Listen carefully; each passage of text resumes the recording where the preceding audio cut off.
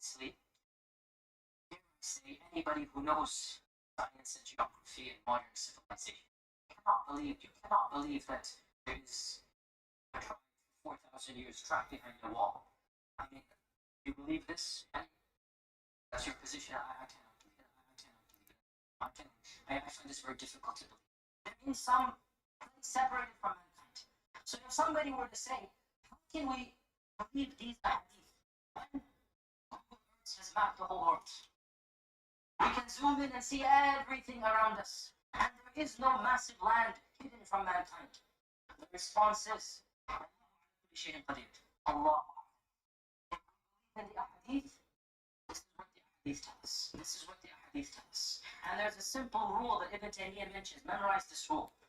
The Quran and Sunnah does not bring the impossible, but it does bring. All right, hello everyone, and peace of Christ to all of you. I hope my voice is coming good and clear. And looks like we have an issue with the sound. This is Yasir Qadhi. And you know, the Muhammadans, the duct tape Muhammadan, they are trying their best to duct tape their prophet. This person, Muhammad, the Arab describe him as the Quran says in chapter of At-Tawbah, chapter 9. He is an ear. What does that mean? Ear mean a person who, whatever he listen to, whatever he hear, he adopt. So he heard the stories, he put it in the Quran. Gog and Magog, Alexander the Great, the Mr. Green, Al-Khudr, Moses went to find the fountain of life and he will learn wisdom, which is a story taken from Gilgamesh. So tons of stories in the Quran. It is nothing but a story, is not even good for kids. And I am very thankful that chapter 18 and chapter 27, etc., the goat did not eat them. You remember the goat did eat some portion, big portion of the Quran. But it's going to be really a very sad if that goat ate those chapters. But thanks to God, the goat did not eat all the Quran. The goat ate only what is tasty. And now the Muslims in modern day, and modern day, by the way, is just a day we describe today. But today is going to be not modern day. But if this is what happened now, what will happen in a century from now to Muslims? They are in chaos, trying to duct tape the stupidity of Muhammad. Listen carefully, how the same potato, he himself contradicts the same potato.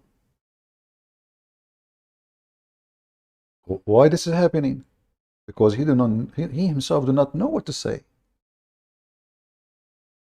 In one place he says we have to accept those hadith and those stories, they are correct. And the other hadith says he said they're totally different. Duct tape. When they notice that a lot of people leave in Islam because of those stories, they change their position and they start denying those stories. So listen what happened here. And this is a video collected together by a Muslim.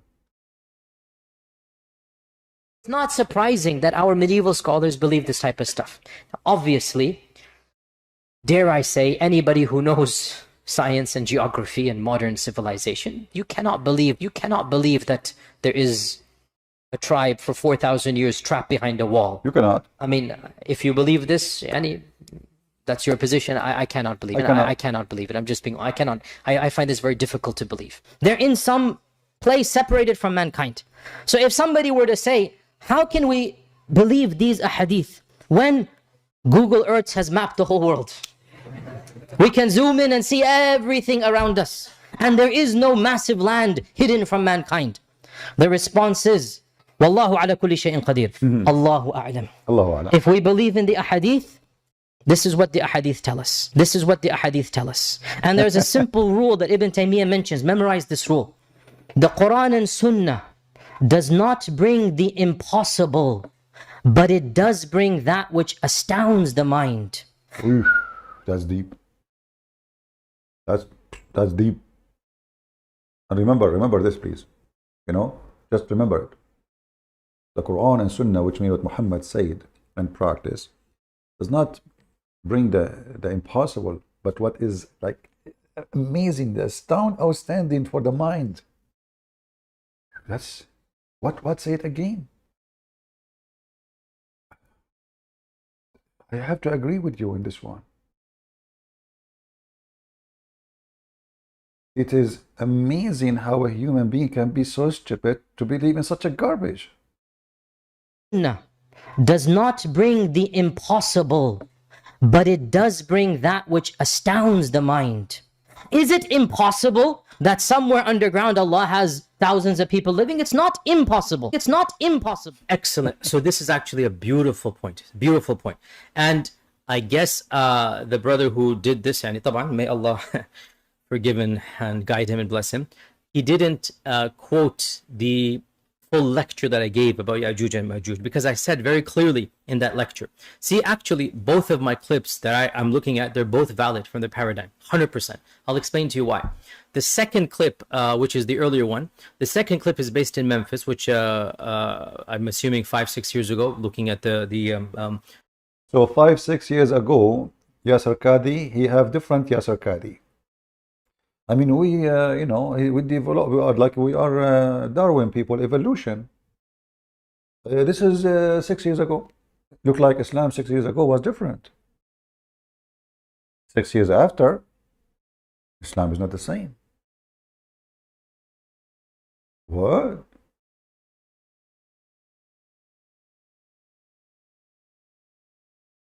So what if it was 6 years ago? You are a sheikh, supposedly. You speak of knowledge. You are teaching Muslims because you are the one who can teach. So either this was the true stand when you stand there and say what you say, or you were lying. 6 years ago. Ambience there, and the fact that there's no whitish or a few white hairs in my beard. When I want to see how old I am, I look at the whiteness in my beards. Oh, because I'm getting older now, so I have different opinion. In 6 years, everything changed. That's what my mom told me. When I was at the age of 1 day old, I start dating girls. 6 years after, I have children. Just 6 years, I was in the age of Aisha. And in Islam, in the age of Aisha, you're horny. Where is my son? Oh, he is in the front of the school of the girls. What are you doing there? I'm looking for 4 wives.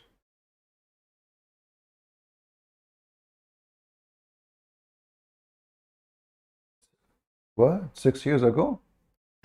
Hairs of my beard. And that's... You have what in your beard? You have white hair in your beard. What about your pure pubic area? What is that to do with what you said?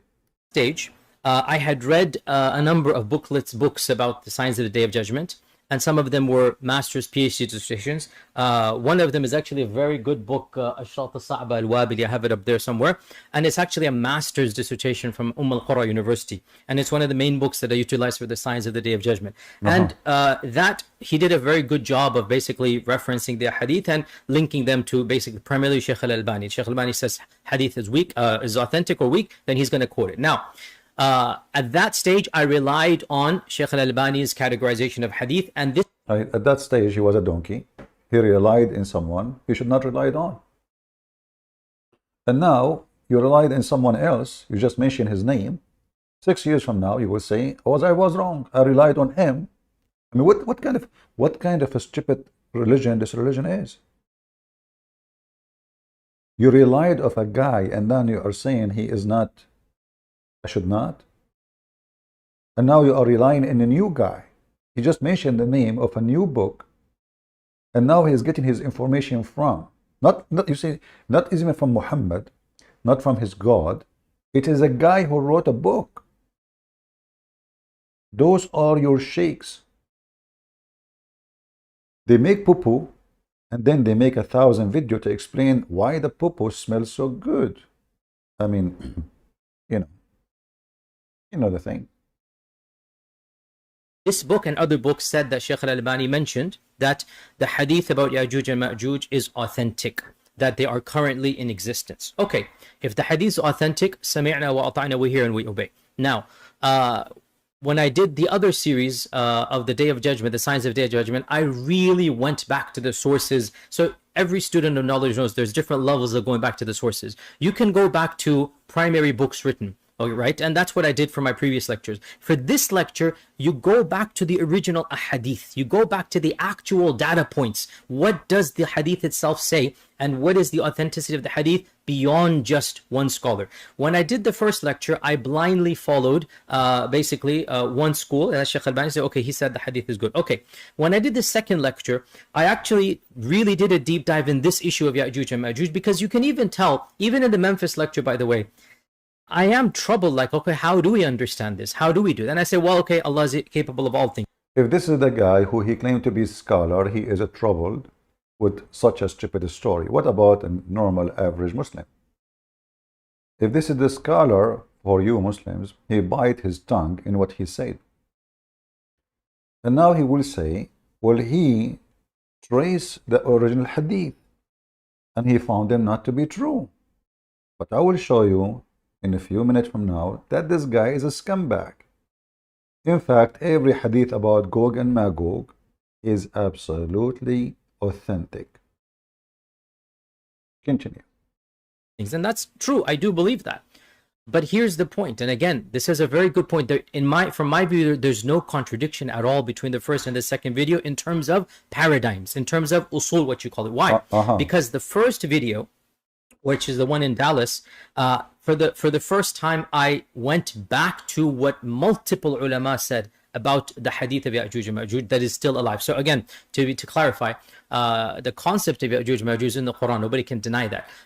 The fact that they were blocked up, it's in the Quran. The fact that they're going to come towards the end of times, it's in the Quran, and it's in Good. But this is the same guy, he says, are you going to believe this? That there is people blocked behind a wall for thousands of years? He said that in this, look. I mean, what the heck with those people? And this is the newer video. He said, if you want to believe that it is somebody blocked behind the wall for 4,000 or 5,000 years, it's up to you. I don't believe. It's hard for me to be. Now he's saying the opposite. He said it's a fact in the Quran. Obviously, dare I say, anybody who knows science and geography and modern civilization, you cannot believe that there is a tribe for 4,000 years trapped behind a wall. I mean, if you believe this, But then he said it's a fact in the Quran. It's what? It is a fact. It is in the Quran. Guys, why we don't have, where is everybody? Is that because I went so late? Come on, invite your friends. Do something. Be useful. I mean, I finished yesterday a couple of hours, and now right away I'm back with you. We should invite people so more people will learn. Your children are the target of those Abdul. You don't want your son to come back home one day and he joined the fool gang. Do you? I'm not here because of me. I don't really. I'm the last one who will be affected by such a garbage. I'm here for you. So invite your friends. So more people. We are very short in view actually. You know, YouTube sent me like I have 1 million something view, but this is nothing. We have 2 billion idiot. According to Muslims. According to me, they are not even 600 million idiot.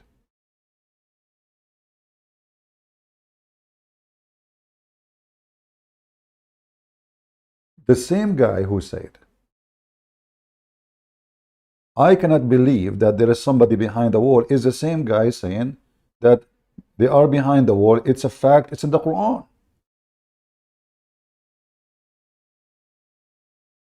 When I say Islam is for people who have a low IQ, I'm not insulting. I'm not. It's proven in front of you. And this is their smartest person. This guy he's an engineer. He have, I think, PhD. This is not just a kid, you know, he don't know how to write, how to read, like Muhammad. Then I say, well, okay, Allah is capable of all things. And that's true. I do believe that. But here's the point. And again, this is a very good point. From my view, there's no contradiction at all between the first and the second video in terms of paradigms, in terms of usul, what you call it. Why? Because the first video, which is the one in Dallas, for the first time, I went back to what multiple ulama said about the hadith of Ya'juj and Ma'juj that is still alive. So again, to clarify, the concept of Ya'juj and Ma'juj is in the Quran. Nobody can deny that. The fact that they were blocked up, it's in the Quran. The fact that they're going to come towards the end of times, it's in the Quran, and it's in mutawatir hadith. Okay, there is only one hadith, which is in Tirmidhi and others, but it's one isnad. Did you hear it? Did you hear it? The admin who is posting for Facebook of a Christian prince. I don't have a Facebook. So you better not to post something I did not approve. I don't have Facebook.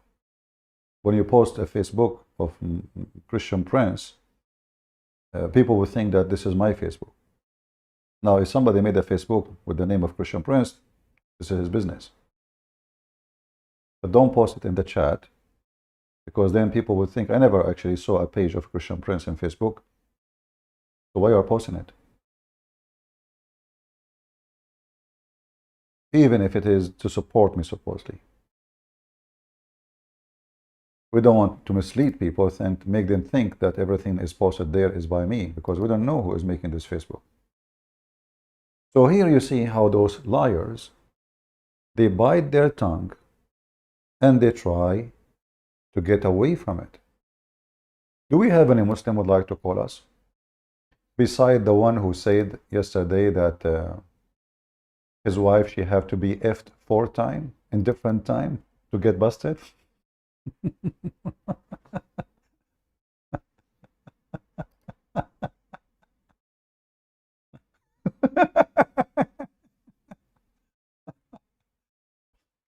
I mean, you know, this is a religion, like, you know, the trash can. I mean, the trash can is a necessity. It's not a luxury. You have to have a trash can in your house. Not a single house can exist unless you are a person who live in a trash can itself. So you have to put it in a corner somewhere. And usually we put it in a place where it's not, we don't want to see it, you know, like it's a trash can. Islam is the trash can. It collects trash. Anyone, he have a pervert mind. He like to have sex with the children. Anyone, he dream about living the life of lust, pervert. He like Islam. Gang members, pimps. It's a trash can. In the top of that, this trash can do not collect smart, intelligent people. I never saw one individual, even they might sound for some, they are all being smart. Or let us say, oh, you know what? They won an argument with the Christians. Like, you know, when David Wood, he debated Mimi Hijab, Muslims, they felt they have a victory because David Wood he did not do a good job. But David Wood, he made, when he made the question, Mimi Hijab, he made a lot of poo-poo. The problem is David Wood do not know how to respond. He's so soft, and he is not knowledgeable, really. So the Muslim, they thought they have victory. But in reality, what happened in that debate, Mimi Hijab destroyed Islam. He do mockery, and Muslims, when they do mockery, they make the Muslims think that we mock the Christians, and look, you know, I know this is coming. You do not know Hebrew, you do not know Arabic. Let me teach you. Elijah means God with us. And Allah, who said so? Allah have a hand, who said so? And the Muslim, they fight over the spit of Allah. You know, so that make me go. David Wood, instead of answering, says, but if he is not God, why you are fighting? This is not the point. The point is, if he is not God, why you are collecting his spit? Why you are fighting over his underwear water? Why you are fighting over his boogers? Why? If he is just a man like everybody for you.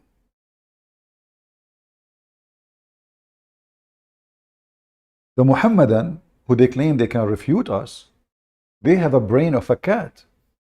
As an example, this is Leader Dawah. Leader Dawah, he want to refute Yasir Qadhi. But he could not start his video without promoting halal cat food. And that is telling us what Islam is about. Halal cat food. What does that mean? The cat is a Muslim. And the cat believes in Allah. And the cat do not accept any food except the food slaughtered in the name of Allah. So the cat, when she want to eat a mice, she say Alhamdulillah in the name of Allah, and then she slaughter the mice. If those people are smart, intelligent, how in the world they are selling halal cat food? This is and look, you will notice those Abdul, they want to make money from anything. Islam is a money. Okay, this video is about Yasir Qadhi. Why you are saying halal cat? What is that? Are we doing religion? Are we serving God? Or we are doing business? It's a business. If he is like, let's say he have a book to help people, I say, okay, it's a book, education. Halal cat food. You Muslims have halal cat food. Do you have a rag for the prayer for the cat? Do you have a pollution dish for the cat? I saw the cat, she is like, she lick her face and her hand. Is she doing ablution, brother?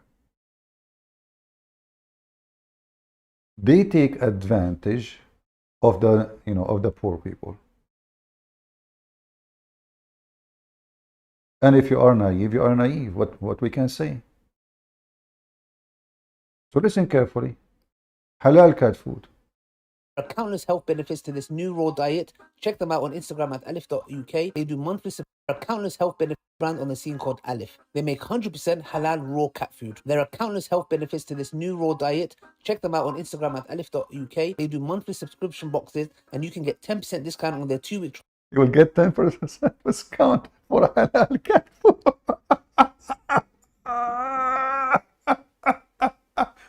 This is a religion. This is the one who they mock the Christians and they claim the Christians are stupid. Halal cat food. Hey cat, what do you like to eat for today? You don't eat pork, don't you? Ah, okay. You eat mice and rats and cockroaches. Those are halal. What do you have there, halal cat food? If they are halal, that means you Muslims can eat it too. Because that's what halal mean.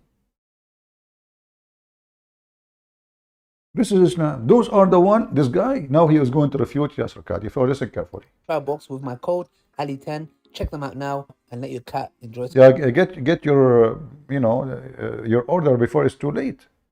I mean, we have limited supply. Some nice food.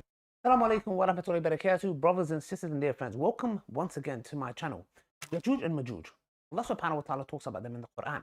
They are mentioned specifically in a hadith, brothers and sisters. Now, one thing that a lot of people make a mistake, which I've seen, people of knowledge, is that they try to comprehend and understand who is Yajuj and Majuj? Where are they? How could they stay in a cave for so long and dig, and just when they're about to come out? And obviously there's issues, some say there's issues with that narration, etc. Some parts of it, are not authentic, whatever it may be. I'm not trying to get into that, okay? And then Dhul Qarnayn, and there's so many speculations, etc. And a lot of people come And they're like, some people even get into doubt with this matter. Some individuals even leave Islam. And I'm like, what's the issue here? Let me tell you guys the crux of the matter, because there are a lot of people and a lot of individuals who've tried to make people understand this and even push the narrative of these certain ex-Muslims, that, people are leaving Islam because of this, apparently, yeah? Which I just heard one individual, and most of his reasons. If somebody leave Islam, he leave Islam because of a girl, because he want he want to have intimacy with, they frame people, like you leave Islam, that's it. Either you are going after sex. When this is a religion, if somebody wants sex, you idiot. You are the one who made a video just yesterday we play. You can have a secret wife. You can have 4 in your bedroom. You can have unlimited women. Islam is religion of sex. So why somebody want to leave Islam because they want to have sex? Individual, Who is that individual who left Islam because he want to have sex? You take $1. $1. The girl, she agree, you take her to bed. You finish with her, you divorce her. And they call it marriage. Okay, continue. Because, he couldn't have intimacy with a lot of girls. Yeah, he left Islam because he want to have intimacy. I want to have intimacy too. And my cat too, after she ate halal food. She want to have intimacy with other Muslim cat. By the way, Dawah, is a cat allowed to marry more than 4? Or it is limited for, as long as they eat halal food, that means they are Muslims. So if you don't mind, if you can make a video about what is the rule of a cat, male cat, who have 5 wives, if you don't mind. Should we punish the male cat? Because I have a cat I see there in the street. I mean, this cat was everybody. Any female cat go by, he harass her sexually. And he's a Muslim cat. How I know he's a Muslim cat? He eat halal food. Something along those lines. Okay, I don't think it was this issue at all. Yeah, it was more of his desires. The point is this, that we fall for this, and then what we try to do is, in return, is let's try to bring it down to a logical level and try to explain it in a logical way. Now, I've seen many people do these videos. Stupid people. They're trying to understand things in a logical way. Are you a donkey or what? The Muslim, when they speak about Trinity, they say to you, it's not logical. Like I saw a comment in the previous video, a Muhammadan says, Muhammadan, you are just so cute. So is Jesus God or son of God, or he is a son of Mary? Look at this question. That's deep. How you can be all of those in the same time? Hey, Abdul, are you the son of your father and the son of your mother in the same time? Maybe you are not.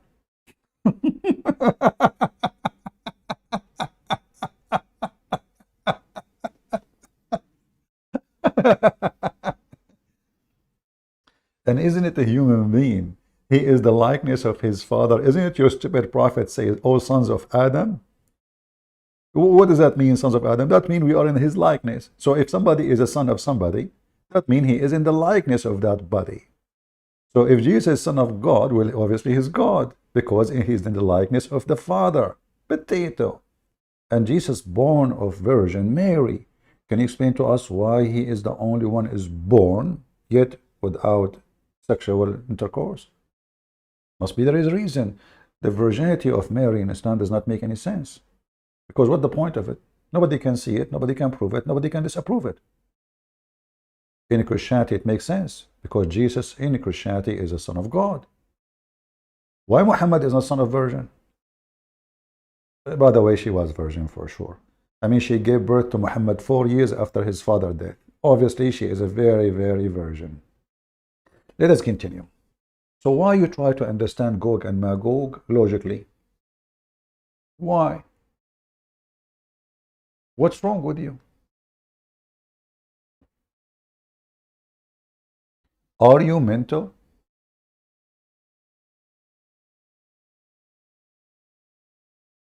Of tales, and we have to be honest and frank and not pretend as if this doesn't exist. Perhaps some of you are not accustomed to hearing people speak.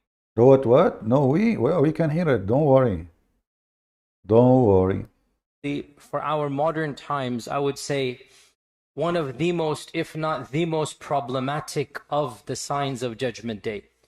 And it has caused many of our youth to question, to doubt. I myself have met people that have actually left Islam. No way. Maybe they left Islam because they want to have intimacy. As did Dawah, he said. I mean, she said.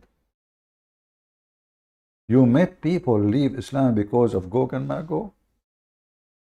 This issue at all, yeah? It was more of his desires. The point is this, that we fall for this, and then what we try to do is, in return, is like, I know, let's try to bring it down to a logical level and try to explain it in a logical way. Now, I've seen many people do these videos, okay? Many people, individuals who've tried to make people understand this and even push the narrative of these certain ex-Muslims, you know, that, you know, people are leaving Islam because of this, apparently, yeah?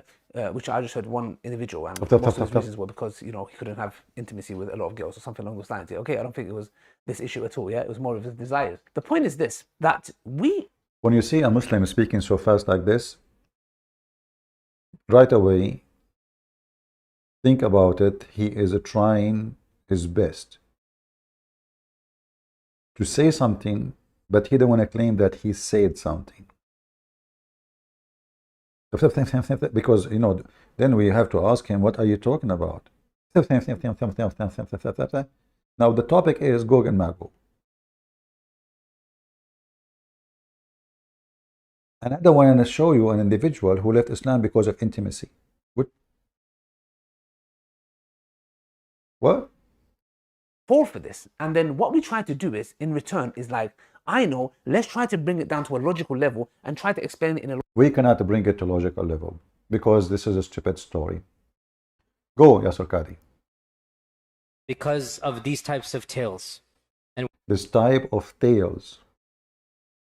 We have to be honest and frank. We have to be honest and frank. Are you? And not pretend as if this doesn't exist. Don't pretend, Muslims. Stop pretending we are laughing at you. Perhaps some of you are not accustomed to hearing. You are not accustomed to hear it. But we are here to tell you the truth. That Santa Claus is real. And Gog and Magog of Islam is not. And Muhammad is not even... Do you have a proof that even Muhammad was exist? No proof. People speak like this, but my philosophy is different. We are dealing with a crisis of... What do you mean your philosophy is different? Are you saying that Ali Dawah don't have philosophy? What's wrong with you? Was it this your philosophy? Who knows science and geography and modern civilization? You cannot believe that there is a tribe for 4,000 years trapped behind a wall. I mean, if you believe this, Yani, that's your position.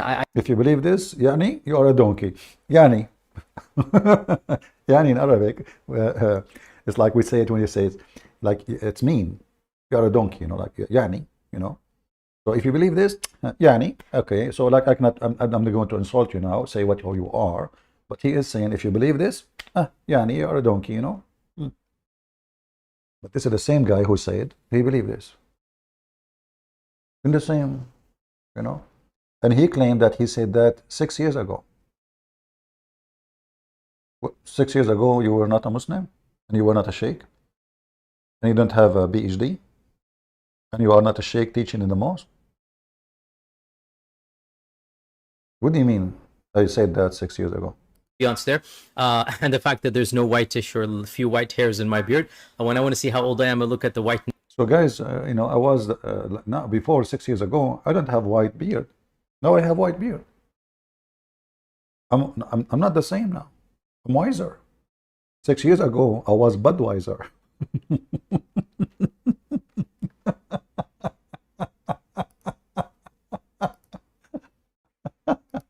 This is what the ahadith tell us. This is what the ahadith tell us. And there's a simple rule that Ibn Taymiyyah mentions. Memorize this rule. The Quran and Sunnah does not bring the impossible, but it does bring that which astounds the mind. It's astounding the mind. Is it impossible that somewhere underground Allah has thousands of people living? It's not impossible. It's not impossible. Excellent. So this is actually a beautiful point. Beautiful point. And I guess the brother who did this, and طبعا, may Allah forgive and guide him and bless him. Really. He didn't quote the full lecture that I gave about Ya'juj and Ma'juj, because I said very clearly in that lecture. See, actually, both of my clips that I'm looking at, they're both valid from the paradigm, 100%. I'll explain to you why. The second clip, which is the earlier one, the second clip is based in Memphis, which I'm assuming 5-6 years ago, looking at the ambience there. And the fact that there's no whitish or a few white hairs in my beard. When I want to see how old I am, I look at the whiteness in my beard's hairs of my beard. At that stage, I had read a number of books about the signs of the Day of Judgment, and some of them were master's PhD dissertations. One of them is actually a very good book, Ashrat al-Sa'ba al-Wabili. I have it up there somewhere, and it's actually a master's dissertation from al-Qura University, and it's one of the main books that I utilize for the signs of the Day of Judgment. And that he did a very good job of basically referencing the hadith and linking them to basically primarily Sheikh al-Albani. Sheikh al-Albani says hadith is weak, is authentic or weak, then he's going to quote it. Now, at that stage, I relied on Sheikh al-Albani's categorization of hadith, and this book and other books said that Sheikh al-Albani mentioned that the hadith about Ya'juj and Ma'juj is authentic, that they are currently in existence. Okay, if the hadith is authentic, sami'na wa ata'na, we hear and we obey. Now, when I did the other series of the Day of Judgment, the Signs of Day of Judgment, I really went back to the sources. So every student of knowledge knows there's different levels of going back to the sources. You can go back to primary books written, okay, right? And that's what I did for my previous lectures. For this lecture, you go back to the original hadith. You go back to the actual data points. What does the hadith itself say? And what is the authenticity of the hadith beyond just one scholar? When I did the first lecture, I blindly followed basically one school, and Sheikh Albani said, okay, he said the hadith is good. Okay, when I did the second lecture, I actually really did a deep dive in this issue of Ya'juj and Ma'juj, because you can even tell, even in the Memphis lecture, by the way, I am troubled, like, okay, how do we understand this? How do we do it? And I say, well, okay, Allah is capable of all things. And that's true. I do believe that. But here's the point. And again, this is a very good point. From my view, there's no contradiction at all between the first and the second video in terms of paradigms, in terms of usul, what you call it. Why? Because the first video, which is the one in Dallas, for the first time, I went back to what multiple ulama said about the hadith of Ya'juj and Ma'juj that is still alive. So again, to clarify, the concept of Ya'juj and Ma'juj in the... Okay, well, what's the answer now? So do you believe or believe? And you just said you went back to multiple ulama. Ulama in Arabic means scholars. Big deal, you know, scholars. As long as the scholars, they are saying it's true. Who are you? So he blamed now that what he said on the scholars. So are you saying that the Muslim scholars are donkeys? It's not you?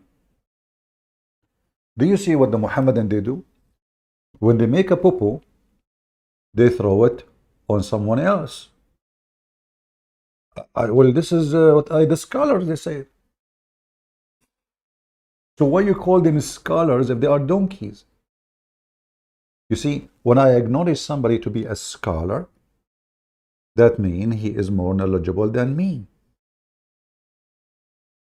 And he is qualified to give a correct opinion. Otherwise, why in the world I want to call him a scholar?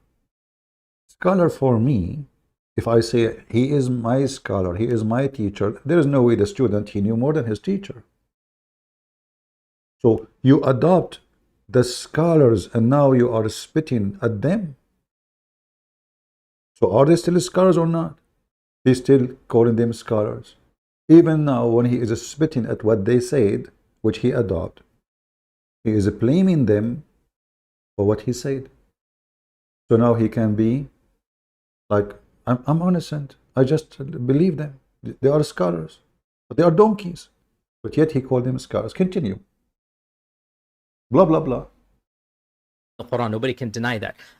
The fact that they were blocked up, it's in the Quran. The fact that they're going to come towards the end of times, it's in the Quran and it's in mutawatir ahadith. Okay. The fact, did he just mention the fact? People, did he just mention the word fact? So this is not the scholars.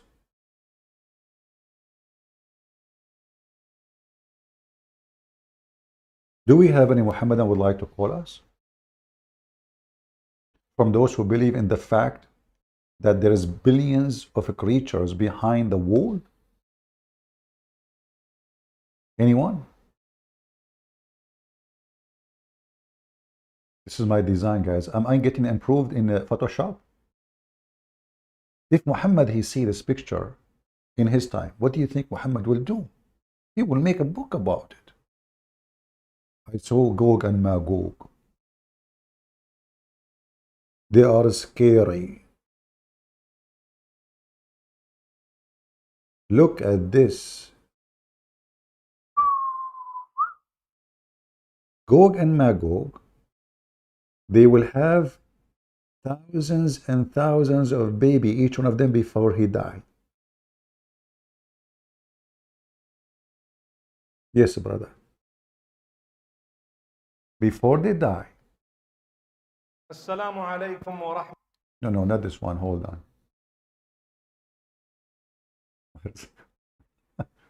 Where is the video? Hold on. This potato. What? What? What?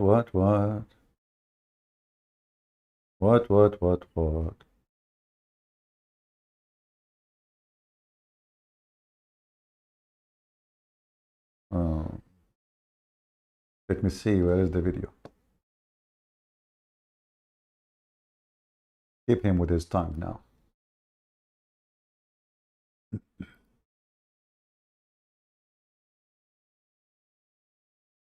Is it a thin? A thin, not this one too. Is it a thin? No, it's not a thin. I assure you know, this religion is so worried about thin. Is it a thin? Okay. Yasir Qadhi. Go. Which is around 227 Hijrah. And this is, of course, very early in Islam, before the era of any of the major books of Hadith or Tafsir have been compiled. The famous Abbasid Khalifa al-Wathiq Billah, he saw a dream that greatly disturbed him. He saw in his dream that the great wall that was built by Dhul Qarnayn to block Ya'juj and Ma'juj had been opened up. This dream caused him so much distress, and of course he was the Khalifa, and he had the entire army and the entire, teams at his disposal.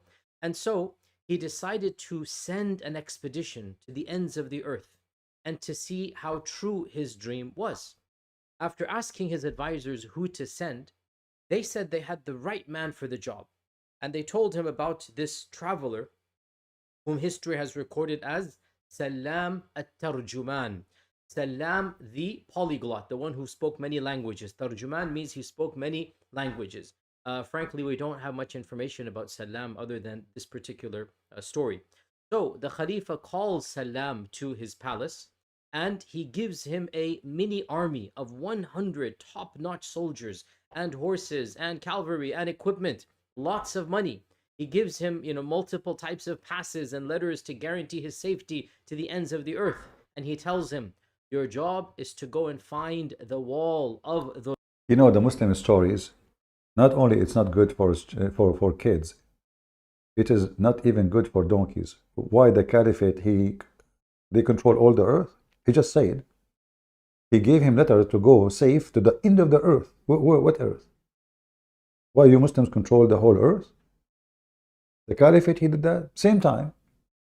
This is the same guy who denied the story. And now in different video, he is saying a caliphate, he saw a dream about the wall of Gog and Magog, which is the same dream Muhammad he saw before. If you remember, Muhammad, he woke up in the middle of the night, said to Aisha, awi to the Arab, awi to the Arab. He said, what happened? He said, today a little hole opened there, little hole.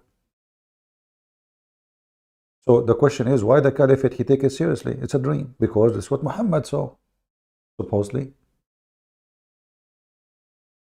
And now the caliphate is trying to find those people, literally. by sending an expedition, 100 soldiers, with a man who speaks many languages, because he need to communicate with, Gog and Magog. Qarnayn, and to tell me whether it has cracked open or not. So Salam took on this assignment with great gusto, and he spent the next 2 to 3 years traveling province after province, working his way eastwards, until finally, according to his own account, he did reach the fabled gate of Ya'juj and Ma'juj.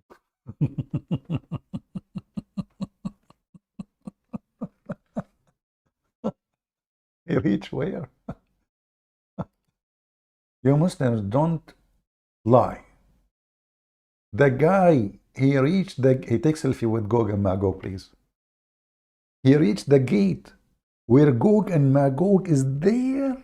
He did, in 2 years only. But is it you who says, if you believe in this, يعني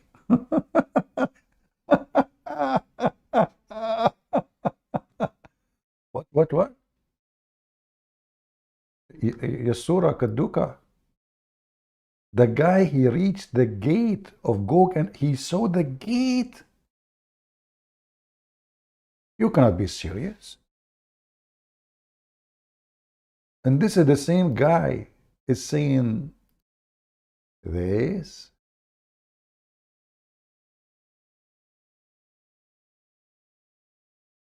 Of Ya'juj and Ma'juj is actually, for our modern times, I would say, one of the most, if not the most problematic of the signs of Judgment Day.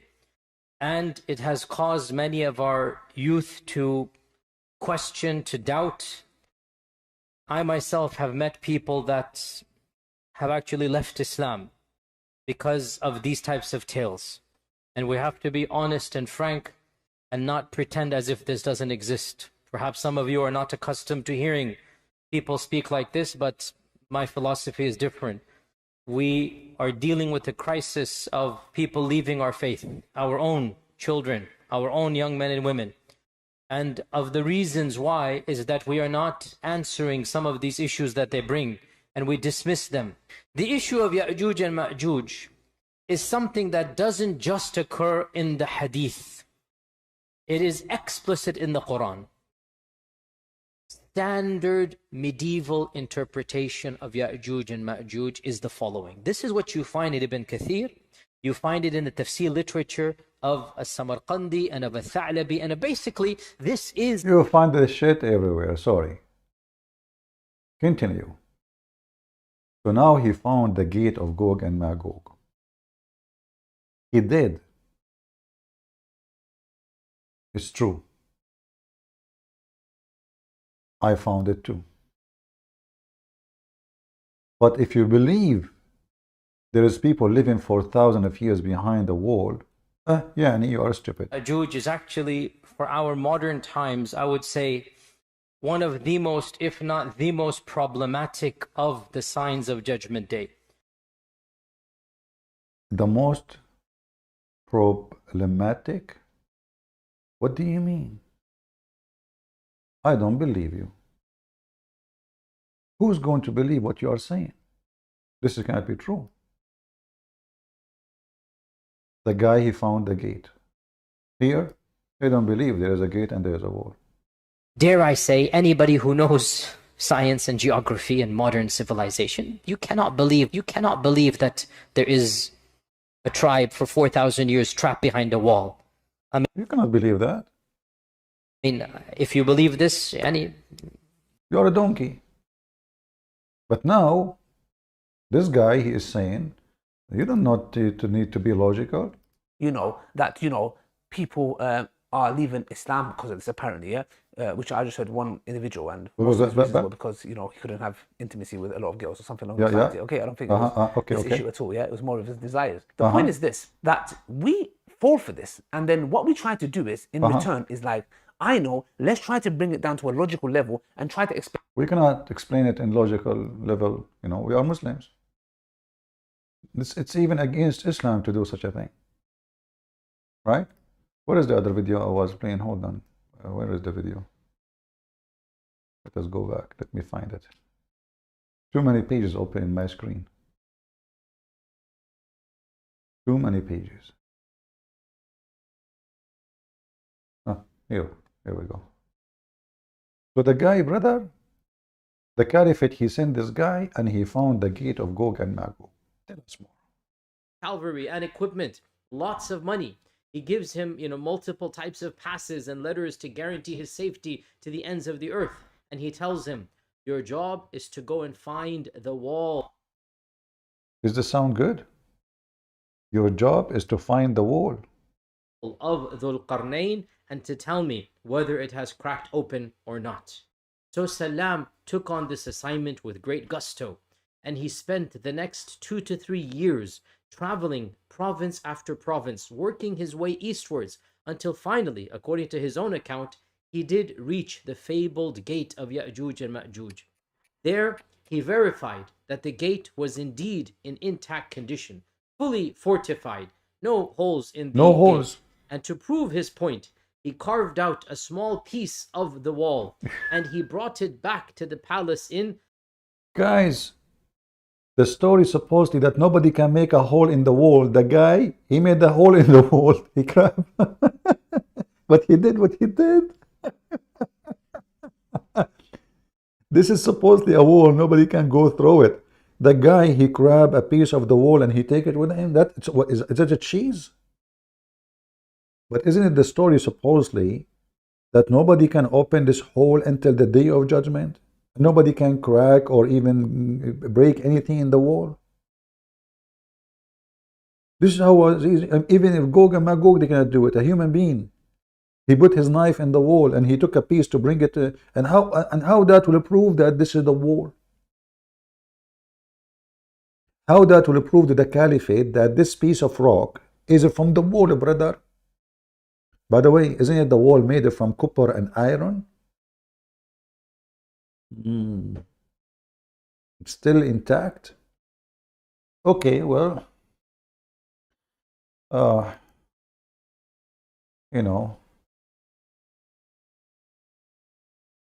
I can provide any proof about anything in life. Anything. I will tell the people that I saw a wall made of copper and iron, and go and to the scrap yard and get a piece of metal and says, look, I have a piece of it. They will say to me, why it have a logo of Mercedes? Oh, what? The gate. And to prove his point, he carved out a small piece of the wall and he brought it back to the palace in Samurra or Surna Marra'a. He brought it back to the Khalifa and he said to him, I saw the gate with my own eyes and it is fully intact. The Khalifa was so happy and impressed with him that he promptly awarded him and all of the remaining crew massive treasures and ordered Salam to We are witnessing for one of the biggest scam of Islam. The guy, he came back to the caliphate. The caliphate was so happy that the gate is locked, the door is not broken, the wall, there's no hole in it. Oh, we are safe. Alhamdulillah, Alhamdulillah. I thought Gog and Magog. Abdul, are you stupid or what? The caliphate, he rewarded the guy.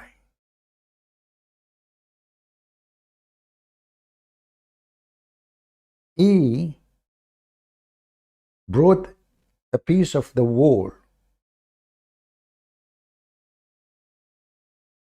What is that? We have a person, each time he come to the chat, he say, my friend, she told me that she saw Christian Prince for real last year. Brother, did your friend take a piece of me to prove it? Like the guy he did for the wall? I mean, are you stupid or what? Each time you come to the chat, my friend, she told me that she saw Christian Prince for real. Did somebody told you I'm an angel coming with the 600 wings like Jibreel? What's wrong with people? Each time this guy, he come here, my friend, she told me last year that she saw Christian Prince for real. Did your friend took a piece of me, the same as the guy? He took a piece from the wall to prove it. Potatoes. And why you are so excited? You can see me too. Is somebody told you I'm God or something? I'm a human. I walk in the street like people. Truly, truly. I can fart. Stupid people. Focus, focus, potato. Don't be a potato. So the guy, he went all the way. And he brought a piece from the rock, from the wall, and the caliphate rewarded him. Tell us more. Dictate his chronicles to a minor historian at the time, who eventually became a politician and in a later generation became a vizier for the next Khalifa. And this historian is called Ibn Khurdazbeh, or according to another transliteration, Ibn Khurradazbeh. And so Is Ibn Khurra? What happened? خر يخر خريرا فهو خراء. The son of shit? Or diarrhea? He's what? Those Muslims, they are taking their stories from who? Ibn Khurra? Tell us more. Khurdazbeh, or Ibn Khurradazbeh, he wrote a book which is still extant to this day. It is called Al-Masaliki wal-Mamalik, the book of routes and the book of kingdoms. Al-Masaliki wal-Mamalik, the book of routes, how you get to place, and the book of kingdoms. And through Ibn Khurdazbeh's work, this legend or this tale or this story was preserved. And it was then further adapted and developed by many later historians of later generations. And from their works, we get this story. So, for example, Al-Idrisi, who wrote his famous geography under the Norman king Roger, he wrote this his famous work on geography, Kitabu Rojar. He preserved the story. Al-Mas'udi, the famous historian, he preserved the story as well. Al-Bayruni as well, he wrote it. Al-Muqaddisi, Ibn al-Jawzi, and on and on. So many of the famous historians whose books are popular in the libraries, they took it from Ibn Khurdazbeh. Now, this entire chronicle, this entire narration has actually been translated into English, and you will find it in various academic articles and publications. And it is actually of great interest to many modern historians because Salama Tarjuman, in his dictation that he said, he gives a very detailed city-by-city description of his itinerary. And it does seem that where he went, it corresponds to what we know of the world at that time. And so he describes the cities, he describes the cultures, and so people in our times, they're taking great interest because it was very rare for a traveler to travel these long distances. You know, Ibn Battuta is well known, Marco Polo is well known. Why? Because it was very rare to travel. You know, the Muslim, they have travelers who travel nowhere. As an example, he mentioned Ibn Battuta. Ibn Battuta, in one of his tales, he said, he arrived to an island. All the population of the island is women who have 3 boobs. That's my dream. I don't want to have a woman with 2 boobs. Ibn Battuta, they are so proud about those travelers. They never travel anywhere. They are just telling fake stories. But isn't this the same stupid guy, Yasir Qadhi? He said, we do not know where this. Oh, hold on. There's a video. A woman, she asked a sheikh. Not this one. Here. A woman, she asked a sheikh. This is sheikh. And you know, they put them in the stage supposedly because they are sheiks. She asked him, okay, how come we cannot find those things in Arabic? But he would answer in English. والأجهزة الحديثة لاكتشافه. الإجابة تبغيها بالعربي ولا الإنجليزي؟ بالإنجليزي. بالإنجليزي. She said that in the time of the Prophet sallallahu alaihi wasallam, the wall that is between us and Yajuj wa Majuj, Gog and Magog, you know, there was only a small space that was open, and that is before 1,400 years. She said, why there is no any kind of scientific research where people don't go there and know how it looks like? Because the Prophet ﷺ mentioned this, and this happened in the time of the Prophet ﷺ. We don't know where that place is exactly. Are you stupid or what? Guys, did you see what the question is? Actually, he did not quote the question He's a liar. She said, how come with all discovery we have until now nobody can find what the prophet said? Where's Gog and Magog? The answer is we do not know where it is. But she said to you, we discovered the whole earth. How come we cannot find it? What do you mean we do not know where it is? Does it matter where it is? As a location? The matter is, how come we could not find it? We just heard Yasir Qadhi saying that Google, they scan the whole earth. They have a map for even like the little tiny rocks in the mountains. If you go right now in Google Earth, you will not find one place in this earth, mountain or valley, is not there, with images. And if you have the paid version of Google Earth, you can land anywhere. Even the free one, but the free one, they take you only like in the streets. But if you have the paid one, you can land on a mountain. 3-dimension. The answer is, we do not know where it is. What does this have to do with the question? How come until now we did not find it? The answer is, well, we do not know where it is. But Yasir Qadhi, he just said that long time ago, the Caliphate, he sent a traveler, time traveler, and he found it after 2 years. Took him only 2 years. And he went to the end of the earth. Does Abdul have different opinion? We don't know where that place is exactly. All what we have and available to us in the sound narration, in the sound tradition, is that the Prophet ﷺ says they have been busy and preoccupied with breaking that wall. And they have been working on it ever since Allah subhanahu wa ta'ala has erected there. They have been working on it. And whenever they end up into that small hole, which we have previously mentioned and the sister has referred to, they say we will complete it tomorrow. They become dependent on their strength. Remember, the question is, how come we could not find it? What he is saying to her, what everybody knows. Muhammad said, they are digging a hole. Each time they dig a little bit, they come second day to dig again, they find the hole fixed. Allah sent his maintenance guy, Jibreel, fix it. Until one day, Gog and Magog, and when this is when the hole is going to be open wide and they can go through, they remember to say, Inshallah. Look like the Gog and Magog, who they are very evil, they are believers, they are Muslims. So what's the problem? If Gog and Magog, they believe in Allah and they obey Allah, so why they are evil? And why they look so good looking? Like this. Those are Muslims? And then one day they say, Inshallah? No way. You must be kidding me. Tell us more about Muhammad before. Their power and their intelligence. And Allah subhanahu wa ta'ala shows them that they can do nothing unless they are reliant on Allah subhanahu wa ta'ala. But the time when they say Inshallah, when they add the word Inshallah, if Allah says, if God wills, if Allah wills. See why I told Mimi hijab and he start now saying Inshallah? You see why it's important? I mean, those guys are trying to get through the wall for thousands of years.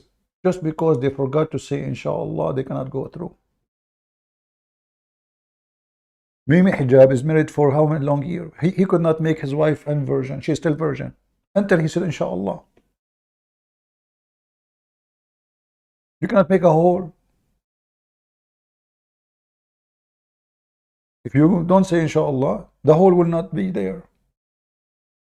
You go to bed every night. You don't say Inshallah, she's still virgin. 2 years after, Muhammad don't have babies. 5 years after, Muhammad don't have babies. 20 years after, Muhammad have no. Why? He didn't say Inshallah. He cannot open the hole. He was shooting blank. The hole is closed. See the key. I went to the bank to open a bank account.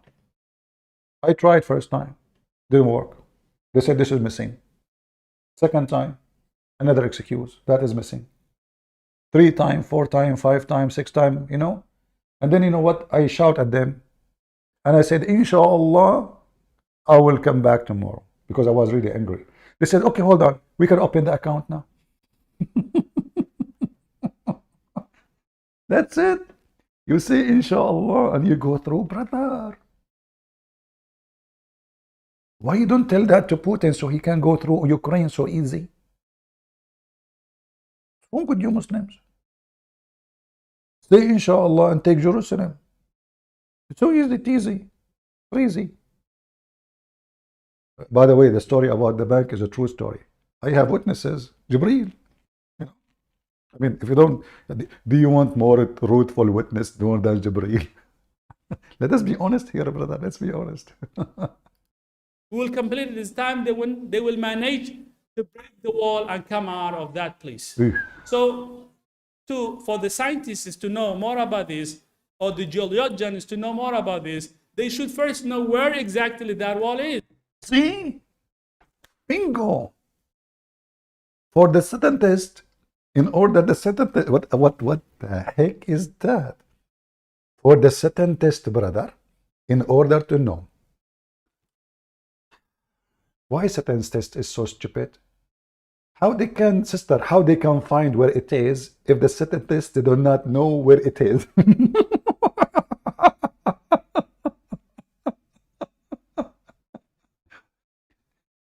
By the way, I'm really lucky. Like, I don't choose topic actually. Like I came, I said, let me, I don't know what we'll talk about. I mean, with just a few hours we were alive, right? So I open YouTube. YouTube show me pictures. Okay, let us go this. And then I type, and those videos come to me. There's a billion videos about Gog and Magog, but you find those are hilarious. I'm telling you, I'm lucky. So I think the Lord is helping me too. So sister, listen to me. Let us be logical here. How does Satan test? They will find Gog and Magog if they don't know the location. You know what? I bet you are the smartest in the family of Islam. Not the family of your family. No, you are the smartest, man. So the Satan test, they cannot find it because they don't know the location. Come out of that place. So, for the scientists to know more about this, or the geologians to know more about this, they should first know where exactly that wall is. So we don't have any. Exactly. Give us the address. The scientists, they will go there and they will find it. Now we go back to Yasir Qadhi. According to Yasir Qadhi, they found the location.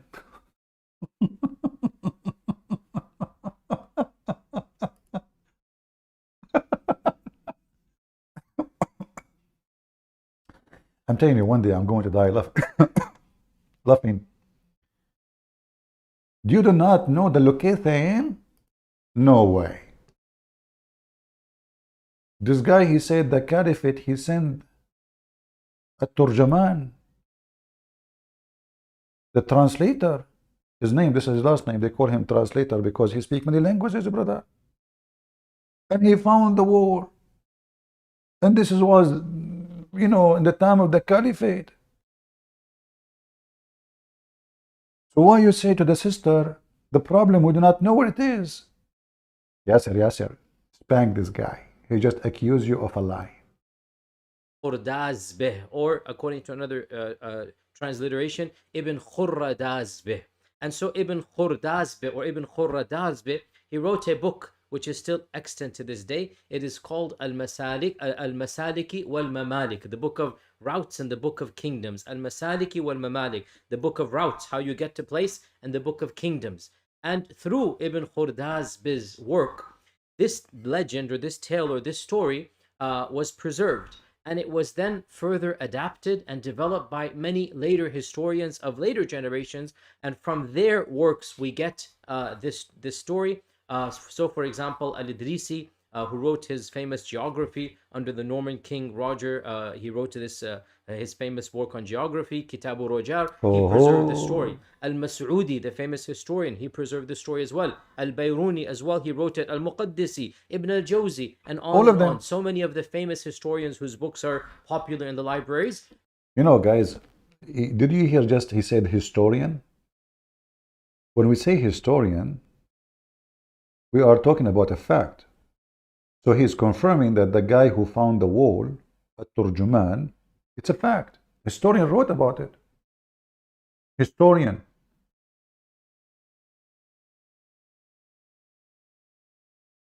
The guy, he found the gate of Gog and Magog, and he found the wall, and he took a piece of it. And by the way, if you want this video of Yasir Qadhi, in case you want to see the title about this, library chat 22, Gog and Magog, Yasir Qadhi, 1 year ago, in case you are looking for the video. So now it's a history, it's a historian record. This is true. The guy, he found the wall. Well, as long the Muslim, they found the wall at that time, and the guy, he wrote in details the cities in his way. Why you don't tell everybody what he said there? You see, Yasir Qadhi, in his scam, he give you, let us say, a title. He found, but he don't tell us where, which is the most important.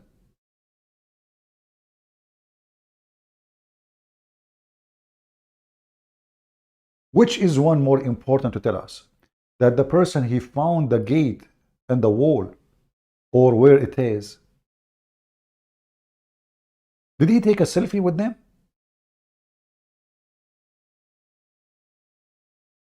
Is that the Tarjuman?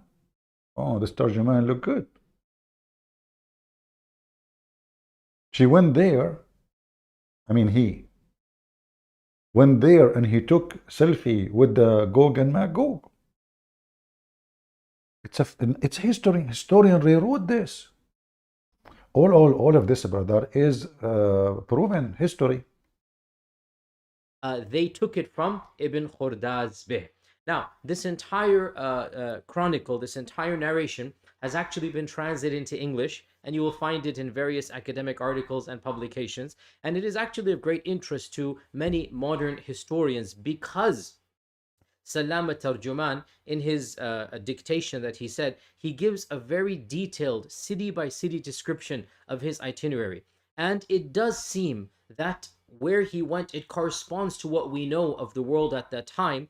And so he describes the cities, he describes the cultures, and so people in our times, they're taking great interest because it was very rare for a traveler to travel these long distances. You know, Ibn Battuta is well known, Marco Polo is well known. Why? Because it was very rare to travel. Brother, did Marco Polo found the Gog and Magog too? What Marco Polo he says about that? Why you are mixing Marco Polo with someone claim that he found an island, have women only, and they have 3 boobs? Listen to me. I'm willing to donate $100 to you if you tell me the name of the island where women there only and they have 3 boobs.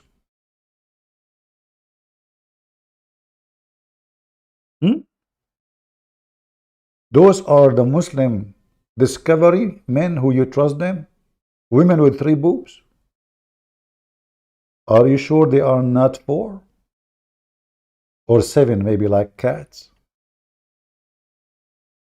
An island have only women. Okay, hold on. If the island have only women, how those people, they can continue? They are lesbian, brother. Okay. So when they sleep together, those lesbian, they can have babies? Yes, brother. How they can do that? I did not tell you that the boob number 3 is a penis.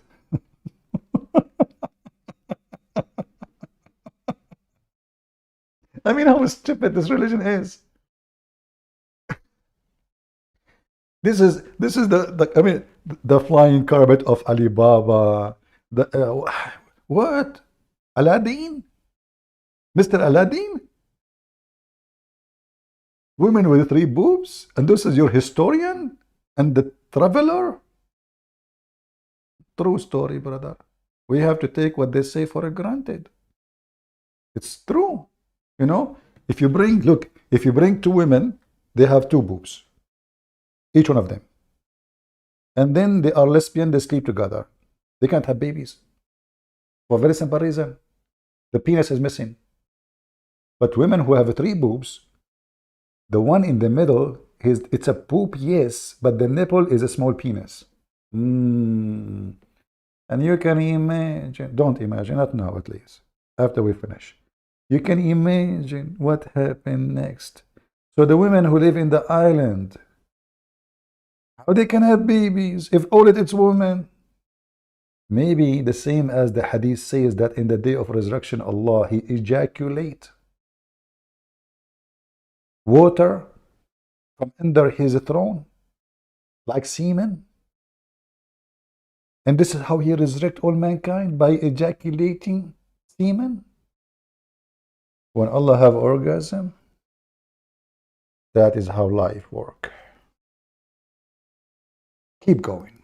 Travel. And so, Salama Tarjuman, in his travel, he was one of the few who actually traveled so many countries and cities and distances, and then he dictated when he came back, and that has been recorded. Now, what's of interest to us, and in this particular library chat, Finally, is the claim of his to have actually come across the wall built by Dhul Qarnayn. And according to him, inscribed on the gates of that wall were in Arabic, were the Quranic verse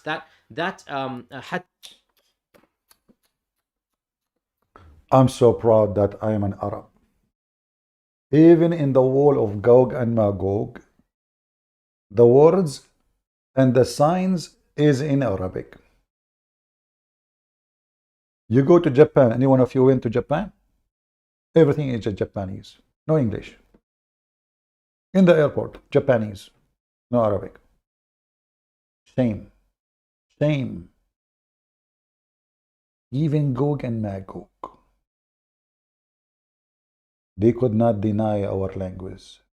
In the wall of Gog and Magog, it is written there in Arabic. Brother, what it says in Arabic, Quran, isn't it? And indeed, the wa'du Rabbi haqqa, and indeed the promise of Allah subhanahu wa ta'ala is given. جاء وعد ربي جعله دكا. Inscribed on the gates of that wall were in Arabic, were the Quranic verse that حتى إذا جاء وعد ربي جعله دكاء وكان وعد ربي حقا. This is of course in Surah Al-Kahf, that when the command of your Lord is going to come, then the walls are going to break. Allah, He wrote that in the wall. Oh, sorry, not Allah. This is Dhul Qarnayn. It turned to be Dhul Qarnayn. You speak Arabic too? He's an Arab. Alexander the Great, he wrote on the wall, because remember, who is the one who built the wall? Alexander the Great. And he was a Muslim, brother. True. Anyone is famous in the time of Muhammad, Muhammad made him Muslim. So Alexander the Great, he wrote on the wall which he built between us and Gog and Magog, Arabic Quran. But at that time, the Quran was not delivered yet. What the heck? Listen, brother. How Alexander the Great, he received the Quran before Muhammad?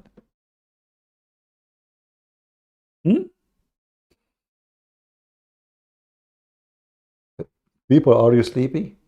Why we don't have too many people here? Because it's late? Come on, invite your Gog and Magog people. Alexander the Great, he built the wall, and he wrote in the wall a verse in the Quran which nobody knows at that time, because the Quran came to Muhammad. How Alexander the Great knew about it?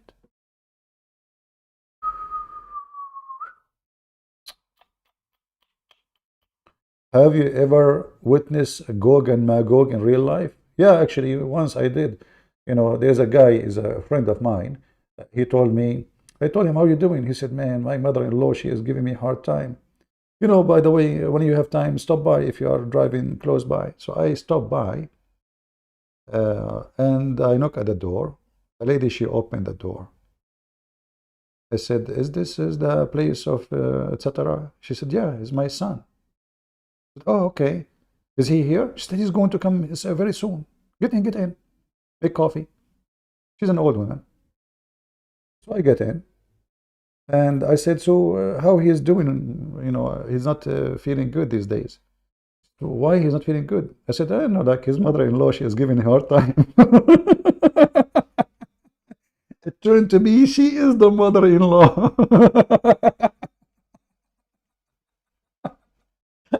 I look at her face, how she changed. What happened? What I did? What just happened? Gog and Magog is there. I saw Gog on Magog live. Her hand started shaking. She said, what he said to you? I said, what's wrong with her? Uh-oh. You know, I need to go.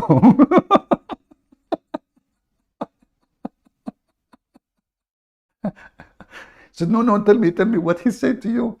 So, you know, I mean, and then the guy called me, he said, what the heck you did, man? I'm going to get divorced.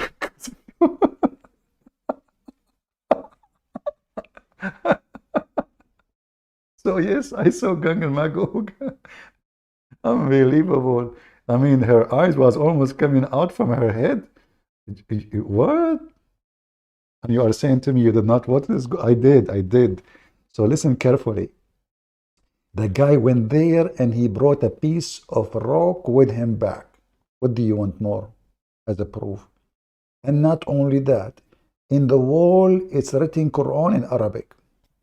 What do you want more? Which a Quran given to Muhammad thousands of years after. What do you want more? It turned to be that the Quran came to you know, Alexander the Great long before Muhammad.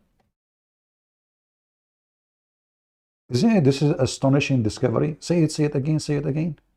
He found there the Quran. Inscribed on the gates of that wall were in Arabic with the Quranic verse that حتى إذا جاء وعد ربي جعله دكاء وكان وعد ربي حقا. This is of course in Surah Al-Kahf, that when the command of your Lord is going to come, then the walls are going to break, and indeed the wa'd Rabbi haqqa, and indeed the promise of Allah subhanahu wa ta'ala is true. True story. Now, he takes it as a given, meaning Salam and Ibn Khurdazbeh. He takes it as a given that Dhul Qarnayn is actually Alexander, and that's why Ibn Khurdazbeh calls the wall, he calls it the Radmu Iskandar, the wall of Alexander. And this was actually the common belief of many historians and mufassirin. Do we have any Greek people here? Anyone from Macedonia? It turned to be that the Macedonian are Arab and they speak Arabic. Now I know why in the Spartan they said Dargam, Allah Akbar, Dargam. The Spartan, they speak Arabic. The 300. Alexander the Great, he was an Arab and he wrote in Arabic Quran. He had Quran before Muhammad.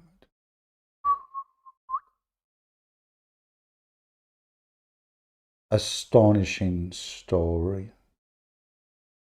And those people, they don't want to believe in the truth. Alexander the Great, he built the wall between us and Gog and Magog, and he wrote in Arabic and he wrote Quran. It turned to be that Alexander the Great, the prophet of Allah, he received Quran before Muhammad, the exact same Quran. Don't ask questions, because the second you ask questions, you will notice how stupid the story is. Sirun and scholars of hadith as well, that Dhul Qarnayn was Alexander. And Ibn Khurdazbeh records in a lot of detail the construction of the wall, the materials of the wall, the gates of the wall, the designs of the wall. In fact, Ibn Khordazbeh says, of course, Ibn Khordazbeh is the historian who heard it from Salam. Ibn Khordazbeh records that Salam says that he met people who were guarding the gate and were well aware that behind the wall were Ya'juj and Ma'juj. Aman Rabbi Aman. Yasir Qadhi, 18 Rumman. What? In fact, it is a fact that he found people, they are guarding the gate. Who hired them? Who? They must be Muslims. And why they are guarding the gate if they cannot go until they say inshallah anyway, and then nobody can stop them? What's the point of guarding the gate? So there was people guarding the gate. It's a fact, bro. In fact, he recorded, he found people guarding the gate. And Ibn Khordazbeh records in a lot of detail the construction of the wall, the materials of the wall, the gates of the wall, the designs of the wall. In fact, Ibn Khordazbeh says, of course, Ibn Khordazbeh is the historian who heard it from Salam. Ibn Khordazbeh records that Salam says that he met people who were guarding the gate and were well aware that behind the wall were Ya'juj and Ma'juj, and that they had seen Ya'juj and Ma'juj. And according to Salam, Ya'juj and Ma'juj were small creatures, 3 foot tall. What? They are what? 3 foot tall? I got the picture wrong. What the heck?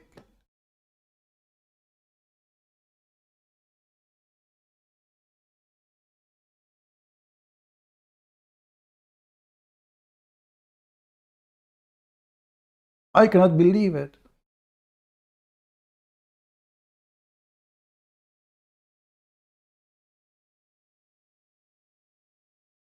Three foot tall? Is that taken from the Hobbit?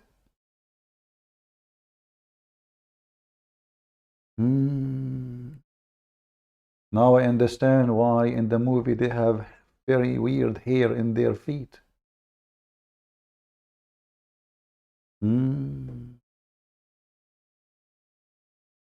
This is the same guy we are talking about, which is 3 foot tall? I think it is. I found the guy. Hold on.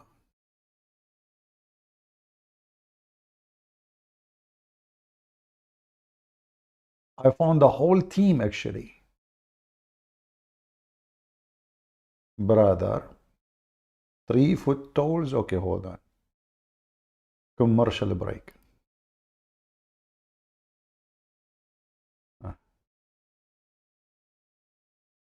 3 foot tall. That's it. Those are the one Gog and Magog.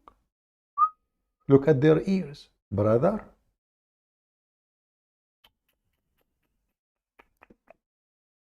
They are 3 foot tall and they will conquer the whole earth. What? Muslims, you cannot be serious.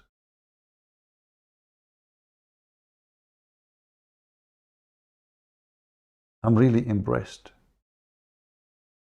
with the stories of a Prophet Muhammad. Now we know why this guy with the white beard, the big magician, when he come to them, he was so tall and they were so small.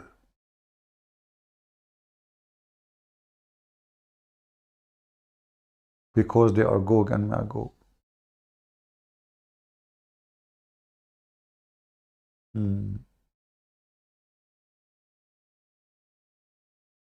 I really like the Islamic facts. Go, Yasir Qadhi, tell us more. Other people add here, Ibn al-Tabari, for example, mentions that Ya'juj and Ma'juj, they procreate profusely, and that for every one amongst them, more than 1,000, children are born. And in fact, this is recorded in many books of. There's no TV. Gog and Magog didn't have TV. They just boom, boom, boom, boom. Every one of them, before he die, he will have 1,000 babies. And then each one of the 1,000, he will have 1,000. So can you imagine how many trillion of them now is in the earth? Listen carefully. Based on what the Muslim believe, each one of them, we just heard him saying, he will have 1,000 sons before he die. This is just the male, not the females. And then let us calculate the number. Let us say there is only one Gog and Magog exist in the time of Alexander the Great, which is not true, because according to Muslims, there is at least 24 tribes, and one of the tribe of Gog and Magog was out, and those are the Turkish. The Muslims believe that the Turkish are a tribe of Gog and Magog, and this is why they are supposedly, according to Muhammad, they are criminals. They are from Gog and Magog. So one tribe was in a hunting trip. So when Gog and Magog wall was built by Alexander the Great, one of the tribes of Gog and Magog escaped the wall, which is Erdogan tribe. But now we discover that Gog and Magog, they are 3 foot tall. Yesterday we were talking about Mimi Hijab explaining why Adam was 27 meters tall.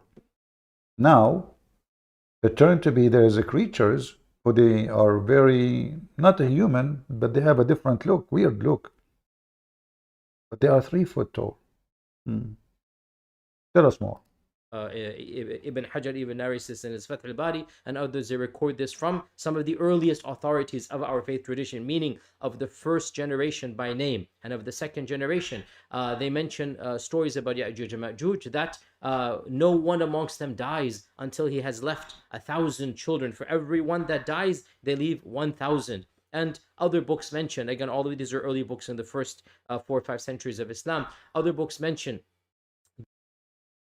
Do you know that Gog and Magog, they have one ear which is in the size of a tent, and they can sleep inside it?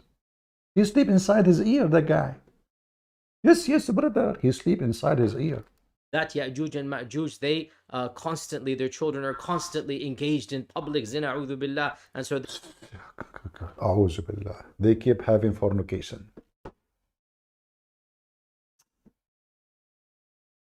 I cannot believe it. Gog and Magog, they keep having fornication? A'udhu billah. Well, don't you have 4 wives? Huh? You are a fornicator too. You keep fornicating non-stop. Beat them. they're just procreating like beasts and creatures, and they are semi-humanoid creatures living in the. You are semi what? Are you talking about my guns? Semi-automatic? What what, a human? Furthest regions of this world, and on and on. In fact, Ibn Hisham, the author of the Seerah, in his other history book, Ibn Hisham actually, again, quite factually writes that Iskandar, Alexander, was the one who blocked Ya'juj and Ma'juj, and he blocked them in the nether regions of the world. Al-Idrisi writes in his famous work on geography, and again, quite factually, that Ya'juj and Ma'juj live in the furthest regions of the east. Al-Idrisi, in his famous book that he wrote for King Roger of Sicily, the Norman king of Sicily, Al-Idrisi, following Ptolemy and before him Aristotle, following these ancient Greek geographers, Al-Idrisi divided the world into 7 iqlim. Iqlim is the Arabic word for climb, which is the Greek word climbs. Ptolemy divided the world. Guys, it is an Arabic word, but it's a Greek word.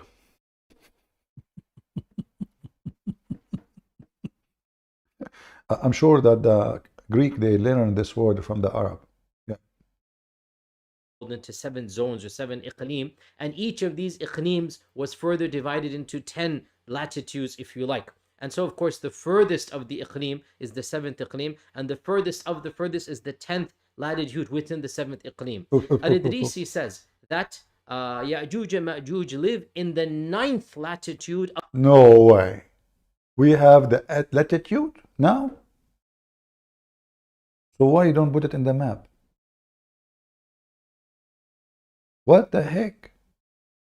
Of the 7th iqlim, because the 10th latitude is inhospitable. There is nothing there except barren land and whatnot. And so Al-Idrisi and he said this quite factually in his book, you can still read it to this day, that he basically says that the furthest most eastern region of the world in the 9th latitude of the 7th iqlim. Oh, look at details of science. In the 7th latitude of the 9th territory. Listen. You take Highway 101. You exit, go to Santa Cruz. From Santa Cruz, you exit to Santa Cruz. When you see the bruise, those are the bruise of Gog and Magog. Now we know the address. We know the latitude. What is missing? What? This is where Ya'juj and Ma'juj live, trapped behind the wall of Iskandar. And again, he quite factually writes that the descendants of Ya'juj are 3 feet tall, and their ears hang all the way down to their necks, and their heads are completely circular. They're complete, like, round globes, and they can leap amazing distances, and they constantly fornicate, and they have each of them. What a shitty nation. Shame on you, Gog and Magog. You are 3 foot tall, which means your penis is so small, but yet you keep fornicating. How you can do that? Them has 1,000 children, and he goes on and on and on. Now, the point being, it is quite clear that a lot of our early authorities. Now we go to the cheese. It's quite clear what? Historians and even mainstream scholars had understandings of Ya'juj and Ma'juj that, frankly, as we are now very clearly can say, are not based upon the Quran and Sunnah. So the question arises, therefore, what are we to make of the reality of Ya'juj and Ma'juj? Hold on. How in the beginning you said that the caliphate, he sent a man and he found the wall, and then he was rewarded for finding the wall. And now you are saying that those stories are not based on the Quran. What do you mean? What didn't the Quran say is there's a wall? Doesn't the Quran say they are behind the wall? If you mean the description of Gog and Magog, well, your Prophet himself, he gave description for them.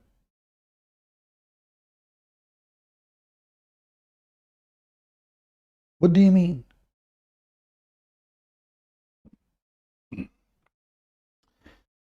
And according to your Prophet, by the way, at the end of the time, Gog and Magog, they will be using arrows. And the Muslim, they will light their fire by the wood of those arrows. It's arrows made of wood. At the end of the time.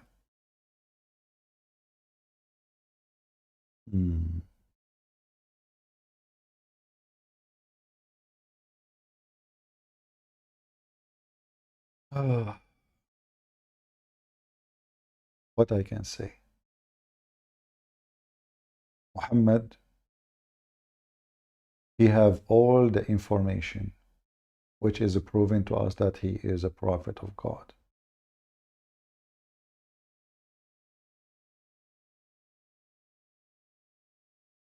But just to show you how we can get Muhammad busted in 2 seconds.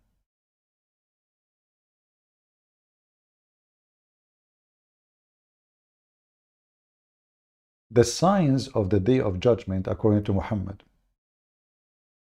is the same as the following.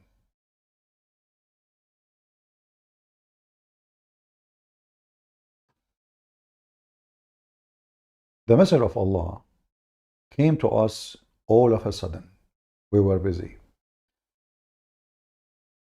Between two bracket, discussion. He said, what do you discuss about? They, the companion, said, we are discussing about the last hour. And now Muhammad, well, he is the prophet. This is his specialty. He got a degree from Oxford in it. University of Pervert.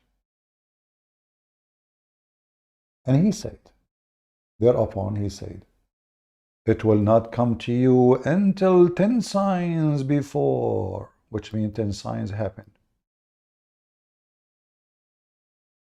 They have to happen before the judgment day come to exist.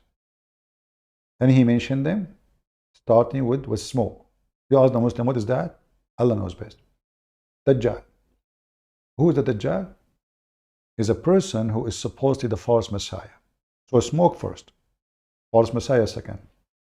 Then the beast who will come in the ground. If you go to chapter 27, verse number 82, and you can read the interpretation of Ibn Kathir, you will find description of the beast who will make all mankind either black and white. The bad ones, he will make them black because Muhammad is racist.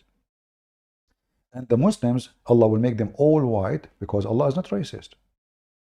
Then the rising of the sun from the west. Muhammad, he believed, according to him, that the sun will come from the west. Why? Because the sun goes every day, sleep under the throne of Allah, under the water, in the murky, boiling water. And then every day in the morning, ask Allah for permission to come back. Where? To where it came from.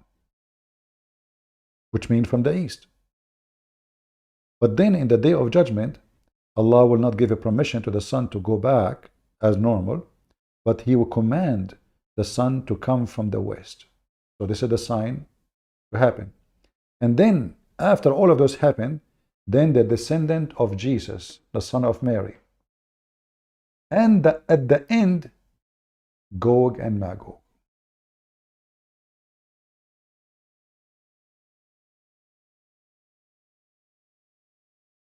And then he said, and the land slide in 3 places, one in the east, one in the east, one in the west, and one in Saudi Arabia or Arabia. Those are the signs. You can read the rest.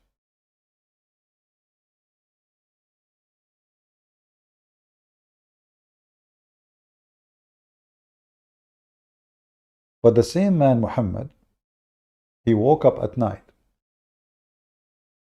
and he said, remember this hadith here. This is Sahih Muslim, hadith number 2901a. The same Muhammad, this is how stupid he is. He was so worried because Gog and Magog, they just came or almost coming out. He was terrified. But he just said that this will happen in the day of judgment, even after the coming of Christ. He woke up with red face, which is the Muslim says clearly that obviously he is a very white man. And yet the Muslim, they come to see you, they say to you, you are following your master, the white man, Jesus. But there's tons of reference of Muhammad being so white. And they have videos about him claiming that he is so pretty, white man or girl. So the Messenger of Allah, he woke up and his face was red. And he was saying, La ilaha illallah, La ilaha, which this is a word Muslim they say when something really bad happened. Like in a funeral. No God but Allah. No God but Allah. We to the Arab. The Arab. From an evil that has drawn nigh. What the evil is coming, what? Is very soon, is here. He's speaking to his people, the Arab. Today. Not next year. Not next century. Not 1,000 years from now. Today, a hole has been opened in the barrier of Gog and Magog. Here you need to remember As long Gog and Magog, they will come after all the sign he mentioned, which means the sun come from the west, the Messiah he come, the Dajjal he come, the false Messiah he come.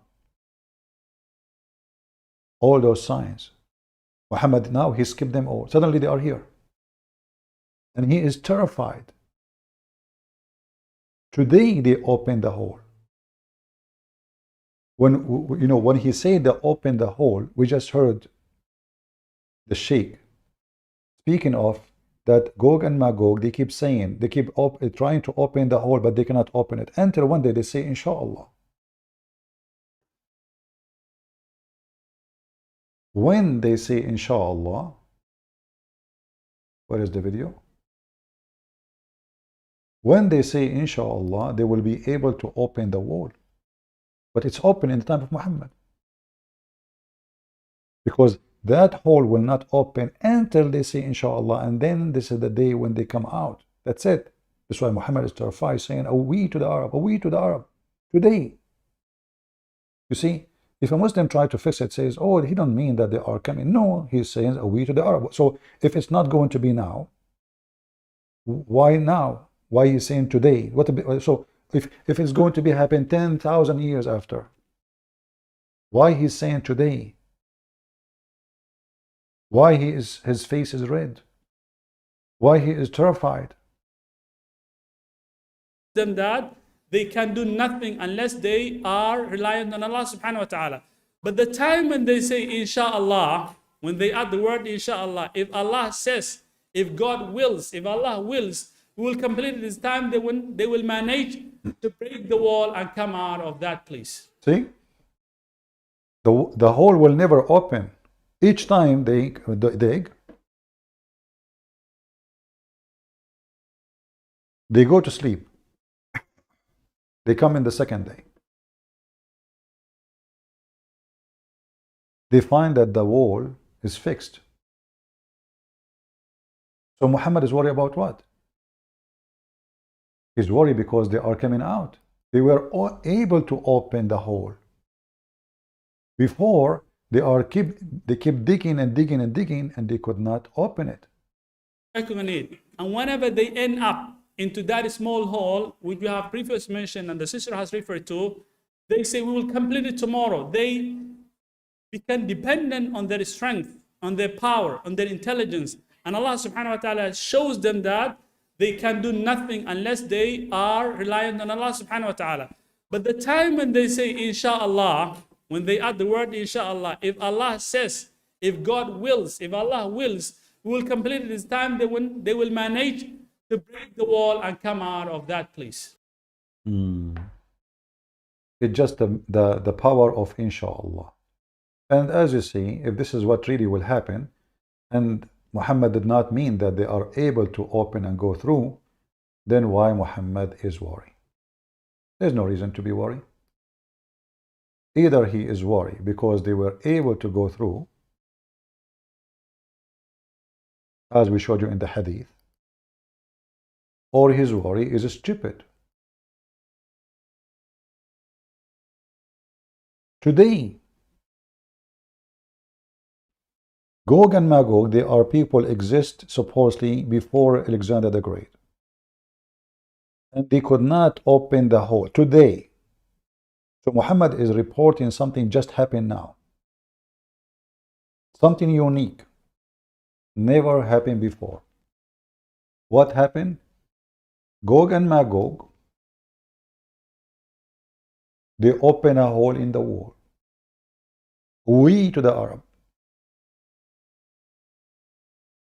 Scary things happen today.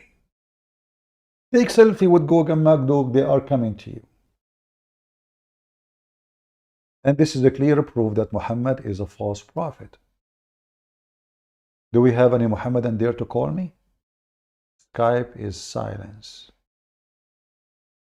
Muslims in coma. It's a topic they hate to mention, they hate to speak about. We have Muslims in the chat, but they don't call us. I don't know why. Why you don't call us, my friend? Get me busted.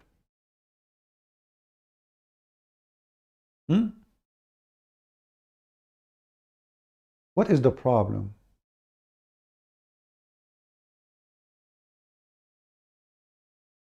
We have a Muslim, his name is Shu. My friend, at least call me and throw your shoe at us. And I find your name, by the way, very weird. Your name is Shu. Do you know that the first fight between Muslims and Muslims was by shoes? Do you know that the first battle between Muslims and Muslims is called Ma'arakatul Qanadir? Qandara? I'm not lying. Call me. I will show you the reference. The Prophet and his companion, they divided two parties. One in the side of the Prophet and one on the side of Ibn Salul. And when they start an argument, and the man who is a Muslim, he said to Muhammad, the smell of your donkey is stinky, man. And they start arguing about religion. Imagine Muslims arguing with Muhammad and his companion, and they are Muslim too, and they are his companion.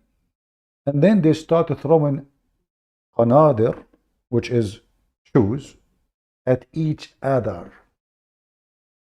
Guys, imagine if we have the disciple of Jesus. Imagine if the Muslims, they found a story that Peter and John, they were throwing shoes at each other.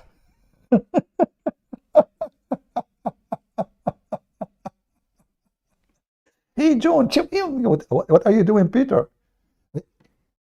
Those are the disciple of your prophet, the companion, and Muhammad with them. And they are throwing shoes at you. So call me shoes. Your name is so interesting. I mean, Muslim names, they remind me of tons. You see, you refresh my memory. I have all the laundry of Muhammad in my head. All his panties. The shoe fight between the Muslims. The Prophet and his companion fighting, throwing shoes at each other. All right. I will expose CP and get him busted with his own Bible. Call me, baby.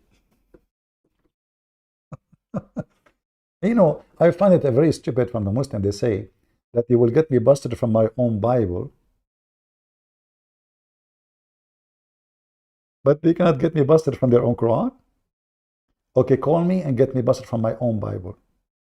The one condition, you have to use the Quran too.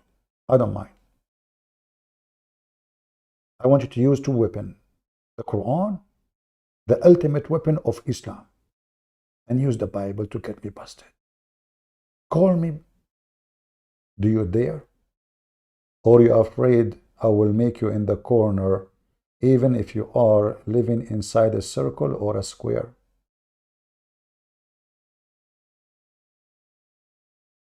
So Muhammad here, he get himself busted. He claimed that the coming of Gog and Magog is happening now. And that was 1400 years ago.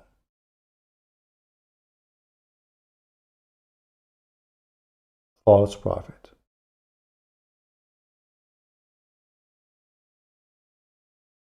Who can deny? Can they say this is weak? No. This is Sahih. And it exists almost in every single authentic book. Authentic.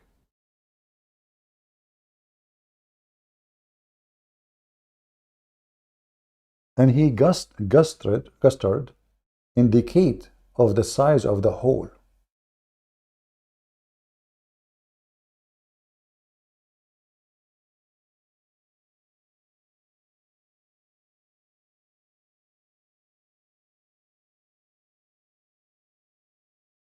Any Muhammadan? Let us go back to Yasir Qadhi, who is telling us that how the Muslim, they found the location and latitude and attitude of Gog and Magog. Ma'juj. And how do we understand these types of statements that are found in mainstream books. As I said, Tafsir al-Tabari has some of these types of reports. Most of the books of tafsir, most of the books of the narrations of hadith, the interpretations, the sharh of the hadith, Ibn Hajar as well and others, they have these types of reports, and sometimes they don't comment, they just leave them there. And again, I mean, a simple reality is that if every one of them had 1,000 children, obviously, very, very, very basic algebra will tell you that in 2 generations, if 1,000 have 1,000, each one of them has 1,000. In 2 generations, that's 60 years, you're going to have 1 million. And basically, in 3 generations, you're going to have 1 billion. And just in 4 generations, if we were to follow this math, which is 4 generations is 120 years, less than 120 years. In 4 generations, if this is true, you will have more members of Ya'juj and Ma'juj than the entire cumulative number of mankind. Just in 3 generations. Just in 3 generations. We will have what? Gog and Magog, more than all human beings, 3 generations only. Now remember, he's talking about one person. He's calculating the numbers based on one person. If one person, he have 1,000. From that one person, in 3 generations, we will have more Gog and Magog than all mankind together. But we are talking about what? We are talking about thousands of years ago. So now they are not billions. They are not even trillions. They are billions of trillions, if not trillions of trillions. So where are they?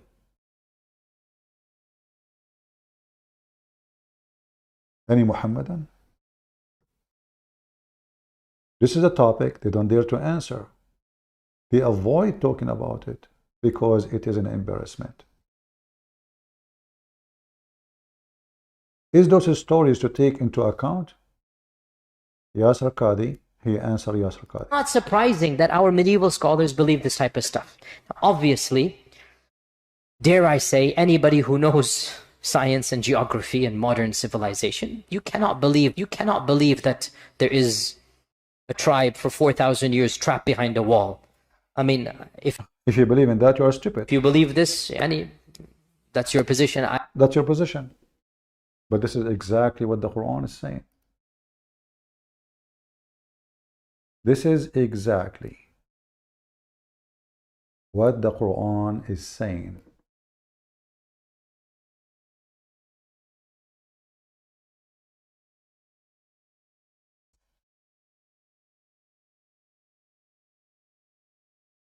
Read with me. Oh, I forgot you are a Muslim. You cannot read.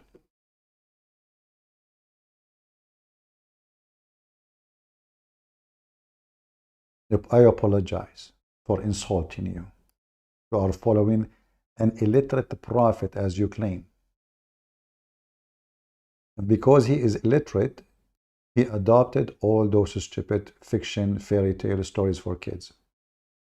They said, O Zulqarnain. We can go back actually. You know, this is the same story where Zulqarnain, he found where the sun set and where the sun rise. And now he found, that's it, he arrived to the end of the earth. He found where Gog and Magog.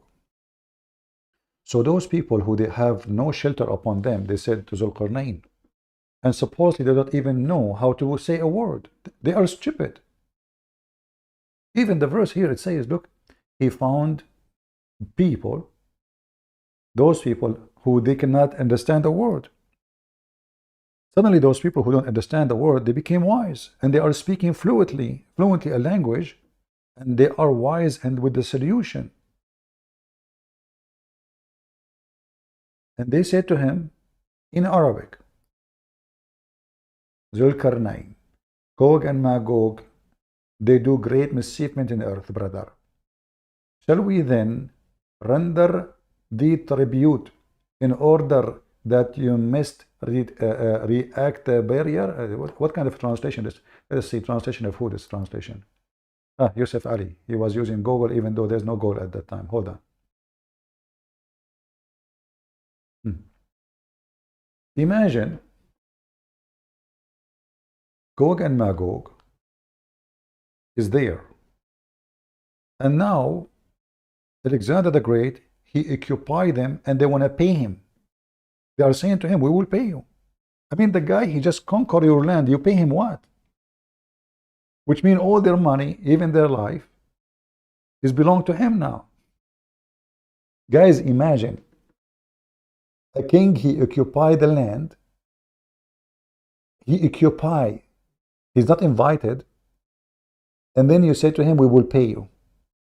A man who controlled the whole earth according to Muslims. People, they say to him, we will pay you if you build for us a dam. Alexander the Great, he's getting paid. Alexander the Great, when he heard this, he said, how much you will pay me? How much? I mean, this guy, he conquered Babylon, he conquered Persia, he conquered Africa, and now you will pay him. How much you will pay him? Bitcoins? Who is the stupid in the world when I believe such a thing?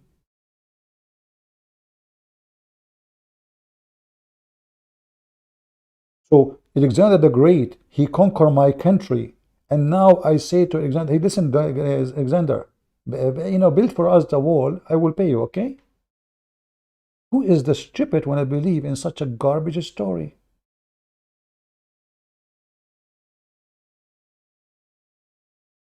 And then Alexander the Great, he told them, okay, bring me blocks of iron.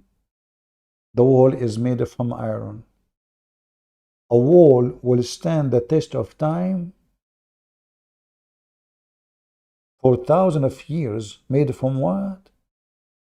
Iron. It's not even steel. It's not even stainless steel. It's just iron.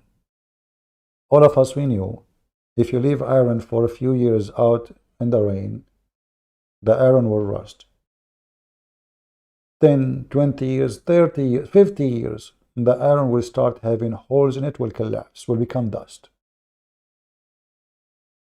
So the wall is made of iron, and he used the copper as a cement between the blocks of the iron.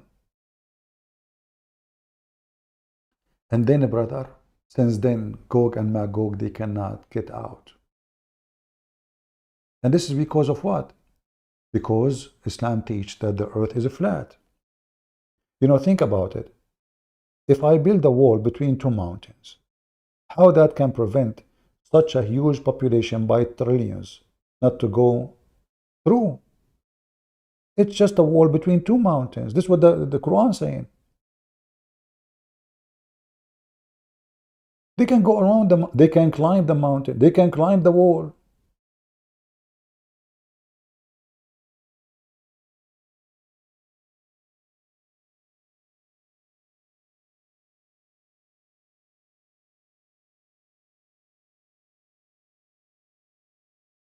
It is a wall between two mountains. Let us say I'm going to go to India, and there is some mounts, let us say the highest, Himalaya.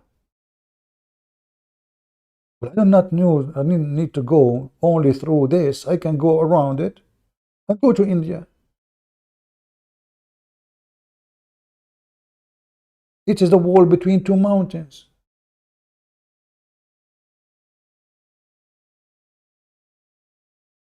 Do we have any Muhammadan who would like to join us? Live on air. Nobody is interested to defend Allah and His Messenger in his fairy tale stories.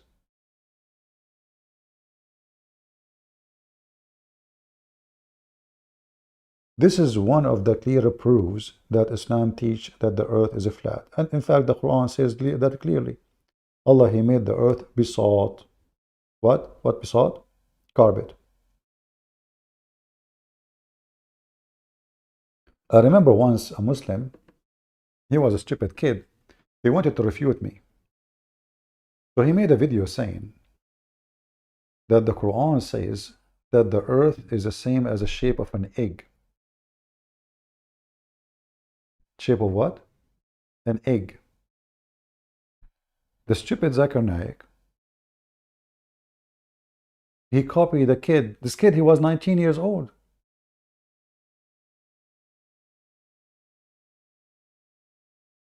Refuting Christian Prince. He said the word dahaha is coming from the word duhya. But this is not what it is. Anyone can open the dictionary and you will see in 2 seconds, even the video of Mimi Hijab, which is speaking is the earth is a flat in the Quran, he say that somebody says that the earth is a shape of an egg. This is false. Doesn't say that. Even Mimi Hijab.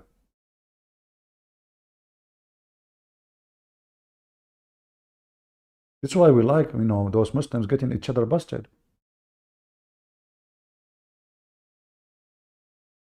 What is the shape of the earth according to Zakur and Ayuka, peace be upon him?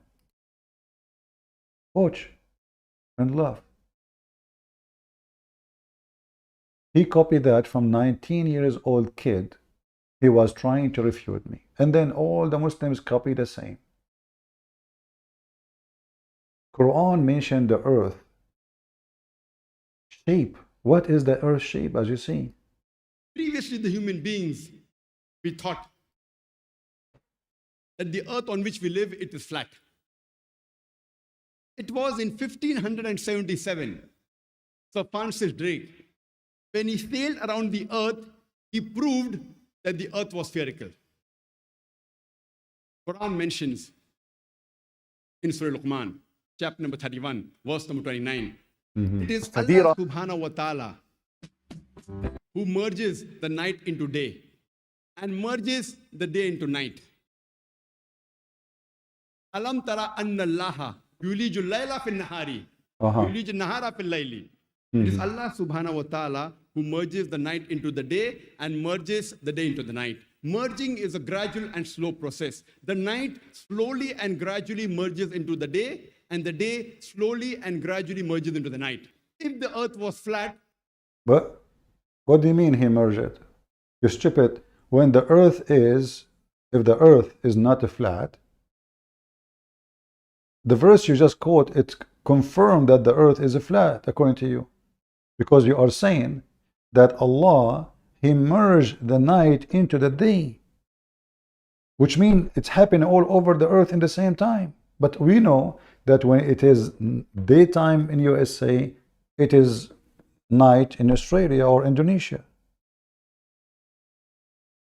This is not true. And there's a certain area when the night is merging into the day, or the opposite, there's a certain area is totally dark now. And there's a certain area is totally day, while the merging is happening. So even what he is mentioning is a proof that the earth is flat. There would have been a sudden change. It would have been a gradual process of night merging into the day and day merging into the night. Allah gives a similar message in Surah Az-Zumar, chapter number 39, verse number 5. It is Allah subhanahu wa ta'ala who overlaps the night unto the day and overlaps the day unto the night. The Arabic word used here is kawara, which means to overlap or coil. The Quran says it is Allah subhanahu wa ta'ala who overlaps or coils the night unto the day and overlaps or coils the day unto the night. Coiling, the word kawara is used, how you coil a turban onto your head. So this overlap. Remember and coil. Remember what he's saying now. It's not the earth going around itself. It is the day and the night, because the Quran considers the day and the night, they are objects. They are the ones going around the earth, not the earth going around itself. Do you see why this religion is stupid? How come from all those people they are watching, nobody said, hey, listen, listen. How Allah, He says that He flipped the day and the night around the earth or over the earth, when the fact is there's nothing called day and night moving. It is the earth. So if the verse in the Quran is true, then Allah should say, it is Allah who made the earth move around itself and go through the day and the night. But what he said, Zakir Naik now, that the day and the night is the one is moving around the earth. I don't know if he will mention here the egg thing, but we will see. Listen carefully. Everything he say actually proving that the earth is flat until now. Dawah is used how you coil a turban onto your head. So this overlapping and coiling of the night unto the day and the day unto the night is only possible if the shape of the earth was spherical. If it was flat, it was not possible. False. And Allah further says in Surah Naziyat. Now he will go to the egg. Now the egg is coming. Are you ready, Muslims? Chapter number 79, verse number 30. We have made the earth as an expanse, and we have made the earth egg-shaped. وَالْأَرْضَ بَعْدَ ذَلِكَ دَحَاهَا. You don't know Arabic, by the way. This guy do not know Arabic. He don't know a single Arabic word. But now he is quoting the Quran in Arabic. He claimed that he know Arabic. Because now he want to tell you what the word dahaha mean. Tell us. وَالْأَرْضَ بَعْدَ ذَلِكَ دَحَاهَا means, and then we made the earth egg-shaped. One of the mean. We made what? The earth egg shape. Did you hear it? Did you hear it? We made the earth egg shape. Well, this is Mimi Hijab. And he speak Arabic. Who is the one who lie more? Arab speaking Muslims? This guy is an Arab, he's an Egyptian. Or a Pakistani Indian Muslim. And using the interdisciplinary approach where we consult with scientists, with theologians, with scholars of different backgrounds within the Islamic tradition, and of course with philosophers of science, to come to conclusions about the extent to which there is in fact a conflict, a supposed conflict, between what is observably observable to us, empirically, let's say, and the Quranic text. This, of course, requires knowledge in many different areas, and I would like to thank all of those who contributed to this series before I begin.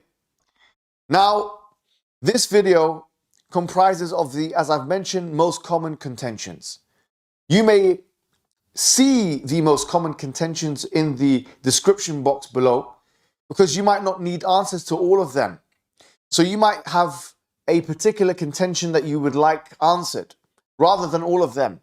And so you can go to the description box, which will act like a contents page. And you can... Abdul, go to the topic. What's wrong with this Abduls? We click at what you made to watch the answer. Where is the answer?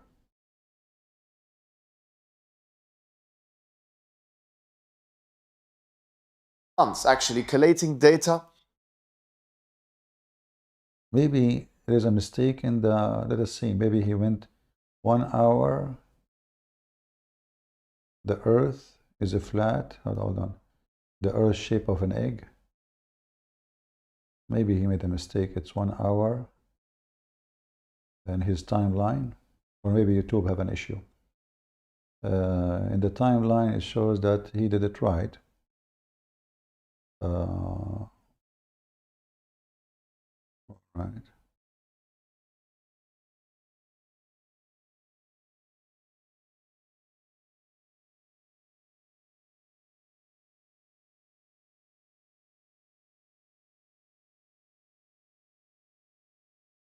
Let us see.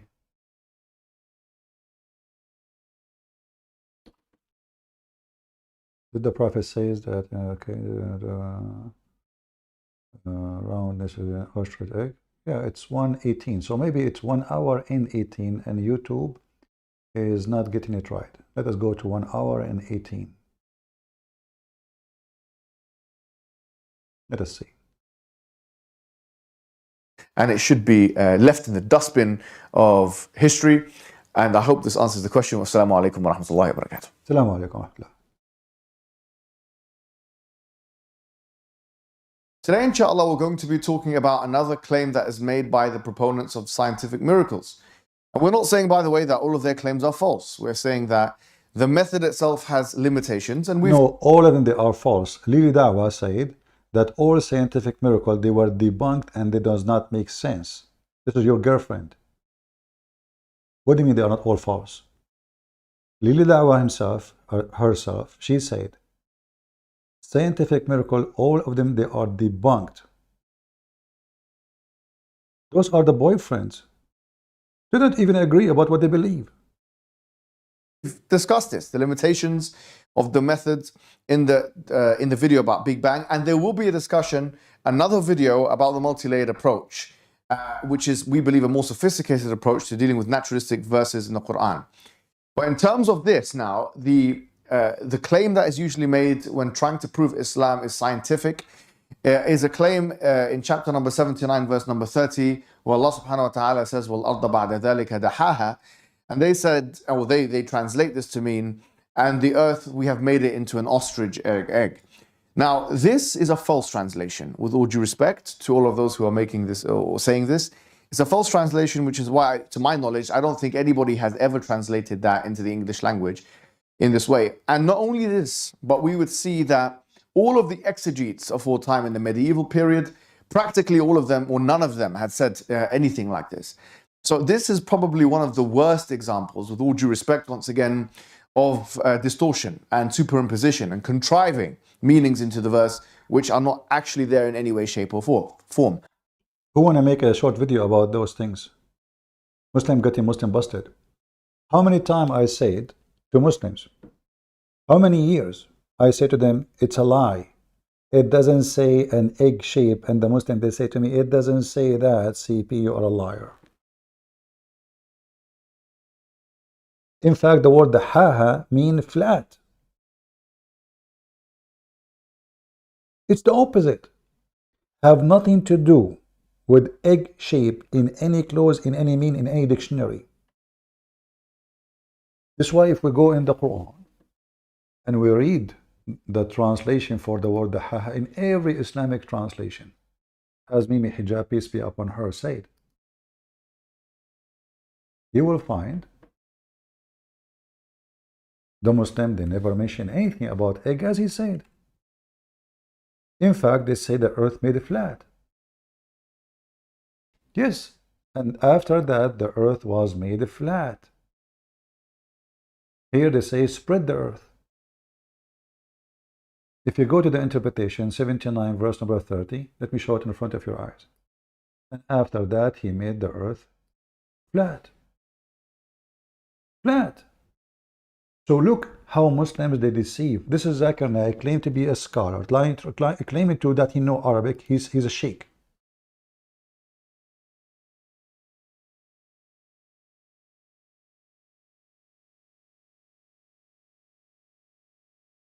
Claiming that the earth in the Quran mentioned to be round. But this is totally false. You know, when Muslim, they bring Zakir Naik, you will notice they bring like 10,000 people to listen to him.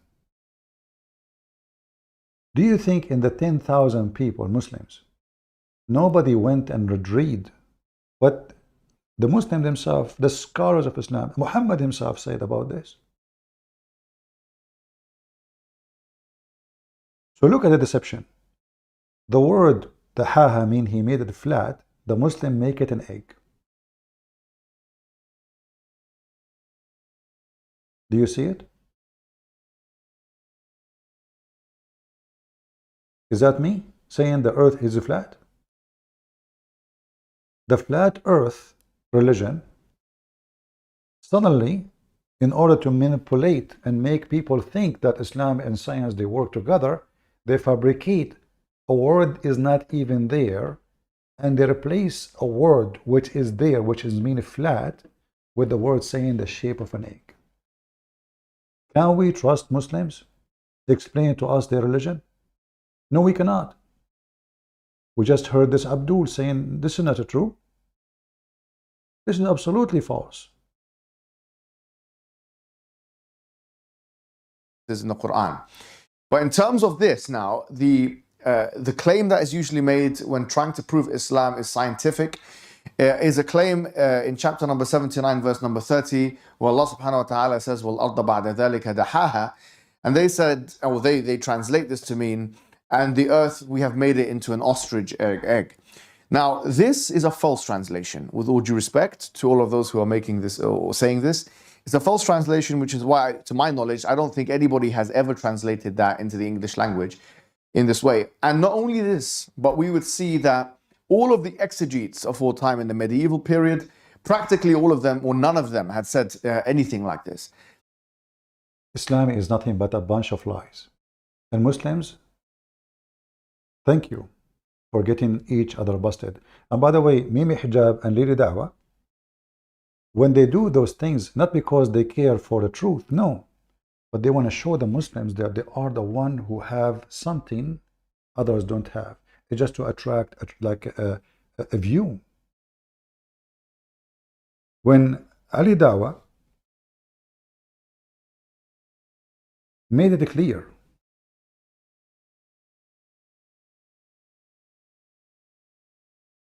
that scientific miracles is debunked, why he would say that? Give me a reason. Why people who they are trying to convert people to Islam, are they getting honest now? No. This is not about honesty. And this is like some Christian, they say, oh, finally the Muslims, they agree. They don't. This is not about agreement. This is about they notice that in order to get the attention, in order to be different, we have to say something different, even if it's going to cause Islam or cause Islam trouble. How many people now, they play the video of Lady Dawah? How many?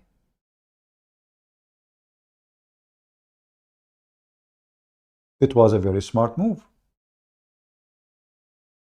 He screwed every single Muslim liar in the expense of Islam so he can get more publicity. By making himself a person who say the truth. And now even the Christians, they play his video. What do you want more? What do you want more?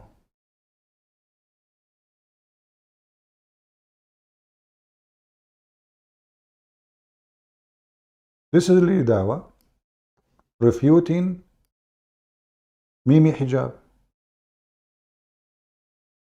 Go.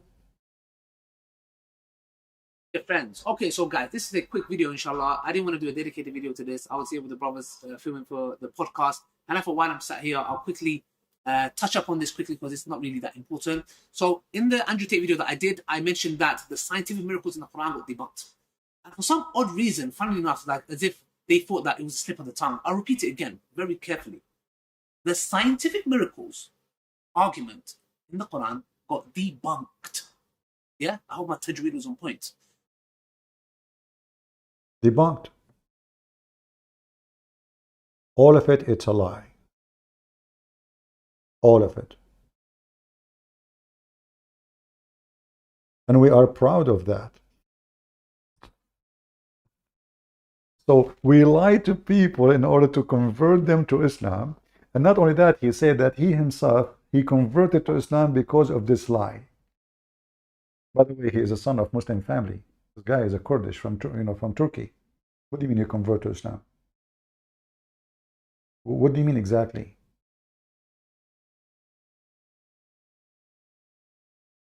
In order to get publicity, he claimed that he is a convert when he is a son of a Muslim family. Then how you converted to Islam? Like if the guy, his family, they were Christians or maybe atheist, or no. He convert, that will make him a convert, and that will give him more publicity. Right now, if I say I'm an ex-Muslim, and by the way, according to Muhammad, I am an ex-Muslim. Actually, all of you are ex-Muslims, because Muhammad said everyone is born as a Muslim, and then his parents, they make him a Christian or a Jew, etc. However, you notice that if somebody says he's an ex-Muslim or he's a convert, he get more view, because people will be more interested to see why this person changed his religion.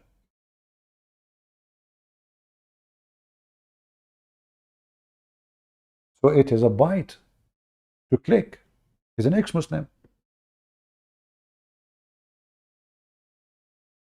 You will see many Christian channels, they invite someone who's an ex-Muslim to their program. Why? Because that will bring more people to see why this guy he left. But if you ask yourself, what is a big deal if he became a Christian or not? That will not approve or disapprove. If somebody become a Christian and he was a sheik, the wife of Muhammad herself, she left Islam and she joined in marriage a Christian man. His wife, she ran away from Muhammad.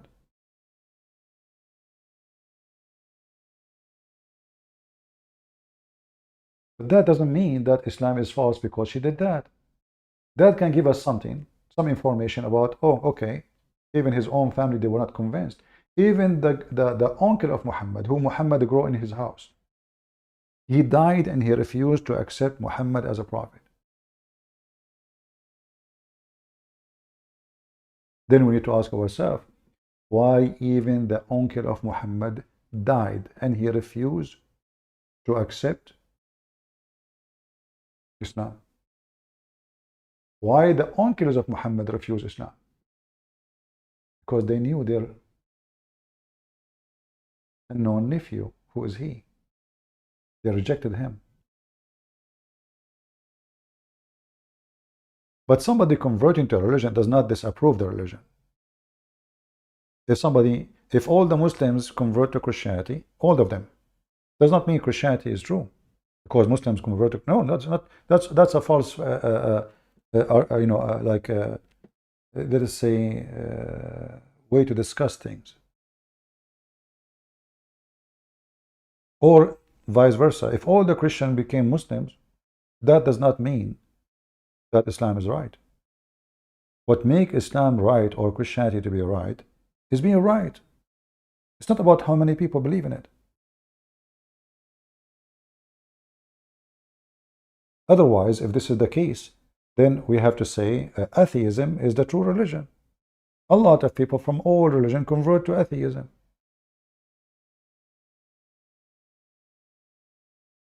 So we don't use a false, like a fallacy the Muslim they use, or philosophy. We don't care. But when you notice here that if Islam is a true religion from a true God, or let us say true faith, then why the Muslim they were lying all those years about scientific miracles when the Quran is nothing but a collection of fairy tale stories? What is the reason? Only satanic people will do so.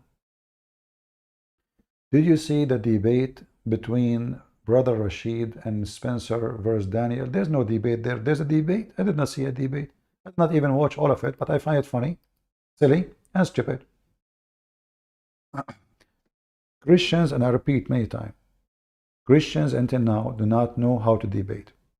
They focus in the political side of Islam. Who care? You can use that as a part, let us say, as a rock to build your argument. Little tiny rock. But this is not the way to disapprove any belief. Christians until now do not know how to debate. Until now, I did not see one single Christian knows how to debate. A Muslim, he, like, you see, we choose a topic. Even the topic is stupid. How even you agree with the topic? And the host, obviously, all what he cares is publicity. You have a program. He bring everybody. Somebody want to talk about oil. Somebody will talk about fashion. Somebody will talk about Viagra. Somebody, he just want publicity. He have nothing to do with the Christianity. The host himself, he don't even understand what Christianity is. And the host, he dictate the questions and the topic. So where is the debate? A host should not be involved in it.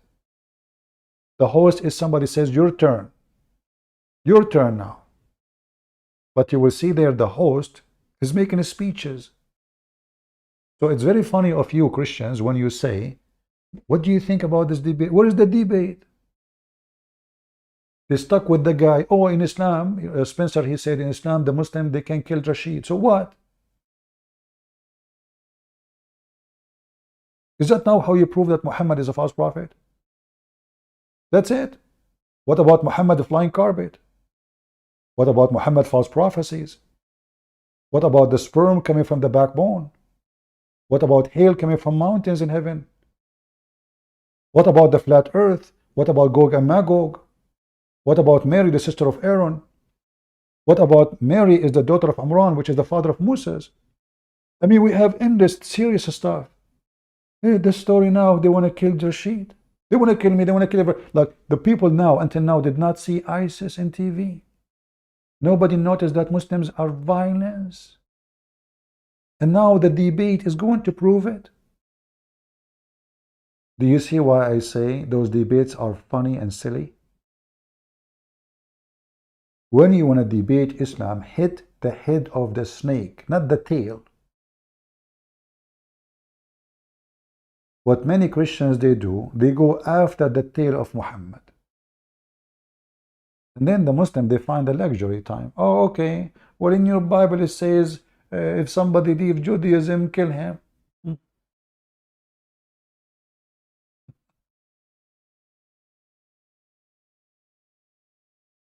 Learn how to debate.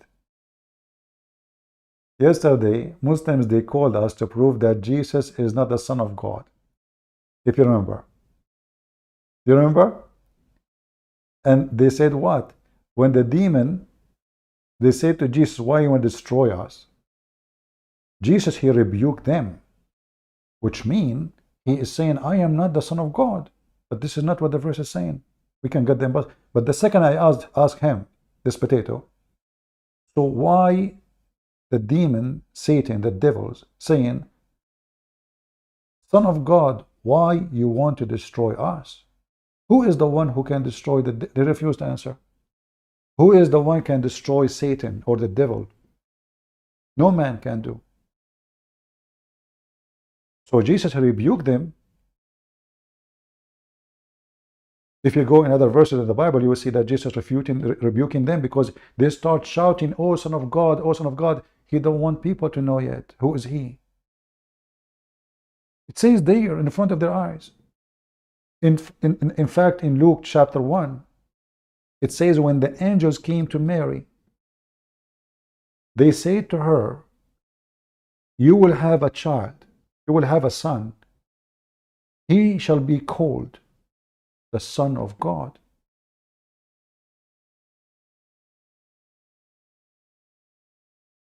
Muslims, they have a logic. Use their logic. And their logic always get them busted. When they make a comment about our book, claiming our book says something, well then we have to find it all over the book.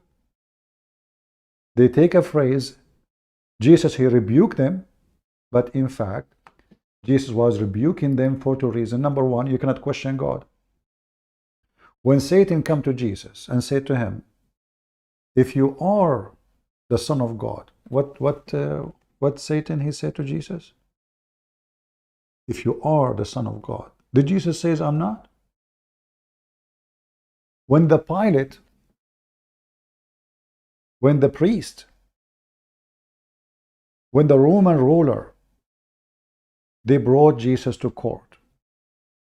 And then the high priest says to Jesus, did you say that you are the Son of God? What Jesus said? You just said so. Yet the Abdul, he says, who, the Bible says he is not the Son of God. Liars. Fraud. They lie about their book. They lie about miracles. They try to duct tape the stupidity of Muhammad, Gog and Magog, all the fairy tales, flying carpet. They cannot answer a single verse about their book. Is Ibn Kathir is a Muslim? I don't know. Is Al-Qurtubi a Muslim? I don't know. Who's a Muslim? Only him. They think by saying I do not know, they can escape. Then another donkey, he called me. Actually, I should make maybe a video about it. The title. Ultimate Fart, he called me yesterday, and he claimed. It's recorded. I hope some of you made a video about it already. He claimed, when I showed him the verse of the Quran, that Muslim women, in order to be proven to be fornicating, she need to find, or the husband, he have to find 4 witnesses. Potato Ultimate Fart called me yesterday, it's recorded. He said, not in the same time. So he is saying that a Muslim woman, she have to be effed at least 4 times in 4 different days and bring 4 different witnesses in order to prove that she is fornicating.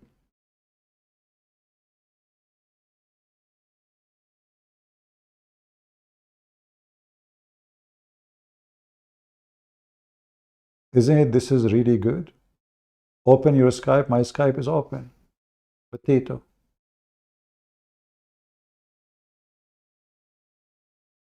It's open. Go to the info. You will see which Skype we are talking about.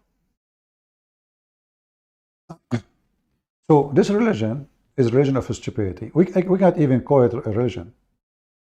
Let us hear Lily Dawah.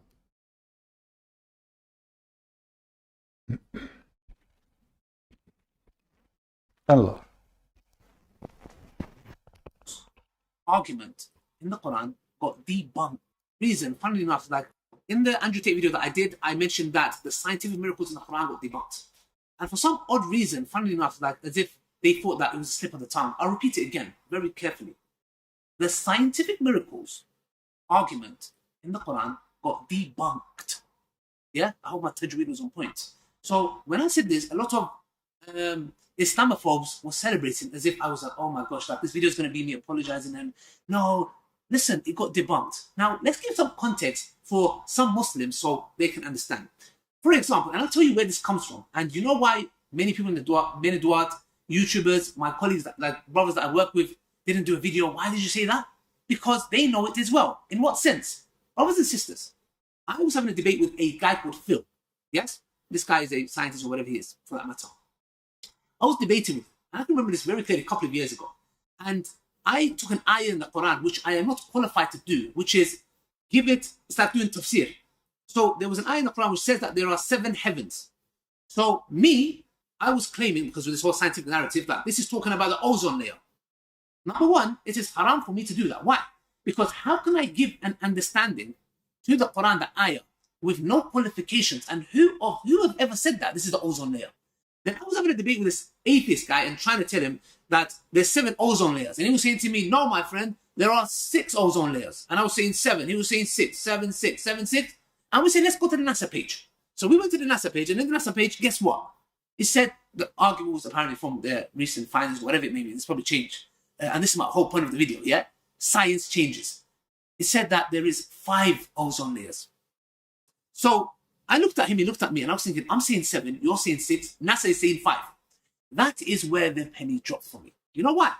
Because we are making claims about the Quran and specific verses, and because we was, not myself, I would say, but a lot of people were very insecure because of this scientific, discoveries or whatever it may be, and we was trying to fit the scientific narrative into the Quran, which was a big mistake, because it's as if as good as we were making science the guideline for the Quran to be accepted. This is nonsense. Yeah, we take the Quran, not science. To hell with science. Science changes tomorrow, today. They talk about the Big Bang. Now there's new studies or whatever, new findings that there was no Big Bang. So my point is what? You cannot come and say this verse here is a scientific miracle, is a scientific fact. Why? Not because the Quran is wrong, because science changes, number one. Number two, who told you that verse in the Quran is talking about what you're ascribing to it? Simple as that. So that's why I'll repeat it one more time for my fans, those Islamophobes. The scientific argument, scientific miracles in the Quran is debunked. And we as Muslims, guess what? It doesn't bother us to the least. You know why? Because alhamdulillah, you know what's very interesting? People are flocking to Islam. Isn't that crazy? This is the same guy who said it's an avalanche and brother and sister donate for us because people leave in Islam. The same person. When it's come to donation, he say, brother and sisters, 100,000 people leave in Islam every day. Oh, sorry, a year. And this is supposedly in America alone. In Al Jazeera TV, 16,000 Muslims leave in a day. 6,600,000 something a year. And he just said, who am I to give interpretation for the Quran when I don't have a qualification? So all your videos are false.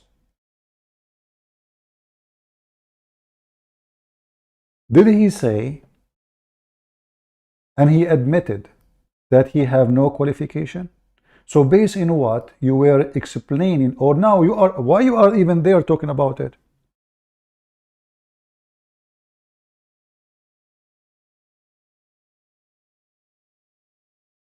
If you are a person who have no qualification, so who are you to give any interpretation for the Quran? Who is Mimi Hijab? So now, suddenly, well, you know what, the Big Bang, now they prove it to be false. So all this time, the Muslim, they keep saying the Big Bang approved the Quran approved the Big Bang. But if you go in the verse in 2 seconds, you will see that this is false. The Quran did not say that the earth happened after the heaven. In fact, the Quran teaches that the earth was created before the space. It's in the Quran. When this donkey, he said that he was arguing with somebody about the atmosphere, and suddenly the Quran is speaking about 7 heavens became the 7 layers of atmosphere. But don't this donkey knew that the Quran says that in the lowest layer of heaven is where the stars are located? So why you don't admit that not only you have no qualification, but you are stupid and slow? Because if the sun and the stars located in the lowest heaven,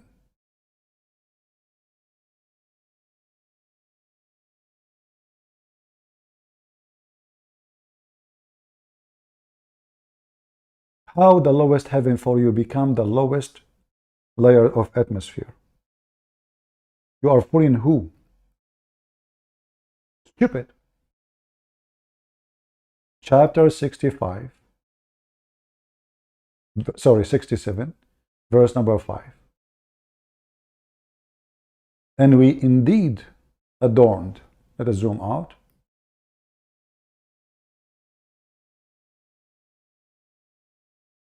the lowest heaven, not nearest heaven.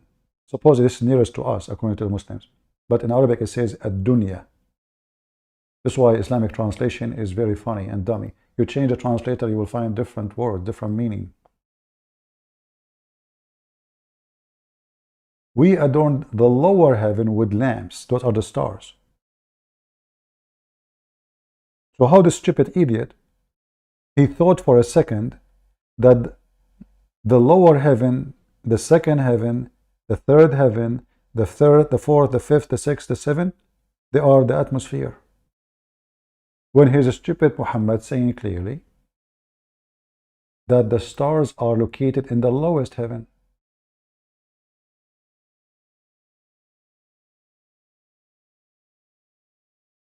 When I made my books about Quran and science and deception of Allah, the Muslim, they went like in waves to Amazon flagging my books as what? As books of hate.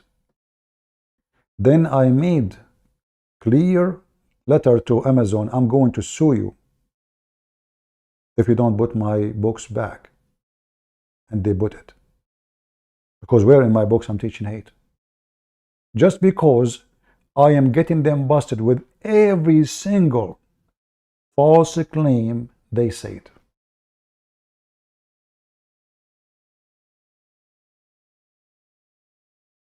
And not only that, after all what they did, now my books is in the website is called, which is maybe owned by Amazon, Good to Read Books.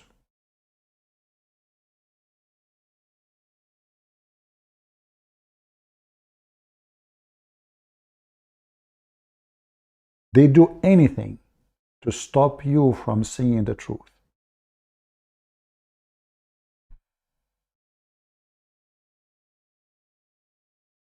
Do we have any Muslim? Where is the guy who said, open your Skype? Where are you? Human. Are you human really?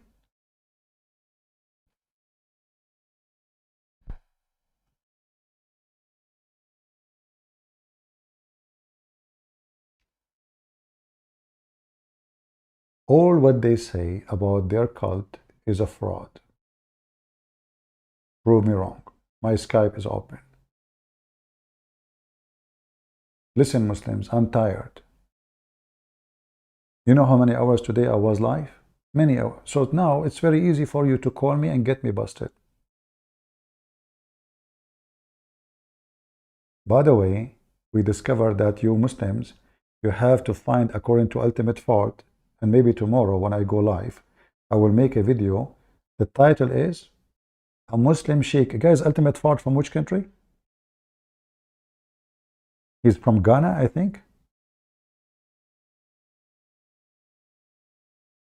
So the title will be A Muslim Sheikh, the biggest sheikh in the world, the one who have wall behind him covered by poop.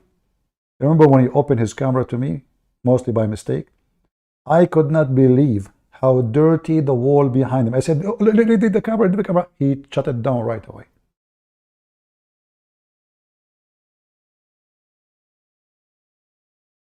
I could not. Senegal. Okay.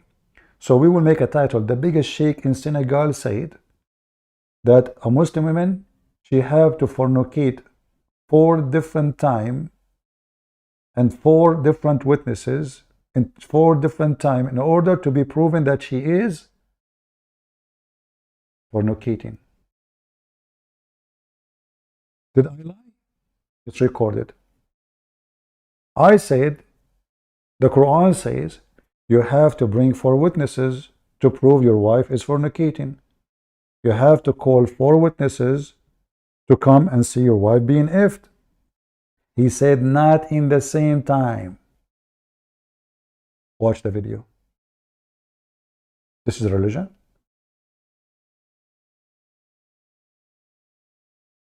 How a man can prove it. And not only that, they have to see the penis going in and out.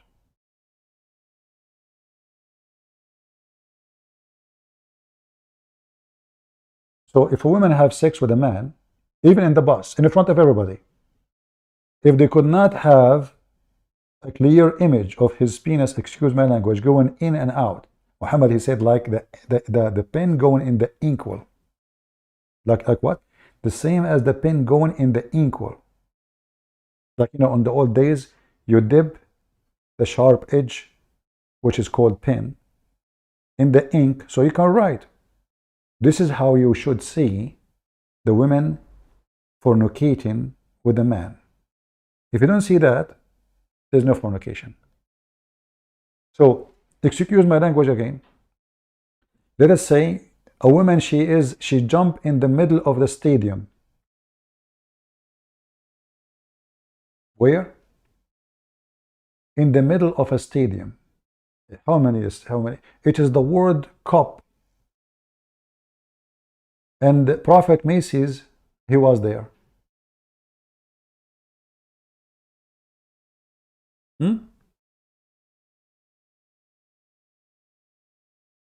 And this woman, she came and she jumped in the top of Macy's.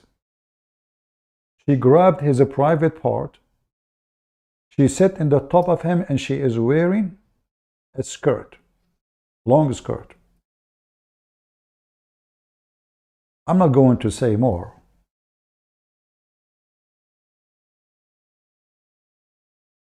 And she performed sexual act, intercourse. The 100,000 people watching Macy's, in the top of him there is a woman going up and down. They cannot prove that she did fornicate with Macy's. Why? Because simply not even one of those 100,000 or 100 million watching the World Cup saw his penis going in and out. This is not fornication.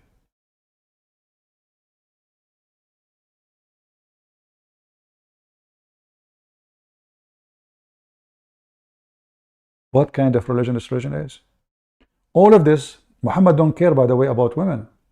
All of this because Muhammad, his wife herself, Aisha, she was accused to be a whore, sleeping around. 3 men, they came and they said, Aisha, she slept with the man, his name is Safwan. Muhammad, he changed the rules from 2 witnesses. 2 witnesses can hang you, just 2. He made it 4. And not only that, to make it more hard to prove that his wife is a whore, they have to see the penis of the man going in and out.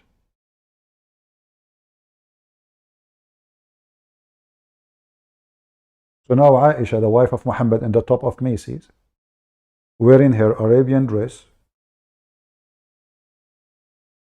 going up and down, and there's millions of people watching on TV. And the camera zooming in and out, trying to find where is the penis going. But they cannot see it because she is wearing a skirt. There's no proof. That is Islam. And additional to that, by the way, the Muslim women veil is the best way for fornication, because you can see your wife in the street with somebody, yet you will not know that she's your wife. How in the world you want to know?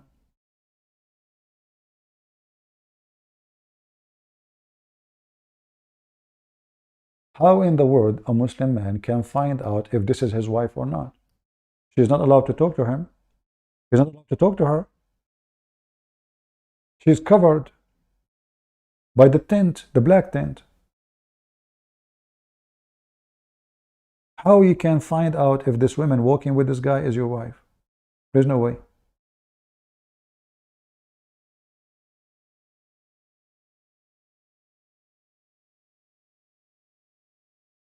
Which one of them is your wife?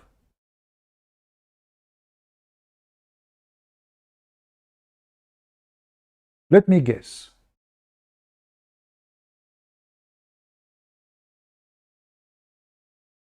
The one in the right, or the one in the left, or the one in the middle? Especially if all of them wearing the same color. Which one is your wife? Maybe this one?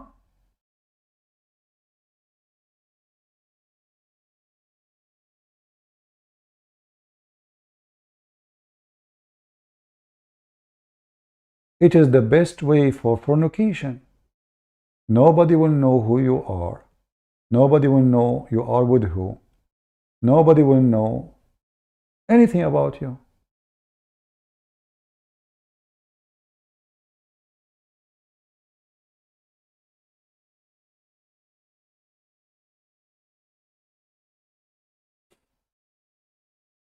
So good luck. I remember when I was in high school, a Muslim boy in our age, he went after a girl wearing a burqa, and he started speaking to her in a very filthy language. He liked her ass, he liked whatever, you know, all the filthy language. He kept walking behind her. He's going home. And the girl, she is going in the same direction. She even go in his street. And he is walking behind her, flirting about how beautiful her ass. And then suddenly, she went to his own father's house, his house.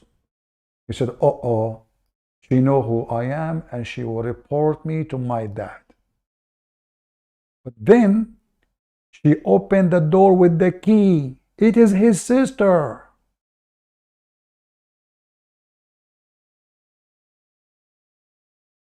His sister. He was chasing the ass of his sister because she was wearing burqa. And the sister did not say anything because she want to get him busted.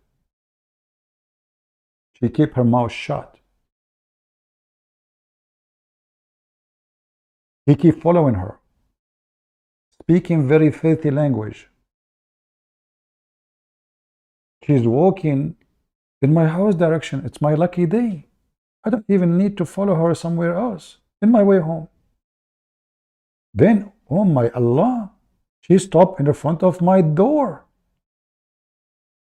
Oh, she will tell my dad she know me. Maybe she is the neighbor. Oh no, she is grabbing the key from her bag and she is opening the door. Oh boy, she is his sister.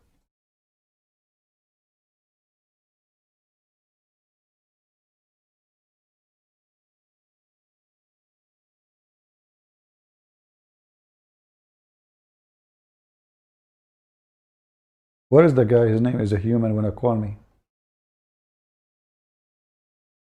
You decide not to be human no more? So you are a human who agree that a daughter, she is 6 years old, can be effed? Is that what a human do?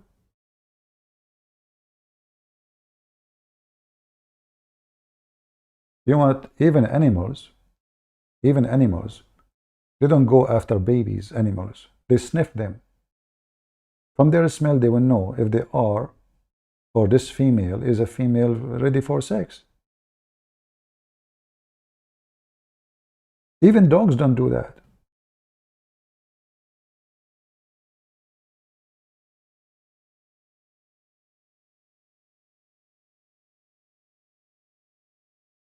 She was 9. Who said so? Who said she was 9? She was 6 when she married to him.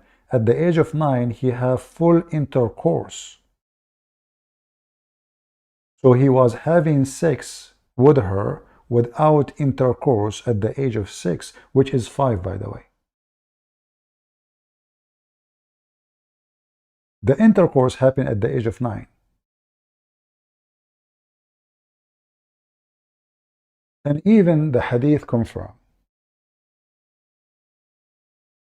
that the mother of Aisha, she had to feed her like a goat before she sent her to the house of Muhammad.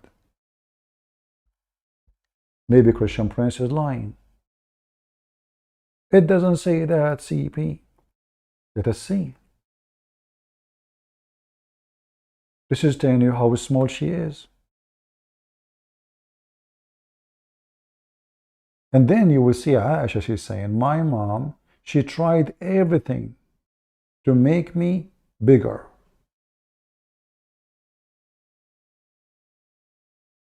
Nothing worked until she gave me cucumber and date. I'm just looking for the hadith.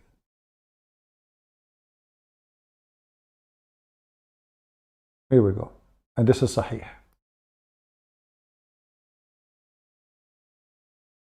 My mother was trying to fatten me. What? To fatten me. She's a goat. Fatten me up. When she wanted to send me to the Messenger of Allah. So this is the time Aisha, she's going to Muhammad's bedroom. The mother, she is working hard to make her have some meat. She's so tiny, small. When she got married, but nothing worked until I ate a cucumber with date. I grow plump like the best kind of a plump.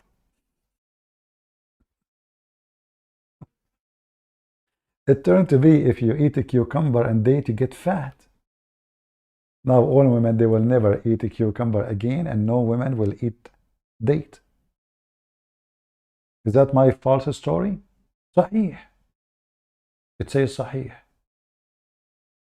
A Muslim is asking me a question. Look, the Muslim, he tried to change the topic. Did Jesus eat? Well, my God can eat. Can your God eat? My God too, he can fast, as the Bible says, 40 days. Can a human being fast for 40 days without food at all, without water? You Muslim, you claim in Ramadan, you fast for 5-6 hours and you are so tired. In fact, you're not fasting because you eat all night like a donkey. And then you sleep the rest of the day. And then you wake up afternoon and now you say, I was fasting. In fact, what you did, nothing. You just switched day and night and day. Jesus was fasting for 40 days. 40. Not 4 hours. Not 4 days. 40 days. So Abdul, in order to avoid the disaster we see in front of us, that the mother of the believer, she was just a baby, and her mother, she is pushing food in her mouth, he come to the question, did Jesus used to eat? Well, your God don't eat because he is an idol. Isn't he?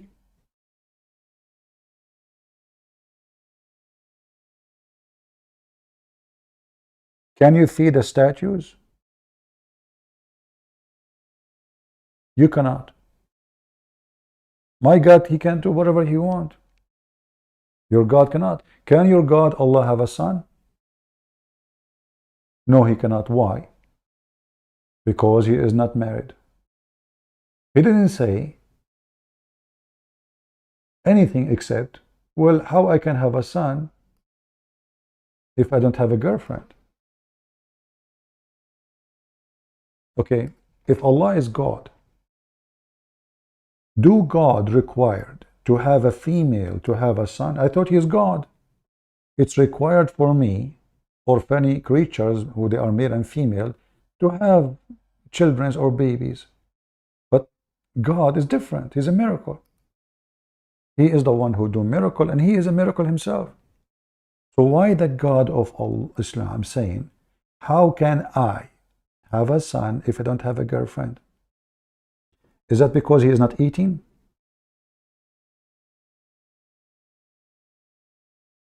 Can your God have a son without girlfriend? My God, he can. Are you going to say to me this is false translation? Or false interpretation? My God can do lie. Well, if he want, he can. Why not? But if he is holy, the holy God don't lie. But your God can. Why you don't call me? You said to me, what is your Skype? And let us see if your God lie or not. When your God, he said, there's mountains in heaven where hail is, and he break it in from there. Is that a lie or true? When he said, the story of Gog and Magog, which the Muslims are so confused about and they are leaving Islam, is it a lie or true? When your God spoke of the flying carpet of Suleiman, is that a true flying carpet or it's a false story? So your God can't lie, and he is a liar.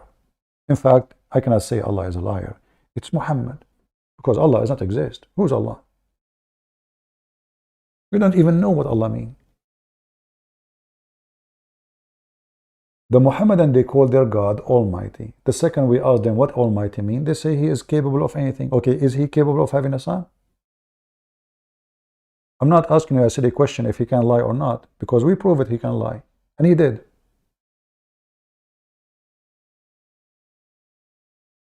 Can your God be three and one in the same time? The Muslims, they say no. Well, my God, he can. Can your God be spirit, yet in the flesh in the same time? My God, he can. Can your God? The Muslims, they say no. So what make your God God? Can your God resurrect the dead? The Muslim will say yes. How come he could not resurrect anything in the time of Muhammad? When people just keep begging him, even Muhammad, he begged him when his babies died, according to Muslims. What about Muhammad dying by poison? Mufti Mink, in his video, he said, in the story of Jesus, when Jesus see a crowd of thousands of people, he just wave his hands and all of them will be healed. How many? How many? Thousands of people. Not one, not two, not three. What Jesus do? Do he give them medicine? Did he say, eat this 3 times a day? Did he say to them, open your mouth, say, ah? No.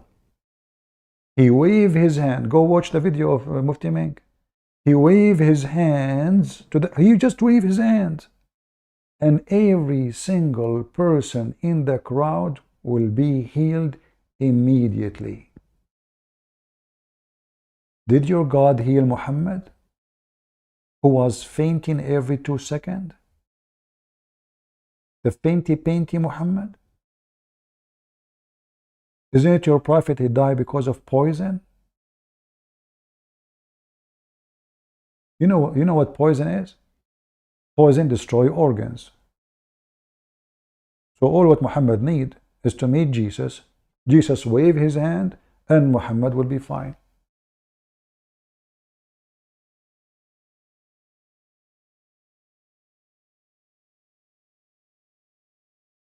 The Bible report that if the disciple decide to write all the miracles of Jesus, there's no books in the world can hold it together.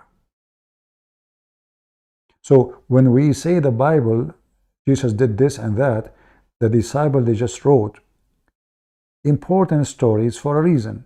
Otherwise, if they want to write every single miracle, no books can hold it.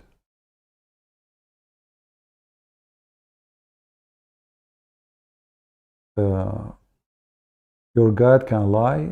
Great answer from CB. Here we go. A Muslim, he said. Great answer. Christian Prince, he says, my God can lie. You are just silly like your prophet. Christian Prince, why your voice is going down? Why you don't call me? Let us see. Your God is an official professional liar.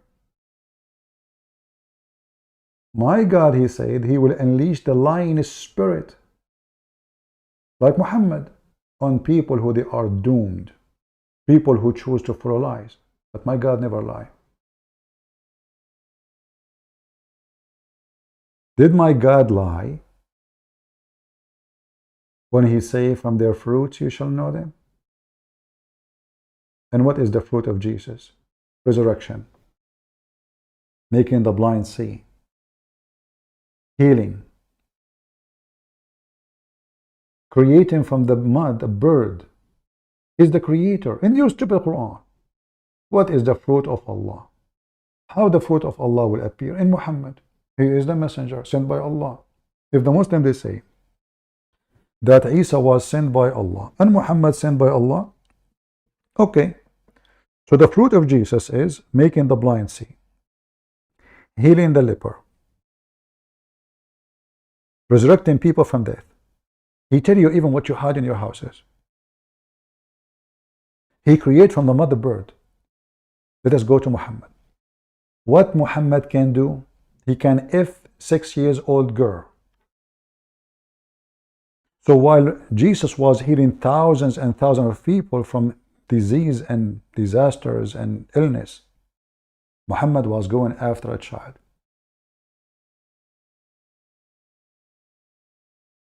When a blind man came to Muhammad, what Muhammad did? He kicked him away. Why? Because he was speaking to rich people. When a blind man came to Jesus, Jesus made him see. You will notice that the blind man, when he spoke to Jesus, he did not say to him, give me a sandwich, Jesus. I'm poor.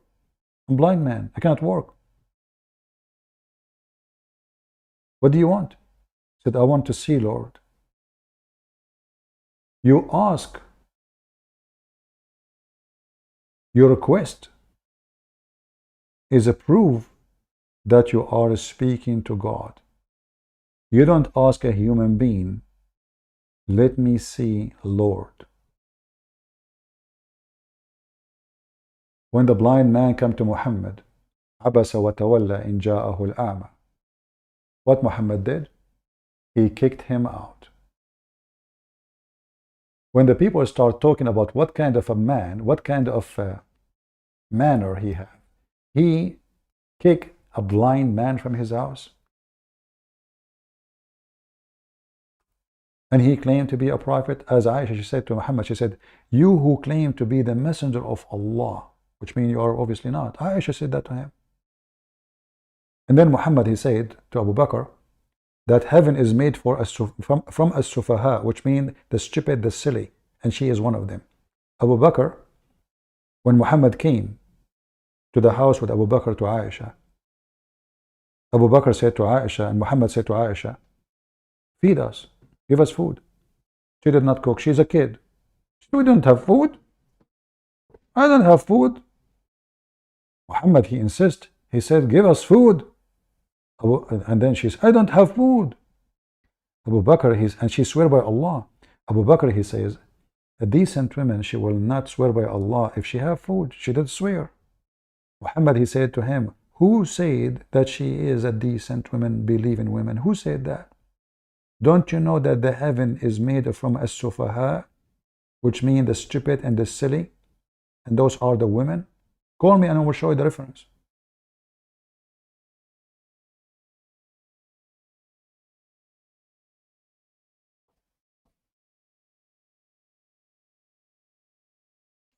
Where did all the people go and that died before Jesus came? I don't know what they mean. Came where? Rephrase your question if you want me to answer you. If you are saying what will happen to the people who before Jesus, God will judge even those who do not know Jesus, even those who never heard of Moses. He will judge them based in their knowledge. Which means if you are a person who live in the jungle, you never heard of the Holy Bible, you never met anyone, he's a Jew or from Abraham or any, you will be judged by what you know. God is fair. Human being, when God created him, he created inside him the feeling of guilt and wrong and the feeling of right. Who is this guy trying to call me?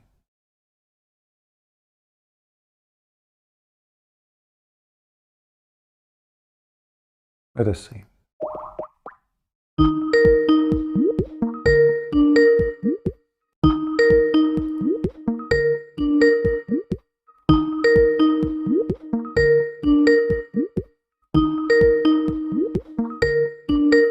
Recording back.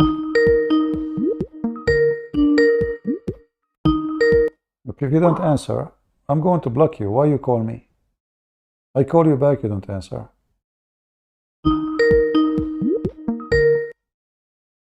Hello? Hello, CB. Hello, my friend. You are a Muslim? No, I just leave in Islam few days ago after I called you last time, CB. Sorry, I don't remember. Yeah, okay, all right. So, do you want to say anything? Yeah, I don't know, but after I watch your debate with Nadir Ahmed, it's opened my mind clearly. Okay, you have debunked the Quran. But Nadir Ahmed is a big sheikh, my friend. What are you talking about? Nadir Ahmed destroyed me in the debate.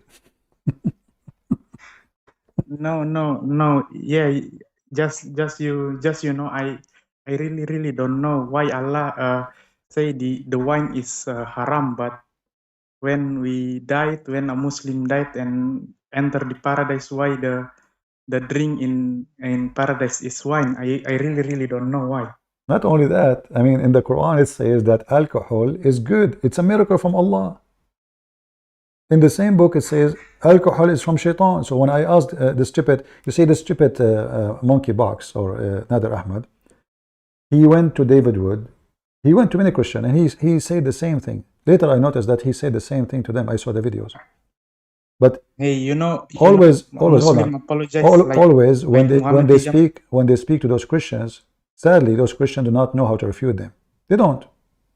So he said exactly the same thing he said to me. He said to David Wood. He said to other Christians. I don't remember how many names. With me, in 2 minutes, I made him shish kebab from his own. I have to repeat the question more than 100 times. Is alcohol is bad or good? And he was scared because he knew this is a Christian prince. When he asked a question, you better not to say yes or no, because whatever you say, he will get you busted. So he debated David Wood. You can watch the debate. David Wood did not really, just normal answers. But the Christians, why I say Christians need to learn how to get the Abdul busted from their own logic. They are stupid. Their God is stupid. Their religion is stupid. Their prophet is stupid. And then they come to us claiming to be smart. How true is that? Yes. Yeah, I know. Many contradiction, even in hadith it's like there is a contradiction in Quran too. It's like the opposite, the hadith, it's opposite the Quran, It's don't support the Quran too. So remind me, you said to me you left Islam 2 days ago? Yeah. When you called me? After I watch your debate, after I watch so your debate, not live on air, but you called me before, right? Yeah. Yeah, because I see that you called me before here. I see in the chat here in Skype. You called me. Let us see.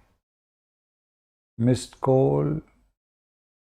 You called me. Last time I call you, I really confused. It's Okay. really hard to live in Islam, Yeah.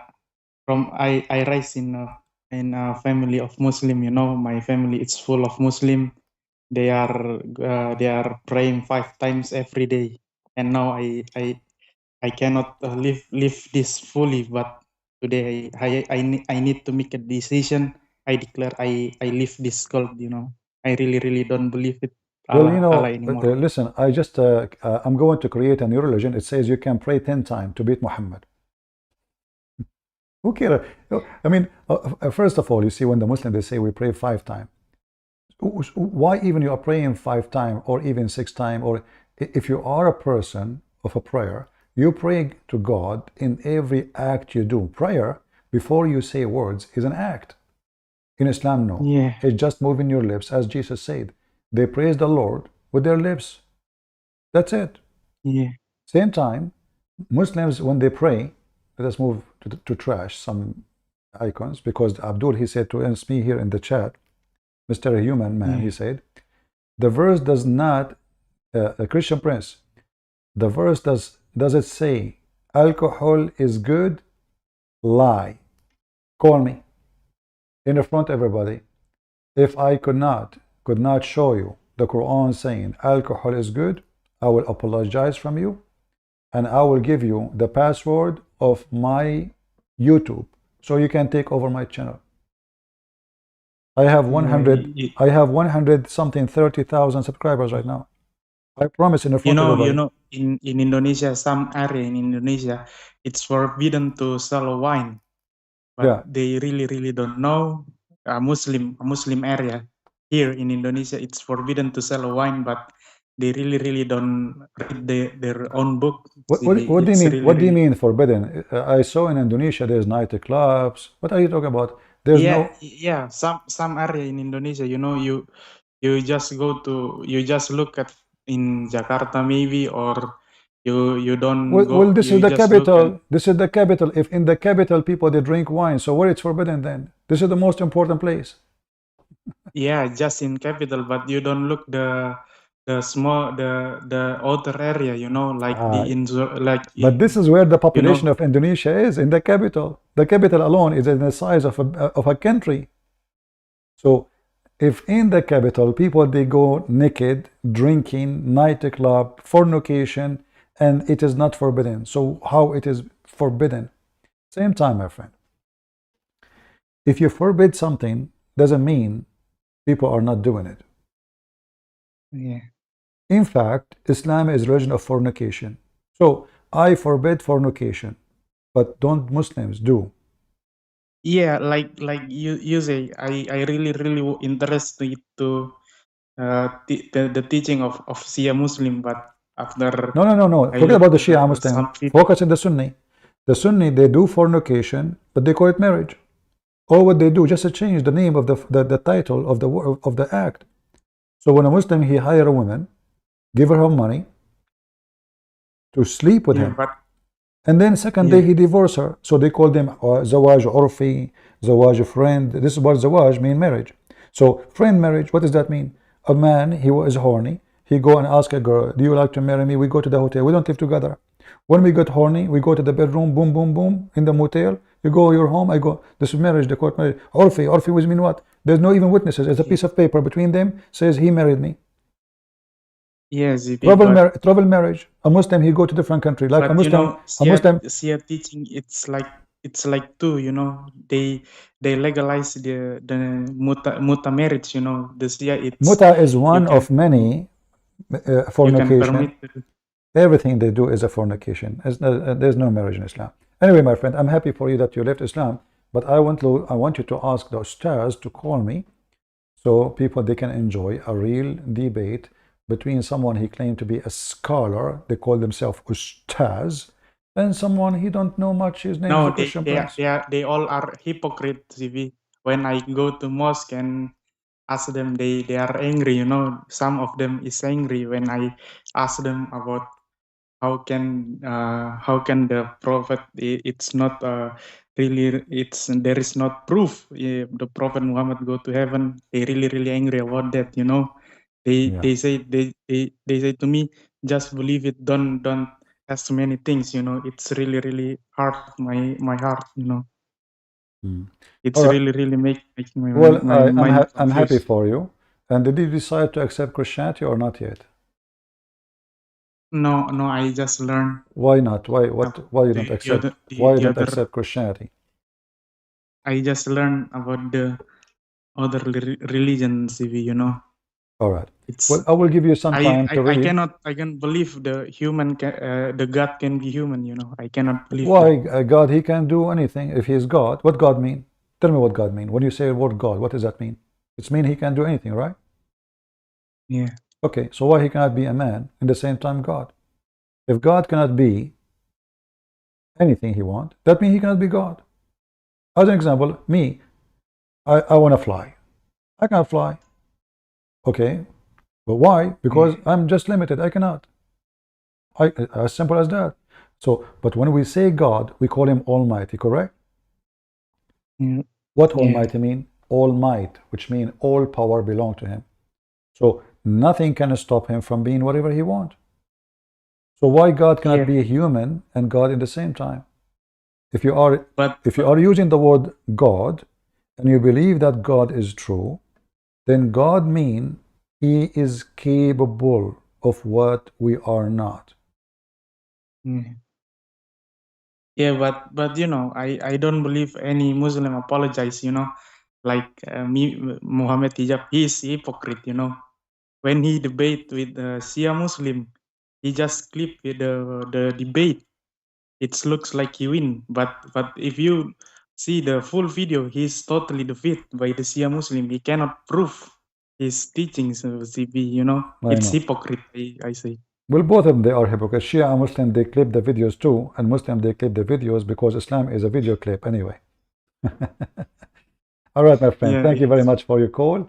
And yeah. But I want to ask you, CB, why the heaven in Christians it's very different with the heaven that I know for all my life for the because last time.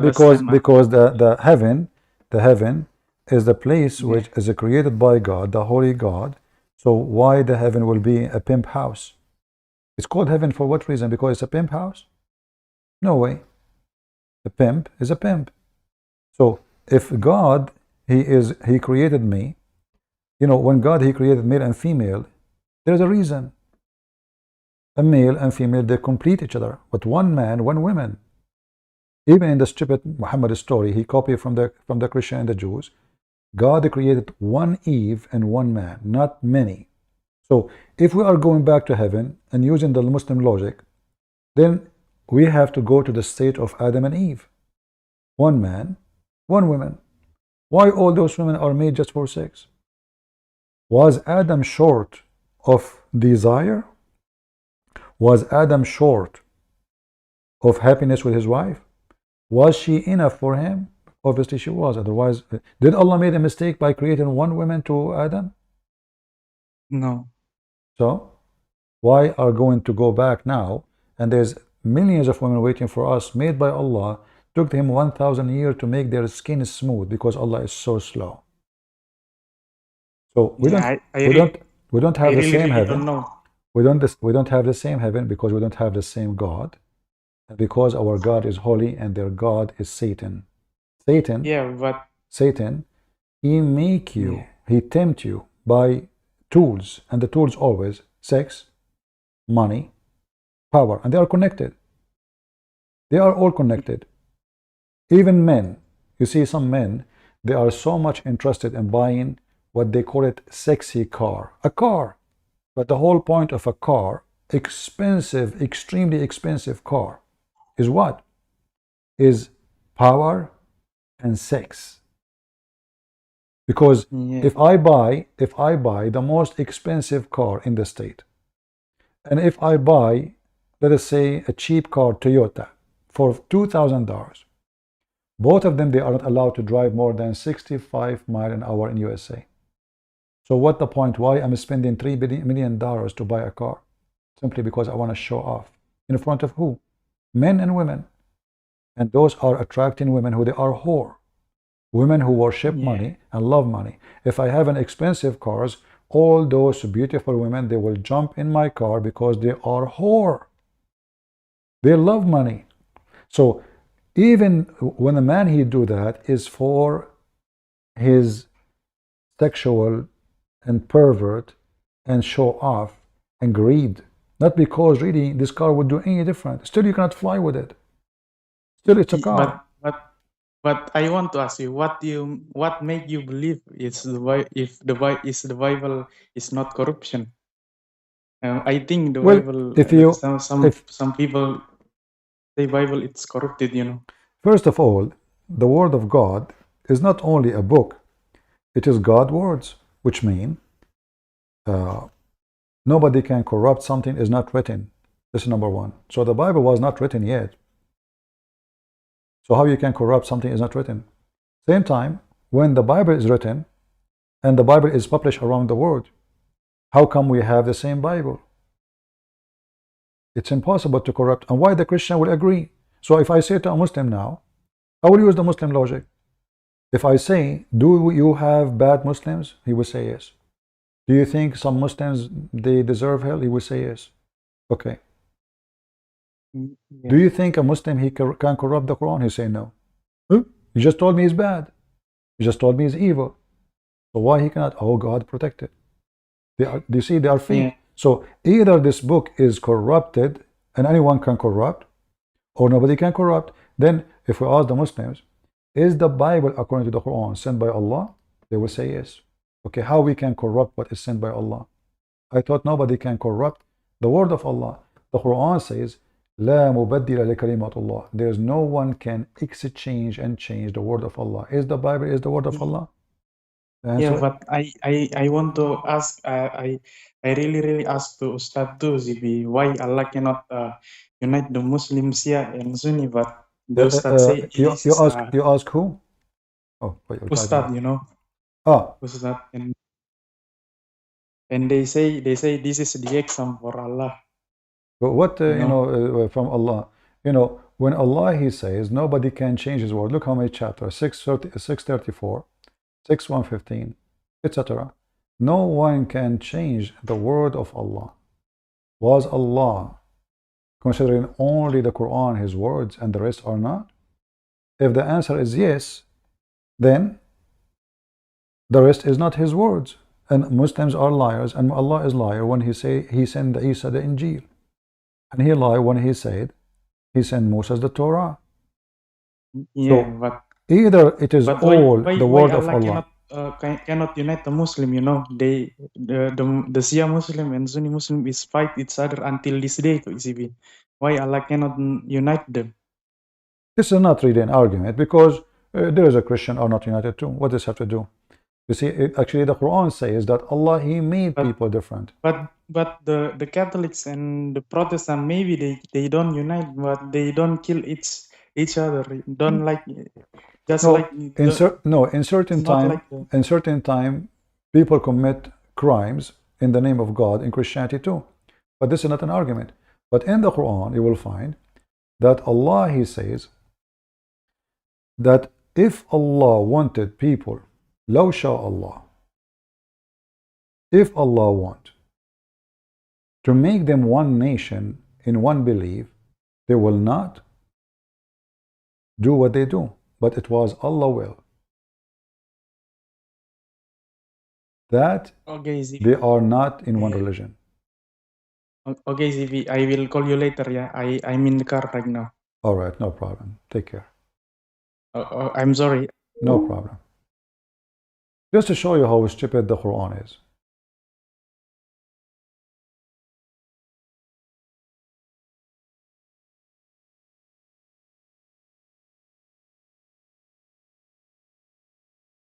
The verse in front of you, chapter 6, verse 148. It says, the disbelievers, they say, if Allah will not for us to associate with him, that will never happen. So it's Allah will. The Quran say to them, yeah, right. That is your fabrication. That is not true. That is a lie. But the same stupid book says it was Allah will for them to have someone to associate, using the exact same words. Those who took partner between two brackets in worship with Allah, they will say, if Allah had willed, we would not have taken a partner. Say to them, you are a liar. This is not what Allah will. The verse in front of you. If you don't like the translation, we can change it for you. What translation you like? We have a good customer service here. Whatever translation you want, we can show you.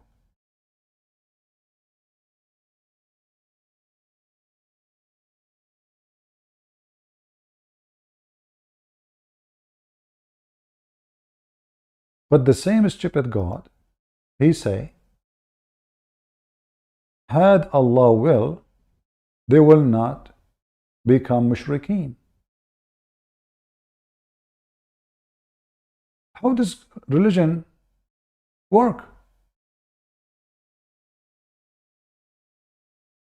The same Quran, the same chapter 6, verse number 107 says, if Allah will, those people, they don't commit shirk. لو شاء الله ما كفروا ما أشركوا. The same stupid Quran say the mushrikeen, the kuffar who associate with Allah, someone, they say it is Allah will. Say to them, you are a liar. It's not Allah will. And the funny is, the Quran says, if this is a book made by other than Allah, you will find in it a lot of contradiction. Well, this is a huge one. The same chapter, verse 635. لو شاء الله لجمعهم على الهدى. If Allah wanted, it was His will, Allah will make them all in one religion. So it was the will of Allah. Do you see it? But it's Allah will not to be following one religion. The same chapter. So the same stupid Quran says, those people, they say, if it was Allah will, we are not or did not become people who associate with Allah. Allah said to them, oh, you are lying. This is not my will. But in verse 107 says, no, it's my will.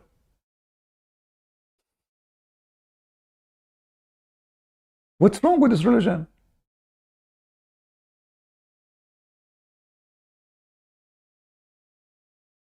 If you send to them, look, the same chapter, how many stupid verses about this. Verse number 111. Allah saying to Muhammad, even if we send down angels to them, to whom? To the human. And the angels, they spoke to them face to face, yet those people will not believe unless it is Allah will. It's in front of you. So it's not my will, it's Allah will. So even if you send angels, they won't believe. Why? Because Allah will is not to believe. Do you see that, guys? Did you notice the stupid logic? So why those people did not believe?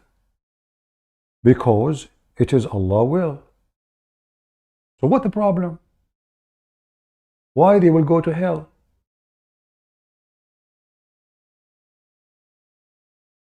If it is at the end of the day, it was the will of Allah. Verse 137, the same.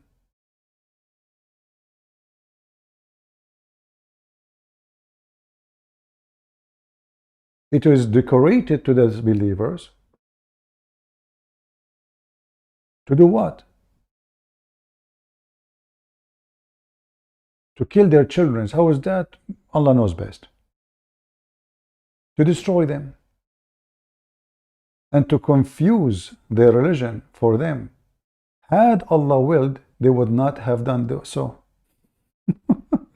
It's in front of you.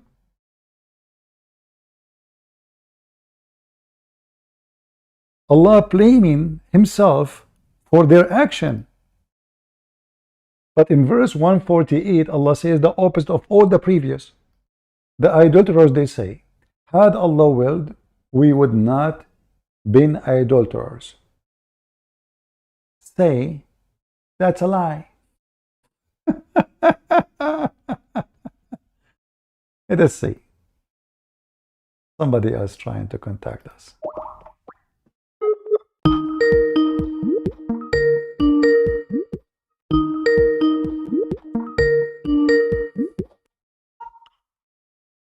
Hello? Hello, Chris. Please get ready to give me your password. How are you doing, my friend? I'm doing fine. Do you remember where we finished yesterday? Yes. Okay. You know, I always I find it fascinating about you and your friend Ultimate Fort. Yesterday he called me and he said, and I want your opinion because you are very knowledgeable, not like him. He said that a Muslim woman, according to the Quran, have to be caught fornicating in 4 different times. Do you agree with him? You ran away from the answers yesterday, right? No, we will go to anything you want. We have time, don't worry. So what do you think about what Ultimate Fort, Sheikh Ultimate Fort from Senegal? You're from Senegal too, right? I cannot reveal to you my. So now, what do you think? You know? He said, I showed him the verse in the Quran, and he is a Quran only like you.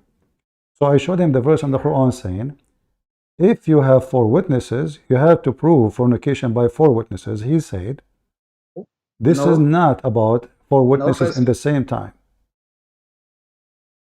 Firstly, it is not the verse is not about to prove fornication.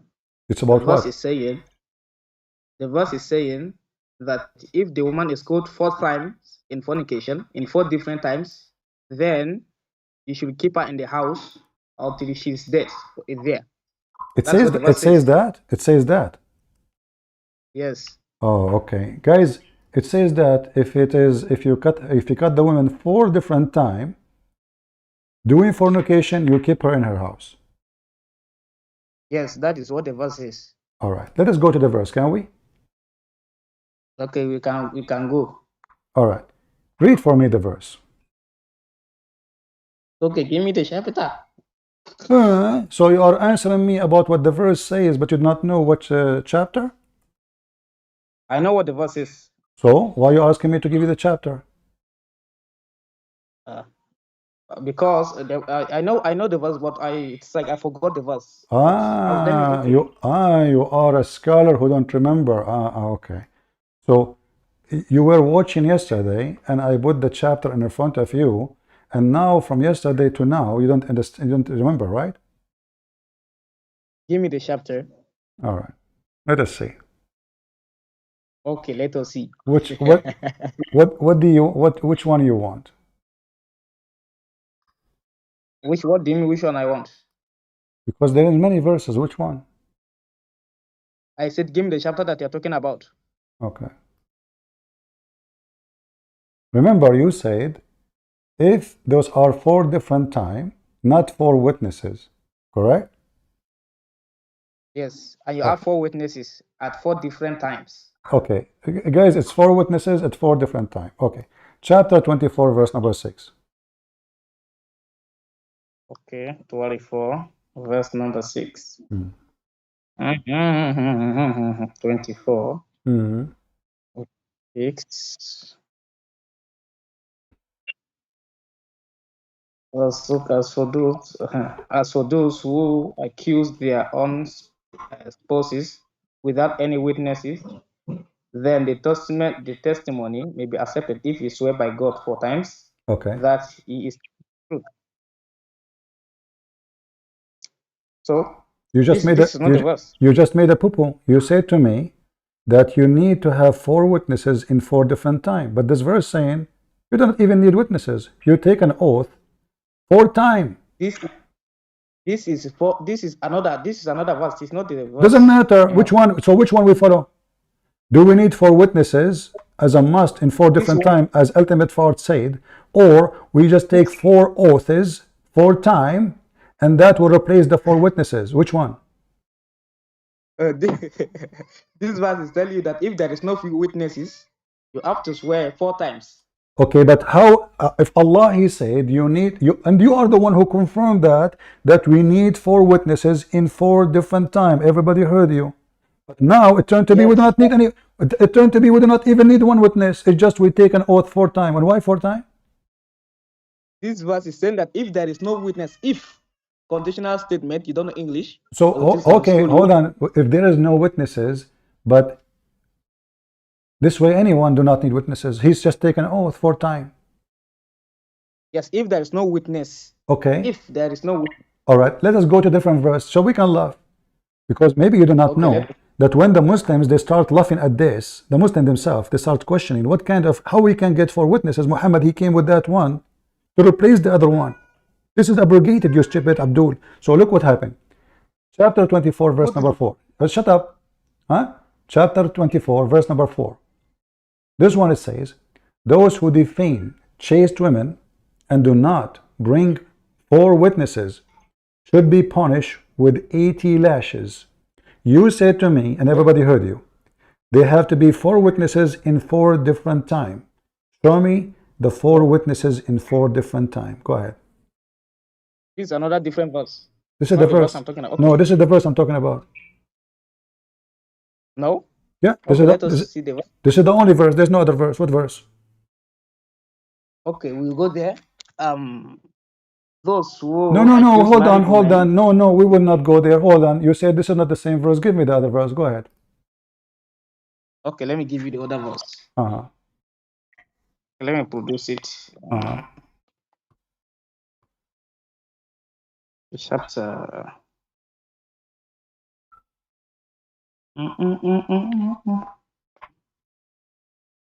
Okay, 39:6. No, read it.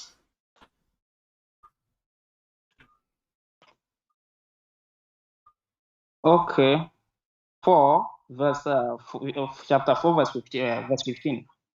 Chapter what? Chapter 4 verse 15. Chapter 4, verse 15. This is about wives. She's doing fornication.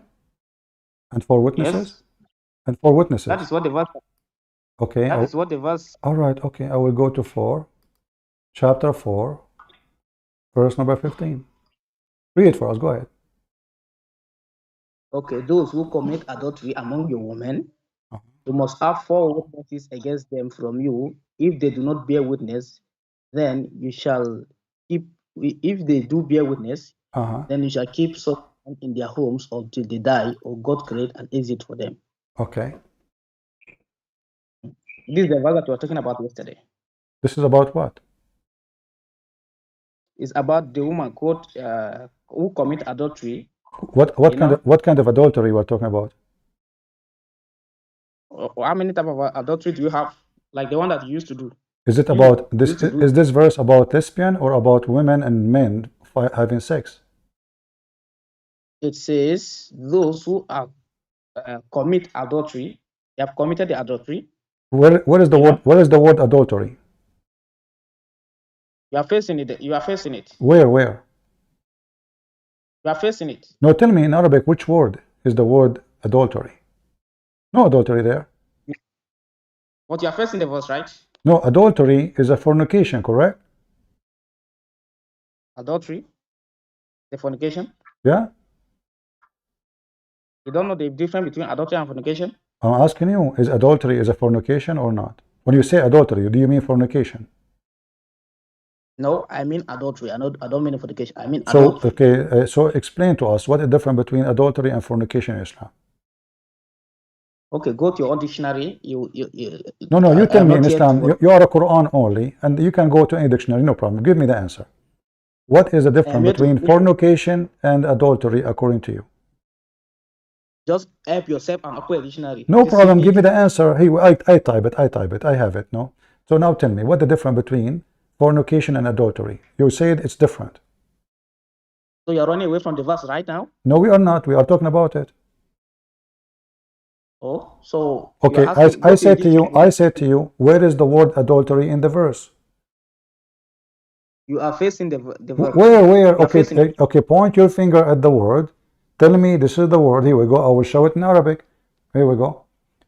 Ultimate part, he said, you do not need to know Arabic to understand the Quran. So all I'm asking you, where is the word adultery in the verse in chapter you chosen for us, chapter 4, verse number 15? I'm listening. But you are facing the verse, right? What? The verse is okay. The word is al-fashatamin. Al-fashata? Which word are you talking about? It's al-fashata? Al-fashatamin? Ultimate part, he told you this is al-fashata? Yes. There's no such an Arabic word. Fashata. What fashata? Fashata? You are facing it. What do you mean there is no such word? There's no such a word. I challenge you. I never heard of it. Al-fashita? You are. Okay, I challenge you in front of everybody to show me the word al-fashita in the verse in front of us. Which one? Okay. Al-fahisha. Al-fahisha, not al-fashita, you donkey. So it's al-fahisha. Okay, now, is al-fahisha is a fornication? Yes. You are the one who said to me, open dictionary. Just to know the meaning. No, asking me. I'm asking you, is al-fahisha is a fornication? I said yes. That's immorality. Yes. Did you say to me, open the dictionary? Yes, I asked you to open the dictionary to school yourself. Okay. You don't ask me unnecessary question. All right. According to Islam dictionary, al-fahisha is something less than fornication, which is kissing, touching, playing, blowjob, etc. Is that true? No. Okay, give me the reference, please. Open your own dictionary, any Arabic dictionary. I just did. No, you did not. Okay. You know what? Every Muslim is listening to you now, and this is recorded, right? I can show tons of reference saying that al-fahisha, if we go to the chapter speaking about al-lamam, what is al-lamam? A man, hold on. If I ask you right now, if a man, he kissed a woman in Islam, she is not his wife, or she is married, is that a fahisha or fornication? Why should you do that? I'm asking you. I'm not asking you why she did that. She is horny. Let us go to the verse. I'm asking you, verse if a go? woman, she kissed a man in Islam, is that considered adultery or fahisha? We have to go to the verse. You don't stop. Give me the answer. I mean, why? Okay, you go to any verse you want. I want the answer. How you give me the answer? I don't care. Is al-fahisha is adultery, or it is? I said I don't know the answer till we go to the Quran. So what? So you are Mr. I don't know. Till we go to the verse. I thought you wanna get me busted. It turned to be you are. So each time I ask you a question, you put me in the corner. You say I don't know. Is that how you escape? I've get you busted already from the verse. No, I'm asking you now in front of everybody. What is al-fahisha? If a man, he kissed a woman, she is not his wife, regardless if she is married or single. Is that a fornication in Islam, or this is fahisha? Give me the chapter itself. I don't care about the chapter. The verse in the front of us, you are the one who told me the word fashiha, it's fahisha. So now we know the word. So is that word? Don't tell me, give me the verse. Give me the answer, you donkey. That is why I said that I don't know the answer. What? Why you do not know the answer? Because I deal with the Quran. What do you mean? I thought the Quran is clear. You said to me you are Quran only. Yes, it is clear, very sure. Okay, as long as it's clear, give me the answer. Is al-fahisha is the same as somebody kissing a woman, or it is somebody effing a woman? I said, give me the verse, or you go to the dictionary. You said you do not know, and you said you are a Quran only, and you said you understand the Quran, and you said you will get me busted. Get me busted. So what do you mean I do not know when you are a Quran only? Are you saying to me Quran is not enough to explain to you what the verse meant? The Quran has explained very clear in details. Then give me the answer. Don't tell me go here and there. Give me the answer. I don't know how you get the answer. Give me the answer. Quran only person do not need anything else.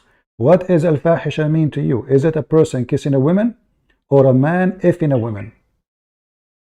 It just means immorality. It just like the immorality. Immorality can be anything. Lying is immorality. You're a stupid donkey now. No. Yeah. Is it moral to? Is it the good manner to lie? Is it an honest thing to cheat in the weight, in the meat, in the beef, in things you sell?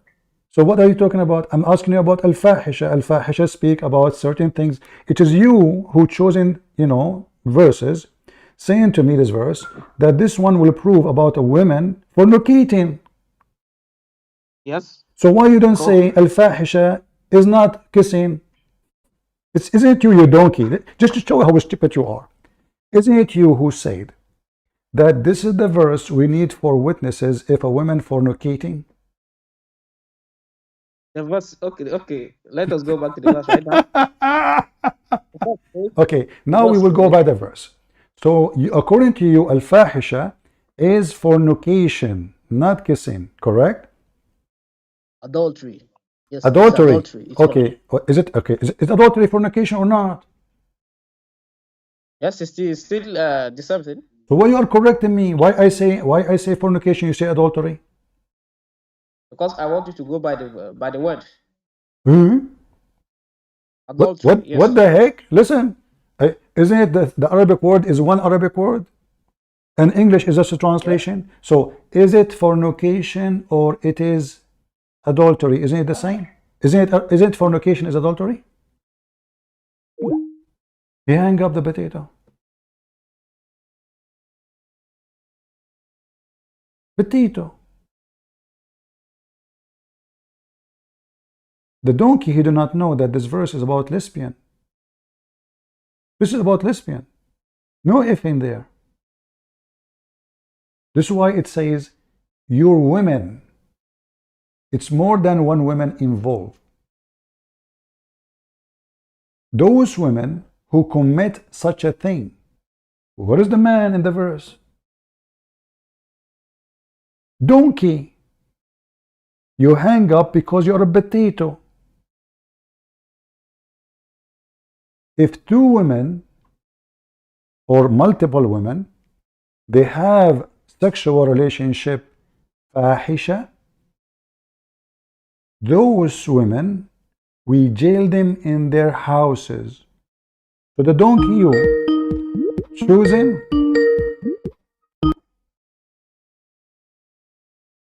go. Hello? What happened?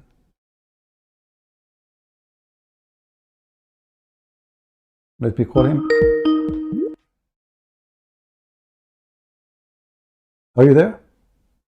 Hello, okay. Did you get the answer from Ultimate Fart? I said, let us go to the verse. It's adultery. Abdul, what's wrong with you? Let us go to the verse. Let's go. We are in the verse. Okay. Okay. What is the question? So where is the men in the verse? What is the man? What is the men? The men, the one who commit fornication or adultery. It have to be a man and a woman, correct? Yes. Okay. Do you see any men in the verse? This verse is putting the judgment on the woman. It's What? putting the judgment on the woman. It's speaking about what to do with the woman. It does not mention men. But it says your women, they did something, then you jail them. Okay, what we do to the man? The verse does not indicate here. Listen, you are a Quran only, and you believe the Quran explains itself. You say this is about women and men having sex, fornicating, committing adultery. What is the men? What we do to the men? Okay, let me answer. This verse is saying that if your wife is caught in adultery with 4 different men, then you should provide there will be 4 witnesses. The reason is because the other verse says that the other will be given 100 lashes, each of them. Okay, you just said, everybody heard you. 4 different men, correct?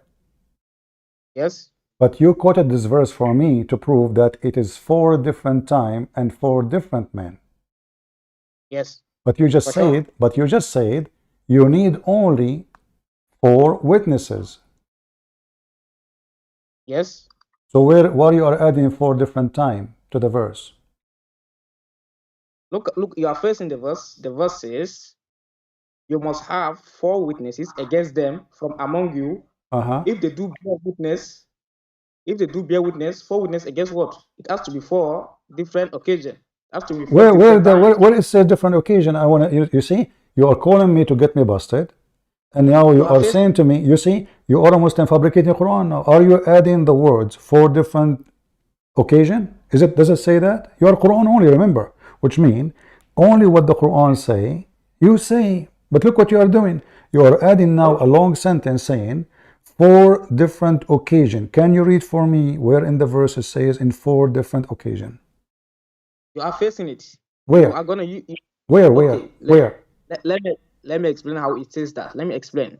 Not explain. Read the verse. It should be in the verse. You see, your Quran only. The Quran is Abdul. Listen. If the Quran is saying 4 different occasions, then show me where it says that. Otherwise, explanation is false because it's not up to you to add things. It's not said in the Quran. Remember, you are a Quran only, and whatever the Quran only say, you have to follow without even explanation. The Quran say. So, does the Quran say the words, the sentence, 4 different occasions? Yes. Where? Show me. I will take you to another verse, then we're going to explain. Whenever I'm speaking, don't interrupt me. Finish this one and we will go to the other verse. Where? You are the one who quoted this verse for me, you donkey. And now you want to go to a different verse? I asked you where it says 4 different occasions. You said this verse. Don't interrupt me. So what interrupt you? So what a big deal? We are having a conversation. You want to take the mic and speak forever? So I'm asking you now, it's you who chosen this verse here to prove to me it is 4 different occasions. You chosen this verse for that purpose. I'm asking you, where in the verse it says 4 different occasions? That is what I'm trying to explain. You're gonna let me So talk? are you saying to me that is in your explanation, not in the Quran? It is from the Quran, and I prove that. No, where it says, where is the sentence says in 4 different occasions? Okay, because the Quran says that if it is time, they should give 100 lashes. But this verse is saying that they should be kept in the homes till death. Because this is about, because you're stupid, because this is about women having sex only together. Women.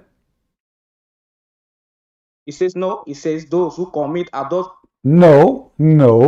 Those who commit fornication in the form of women with women. What translation you are reading? No. What translation you are reading? Your translation. No, your translation. What translation you want? I said your translation. Okay, my translation says 2 women. It says women. There is no man. Oh God. What? So you mean according to you? Okay, let us take example in the Bible. Don't listen, Abdul. Give me the translation you accept. Okay, Jesus says that when don't change topic, Abdul. Don't run. Don't put your tail between your legs and say Jesus said. Jesus says that you are a whore. Jesus says your father is the devil. Jesus says that you will know them from their fruit. He said that the father of all lies is the devil. If you are a follower of Abraham, you do the work of Abraham, Jesus said, but you don't. You Muslims are fabricating answers against your Quran. I can show right now the interpretation saying this is about women having sex together. And the verse after it, you donkey, it says alladhani, which means 2 men. So the verse before it, verse number 15 says, if 2 women having sex together, and the verse after is about men only. So it's about gays and lesbian. You are a certified donkey. You are the certified donkey. Okay, here it says in verse number 16, let's see who is the donkey. And by the way, your prophet says, aren't you afraid from raising your head before the imam? Allah will make your head a donkey. Already you are a donkey. He cannot make you a donkey. Don't worry. So now, verse number 16, does it say about 2 men?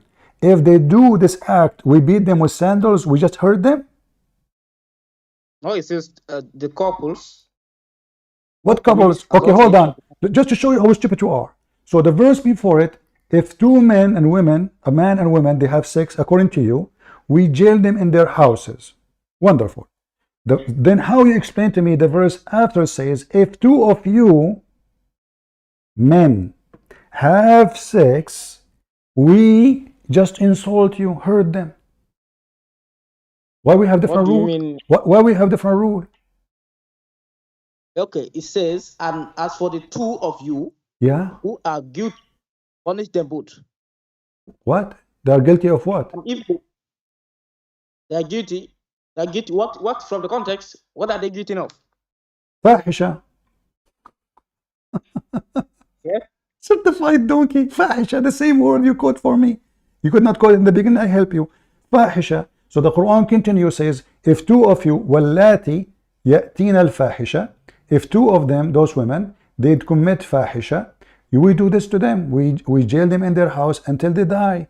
The verse after says, if 2 men do what? Do fahisha. No, it doesn't say men. It says that. In Arabic it says, walladhani. 2 of you. 2 of you, not 2 Abdul, men. muta boy. No, this is the English one. The first translation, it says, walladhani. Yes, 2 men. Okay, two of you. Is alladhani for men or for women? It says 2 of you. Do you like to call ultimate fart? What do you mean? I like to. Okay, hold on. You said to me you believe in dictionary, right? Can you find for me right now and get me busted in front? I will give you the password. Is it for men, alladhani, or for men and female? Ladhani. Ladhani. think it's let me check. Squeeze it, squeeze it. It's coming. It's what? Two of you. It does not refer to men or female. It is both, for both. It does not. Are you sure, Abdul? Yes. That's amazing. It's so beautiful, so beautiful. Okay, if it is the same, then why they have different punishment? If the one number 15 is about a man and women having sex, and the punishment is to jail them until they die, then how the second one have different punishment? Just hurt their feeling. Yes, if there are two of them. We know it's two. We know. Dude, listen, focus, potato. Everybody is dying laughing at you. It's recorded. So now, you know, I should pay you money actually to call me every day. I mean, you are the best drama we have. No Muslims calling. Thank you for calling.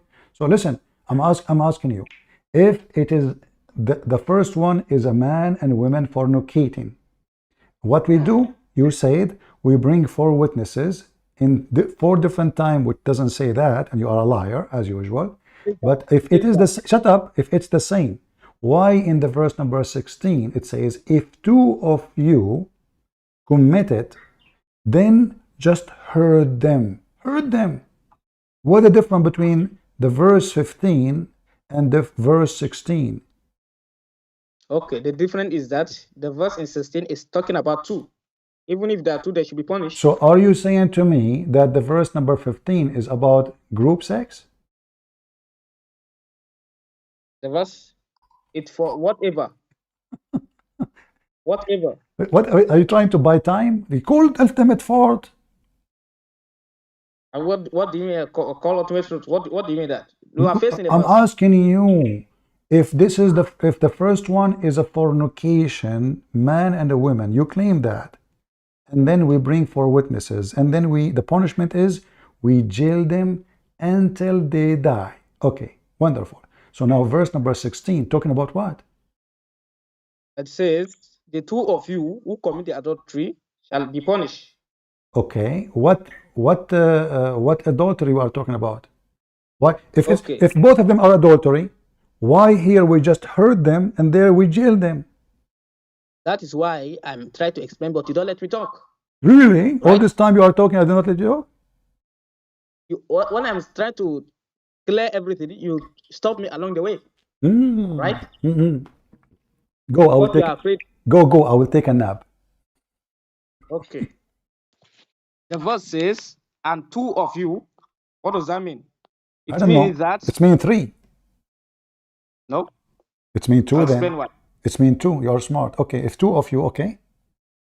The 2 of you, the 2 of you who committed the adultery shall be punished. Okay. The other man, the first punishment is mentioned for the woman is mentioned in verse 15. The punishment for the other person is to 100 lashes. What? Are you stupid or what? So how Abdul, if they commit fornication in verse number 15, we jail them until they die. Is that correct? Yes, that's for the woman. Okay. 4 times. Oh, this is for the women. Finally, he got himself busted. So I was telling you from the beginning, those are only women. Women. Those are lesbian, you donkey. Now you get yourself busted. So the verse after it is for 2 men. This is the difference between them. So 2 men having sex, if we go to the interpretation, as an example at Jalalain, it says, those who they are homosexual. Homosexual. This is why in Arabic it says, 2 men committed adultery. Alladhani. Homosexual. Read it. They are doing the act of loot. The act of loot. What we do? We beat them with sandals. Shall I beat you with sandal? Are you a gay? So you are not quoting the Quran. You are quoting another book. What are you quoting? This is even your scholar interpretation.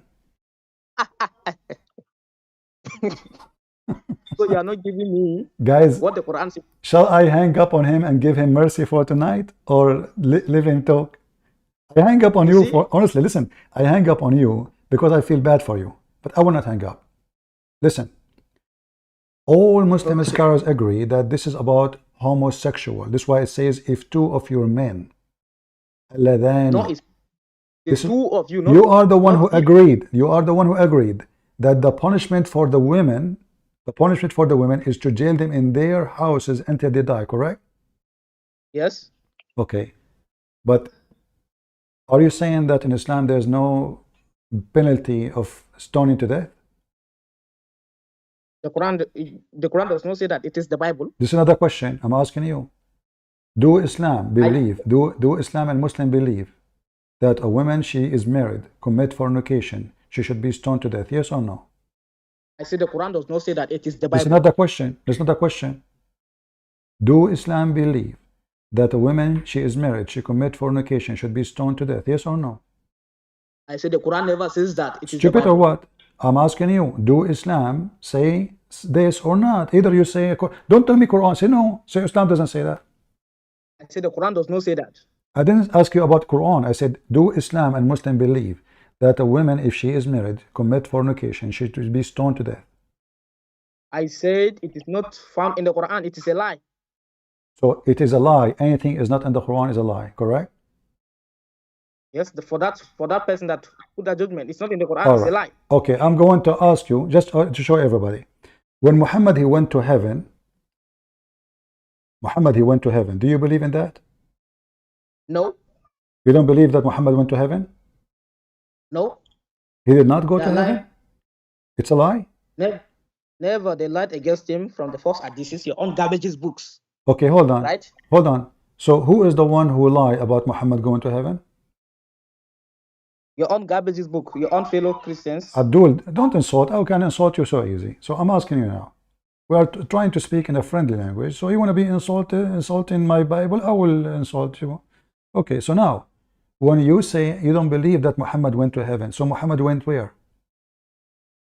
The Quran says it was taken to the mosque. To where? To mosque, Masjid al-Aqsa. Where is that location? That's what the Quran says. No, I'm asking you. Allah took him where? What is that? Allah says it took him at night. Where? I got it. Where? Allah took him where? Aqsa Mosque. Where is that? Hey, what do you mean? Where is that? I'm asking you. Where is that? Where is that? Did the Quran tell you the exact point? No. I thought the Quran is a book. You Muslim Quran only can understand the Quran. So now we do not know where he took him and why he took him. He took him to a place called. Okay. Hold on. Okay. So you only believe in what the Quran say. Then you say to me, the Quran says that we have to have 4 witnesses in 4 different occasions. When I say to you, where we can find the 4 different occasions, you quote for me this verse, chapter 4, verse number 15, correct? I ask you, where in the verse it says 4 different occasions? You are saying to me, hold on, you are saying to me, no, you did not answer, you are a coward. You said to me, I believe only in what in the Quran. Does it say anywhere in the verse you gave me that it is 4 different occasions? Yes, the Quran explained that. Show me the verse saying, this is the one. Show me where it says 4 different occasions. Okay, take a nap and I answer. Take a nap and I'll answer. No, show me the sentence. What do you mean? Why you wanna explain? As long you follow Quran only, you are the one who said. Listen, Potato. You said to me that you believe only in the Quran. That's why you don't believe that Muhammad went to heaven, correct? Because the Quran doesn't say that. There's no verse saying. There's no verse saying that Muhammad went to heaven. Wonderful. I'm going with you. So now, can you show me where in the Quran it says, to prove that you are really Quran only person, otherwise you are a fraud? Show me where it says 4 different occasions from the Quran. Don't explain. That would be funny. You are adding things. It's not there. You see how I'm destroying you. You see how I'm destroying you. You don't Wonderful. Destroy me and show me where it says 4 different occasions. I'm waiting. Okay. The Quran explains itself. It says that if it is not up to 4, the woman should be given 100 lashes as a punishment. 100 lashes. But this verse, it says that she should be kept in the house. What does that mean? It means that it has to be 4 different occasions. Guys, shall I hang up on him or keep him for entertainment? Abdul, what do you mean it's mean? It's mean. It says only bring 4 witnesses. Doesn't say anything about occasion. The Quran explained itself. Where it's explained that it's 4 different occasions. Okay, because the other verse says that It says call 4 of your witnesses against them. What do you mean call? Where did you get that from? It's in the Quran. The verse says you're not reading the verse correctly. Really? Yes. Okay, give me the verse correctly. Okay, those who commit adultery among your women, you must have 4 witnesses against them from you. If they You don't must bear what? witness, You must slowly. You must what? you must have 4 witnesses against them. So what you are saying to me? The verse doesn't say. I just said call 4 witnesses. You said doesn't say that. You must have 4 witnesses. Doesn't say call. You must ask. You are trying to make it like You must what? You must ask for witnesses. Yes, for you to put her in the house until they die. What do you mean by saying ask? Like, do you buy them, or they are there and they saw? They have. What I'm trying to say is that for you to keep them in your house till they die, you have to have 4 witnesses against them. Okay, but so where is the 4 occasion? That's what I'm trying to tell you. The other verse says that if she is caught in adultery and it is not up to 4 times, the woman should be beaten 100 lashes. 100 lashes. Abdul Potato, you keep repeating the same thing. We got it, 100 lashes. Who care? I'm asking you now. Where it says the 4 occasion. That's what I'm just tell you. Where? 1 occasion is 100 lashes. Where the 4 occasion is 100 lashes? 1 occasion is 100 lashes. 1 occasion is 100 lashes. Yes. That's false. That is if you, Abdul, son of Muta. This is if a man, he made accusation, the husband, if he made accusation in marriage. But this is about lesbian anyway. But if somebody, he made accusation for those women, he have to provide 4 witnesses, even though he is not a witness. He made accusation. So when you make an accusation, you have to provide 4 witnesses to be approving what happened. This is what the verse is saying. No, the verse says, don't ever call me again. What a whore. I will never let you talk. You know, I mean, disgusting, stupid, low class garbage. This is what the verse is saying. It says you provide 4 witnesses to prove it. No occasion. And this is the interpretation of every single scumbag scholar in Islam. And this is the verse you quote for me is about female, you donkey.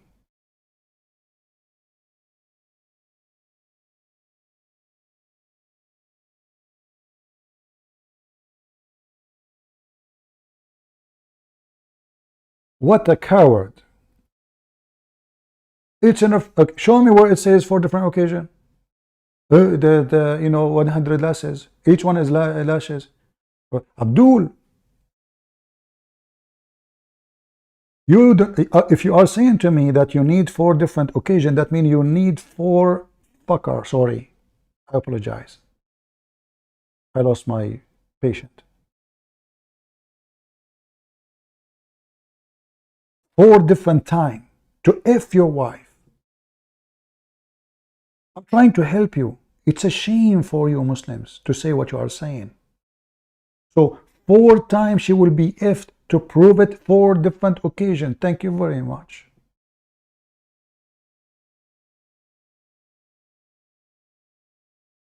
Four times your wife have to be F'd in order to prove that she is being F'd. That's what you are saying. Don't ever call me again, potato son of Muta. Liar, scumbag. It's in the front of you, in the front of you. What is in the front of me? If you could not provide 4 witnesses, we will beat you 100 lashes. Never come here again.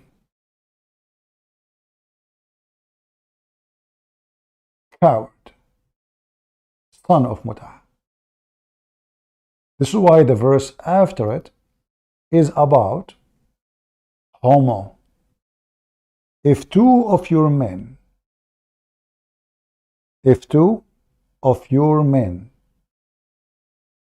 did fahisha, you see why the Quran called it fahisha?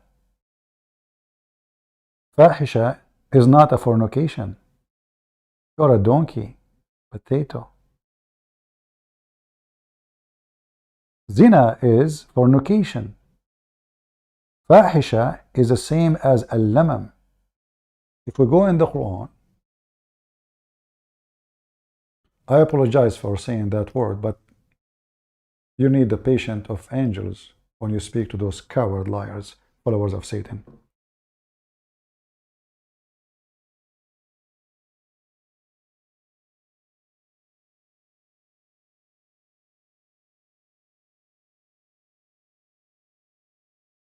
You can do anything you want except lamam.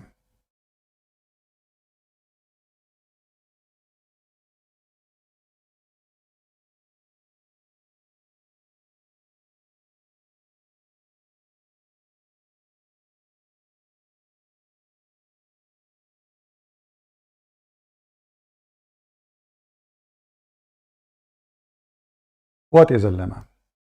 A lamam is a fahisha.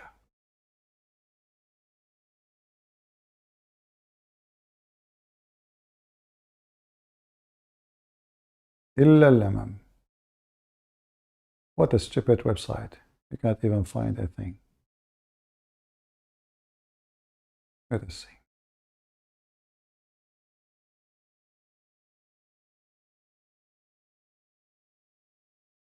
Lamam is an exception of fawahish, a kind of fahisha.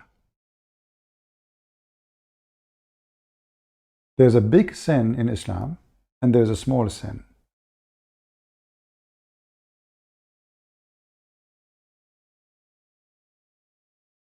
Which is not a sin anyway.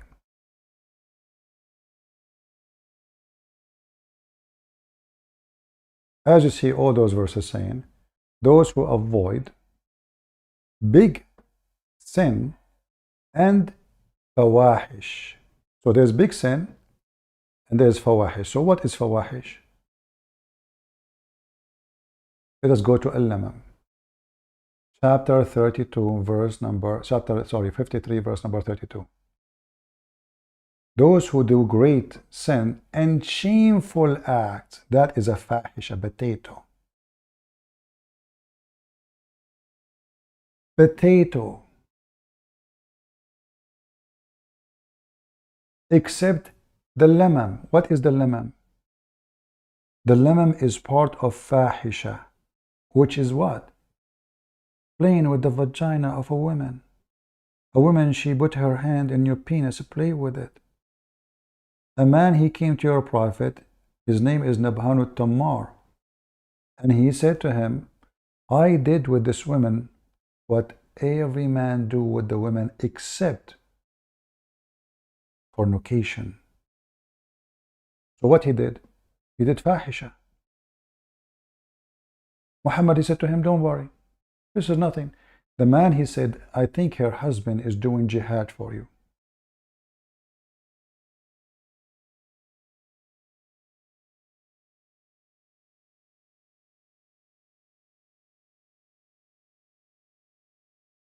And now if we take the word fahisha as a fornication,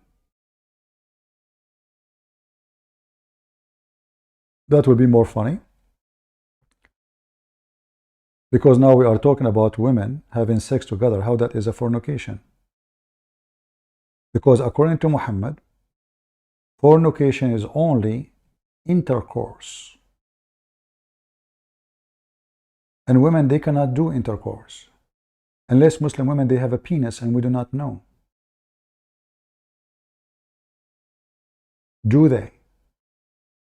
This is why the verse after it, verse number 16, says something different. If two of you, here it says women. It doesn't say if two. Women in general, any women. They do what? They do fahisha. What the fahisha? Lesbian. Having sexual relationship together. What is the punishment? We jail them in their houses until they die. Same time,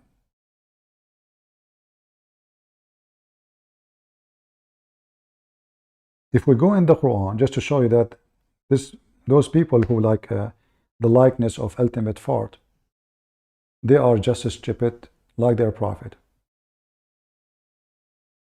If this is the punishment for a woman for having fornication, according to this guy, to be in her house, there's nowhere here it says beat them. It doesn't say anything about that. Nowhere it says beat them. That means this is the only punishment. That's it. There's no other punishment. But if we read in the Quran more, we will find there is other cases the Quran speak about. That is the fornication, which is 100 lashes. Here, those women, the penalty is to stay in their houses until they die. And you notice how Islam is unfair to speak or to treat the same act. If a woman they do it, we jail them until they die. But if a man they do it, we just hurt them and beat them with sandals. Beat them with what? Sandals.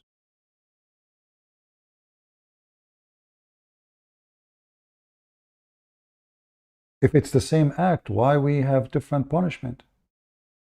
Simply because the first one is women, and Muhammad don't want to kill the women, the men, and he make poo-poo. Suddenly, if the woman she is having sexual relationship,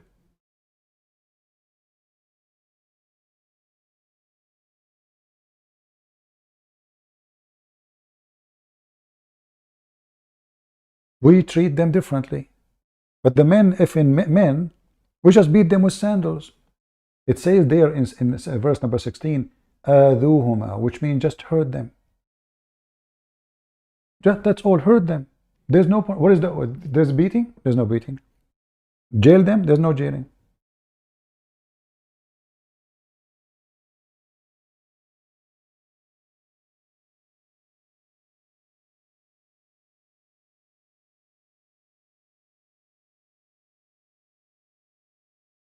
Four different times. You, Muhammadan from Senegal, made history. I want the Christians, those who make videos, to combine the video of Ultimate Fart yesterday and the video of this guy today, confirming that in order to prove fornication, a Muslim man, he have to wait until his wife she if 4 men in 4 occasions with 4 different witnesses. Then he can prove his case. So if this is come back, his wife fornicated 1 this week, and then she slept, and he have witness. Maybe he was there. And then next week, she effed a new husband. And then a month after, she effed the 3rd man. So not husband, sorry, a boyfriend. And she stopped.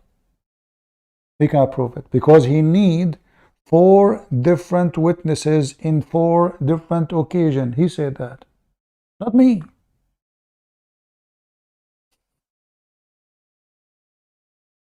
Do you see why we say you have a low IQ?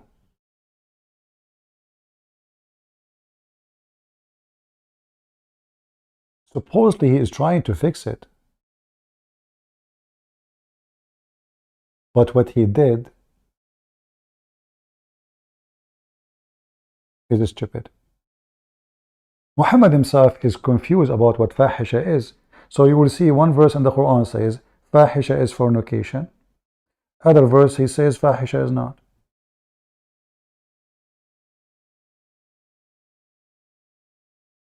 One verse says big sin and fahisha. Because if fahisha is a fornication, this is a big sin. You don't say and.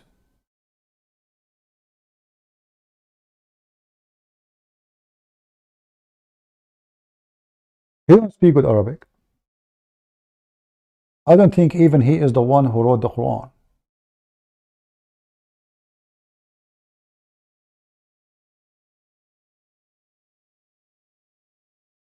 And the penalty of a woman, she fornicate if she is not married. By the way, the Quran never said if it's married or not. Is 100 lashes. But as you see here, there's a different penalty.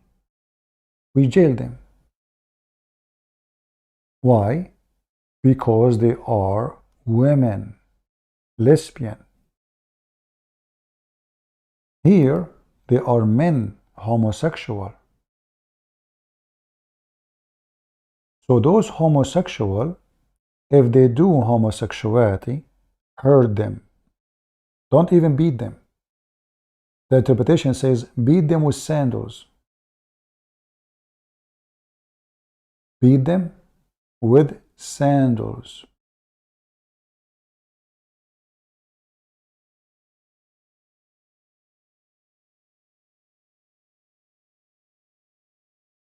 But I'm so happy that both now ultimate fort look like the Senegal country is screwed up. In Senegal, you can go and sleep with those men, wives, and this man, he will be watching outside. He got the first witness. He invited his friend because it have to be 4 different occasions. Then you go to his house again. You boom his wife. Still he can do nothing. Because if he accuse her without having 4 witnesses in 4 different occasions, as he said and repeat, he himself will be beaten. What a religion. And the stupid smart idiot, he is calling me to prove it. And I'm trying to help him, says Abdul, no, this is not what it is. You need 4 witnesses. No. It's 4 witnesses in 4 different occasions.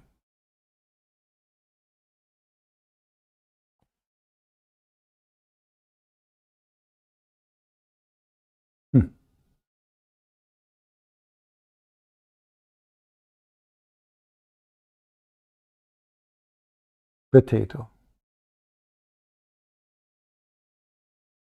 The Quran in the chapter 4, the same chapter we are reading from,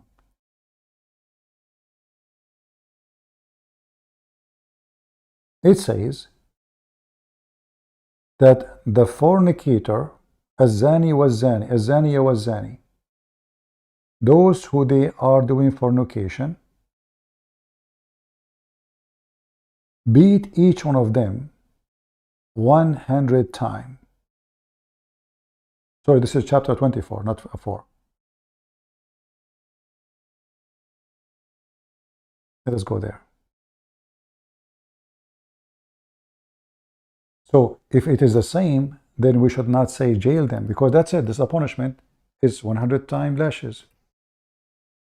This is why it says الزاني والزانية, male and female. In the other verse, chapter 4, verse 15, it says women. The adulteress and the adulterer, a female and a male. If they do that, they should be flagged 100 times. The other chapter, if your women do that, we jail them until they die. No beating. Why? Because this is different crime. they are lesbian. In the case of men having sex with men, no punishment except beating them with sandals. The Quran never said to do any harm to homosexual, except hurt them. We ask, we search, we check what they are taught. What we do, it says beat them with sandals and insult them. If you beat a gay with sandals, he might get excited.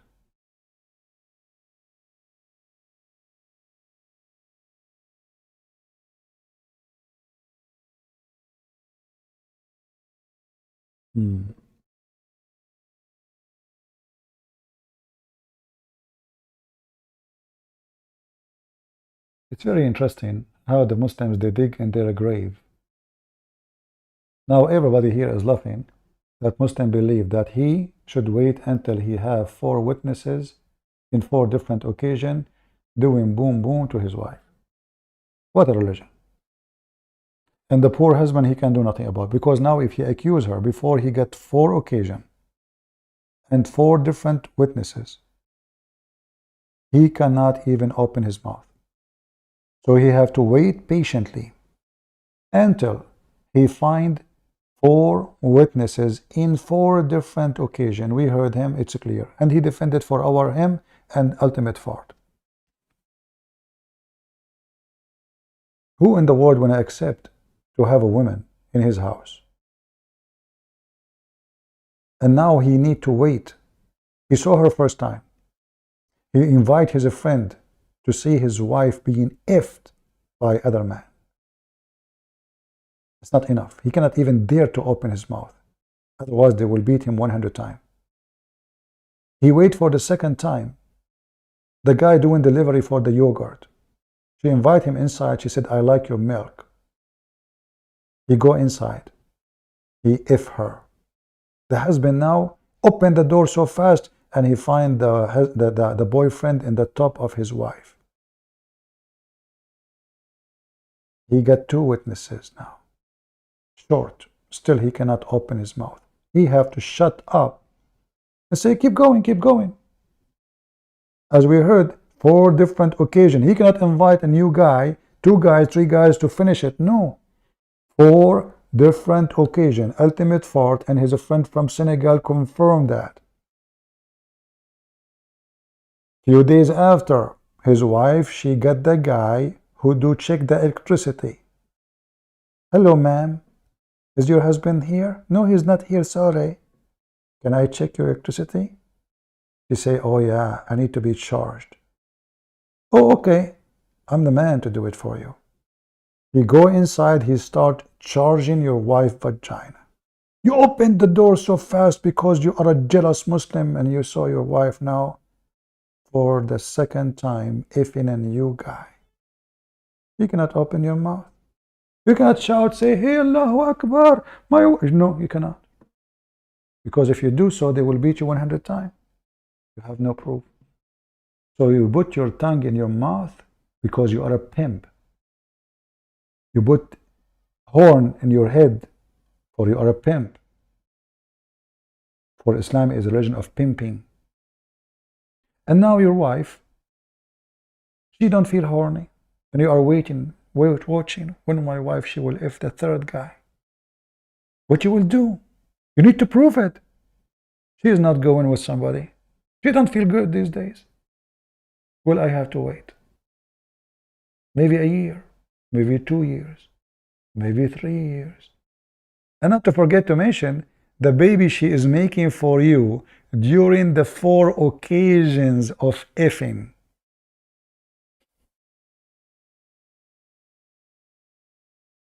According to Islam, those are considered your babies. So not only your wife, she is effing other guys, their babies are going to inherit your name and your money. So you marry a Muslim woman, she invite a boyfriend to F her, She have his child. Oh, this is the child of Ali Dawah. But this is not your child. Muhammad, he said, the child belonged to the one who owned the bed. Have you ever heard of this?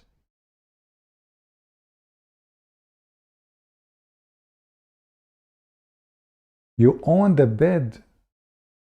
It is your son. So now you are getting even more screwed. The guy, he screwed your wife. He made her pregnant. His son will inherit you and give the money to his dad.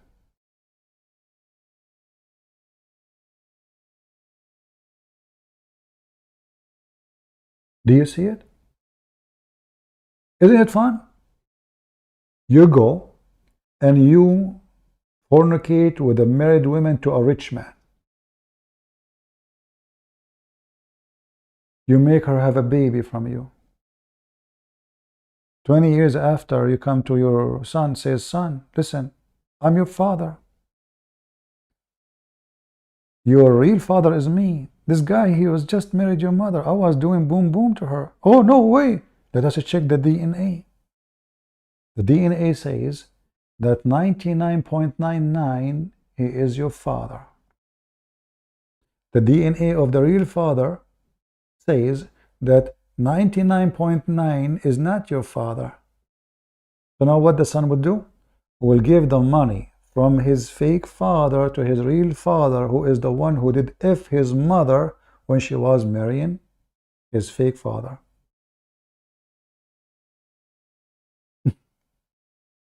So now your wife being effed by a stranger.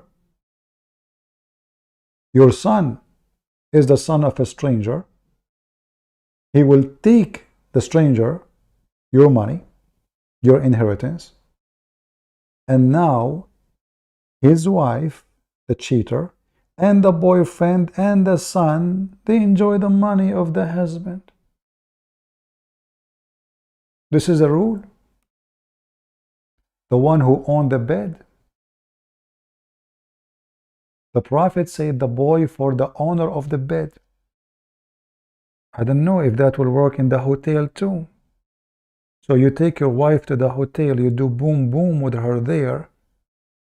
Is that going to be to Donald Trump hotel? He is the father? Because it was a Trump Tower?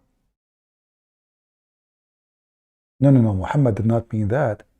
He meant the bed of the husband. So the wife, she if everybody in town, still the stupid husband, the poor husband, is the one who will pay for their diapers, is the one they will carry his name, is the one who cannot deny them, and he is the one he have to give them all his money when he die. That is a religion.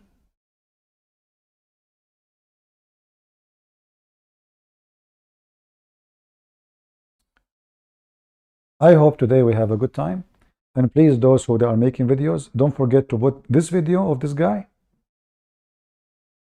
and the video of Ultimate Part yesterday. Don't forget. And you give it a nice title, hot title. In order to prove fornication. You do it the way you want. I'm just giving you the idea.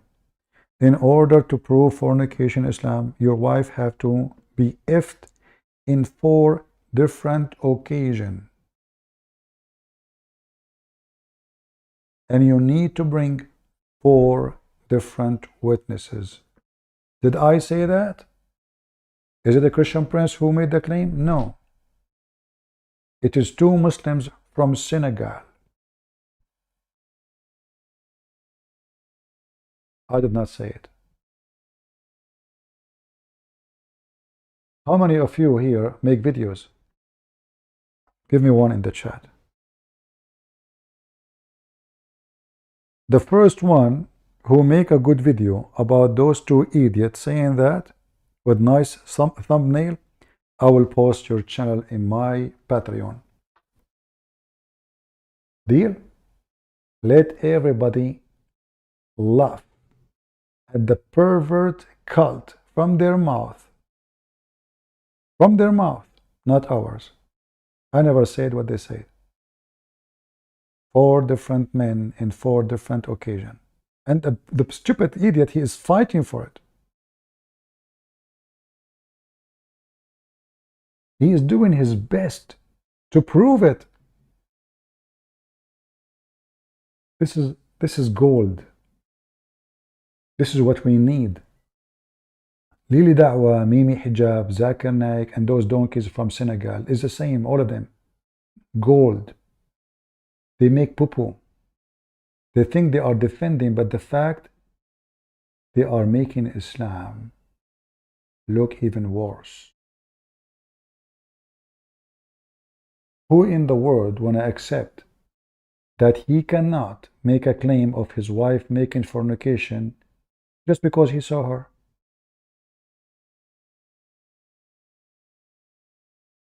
He needs 4 witnesses in 4 different occasions. Sound good? For a pimp. What of a cult? So I want to say thank you all for being here. I need to take a rest. Did we have a good time? Shall I go come back again after a few hours?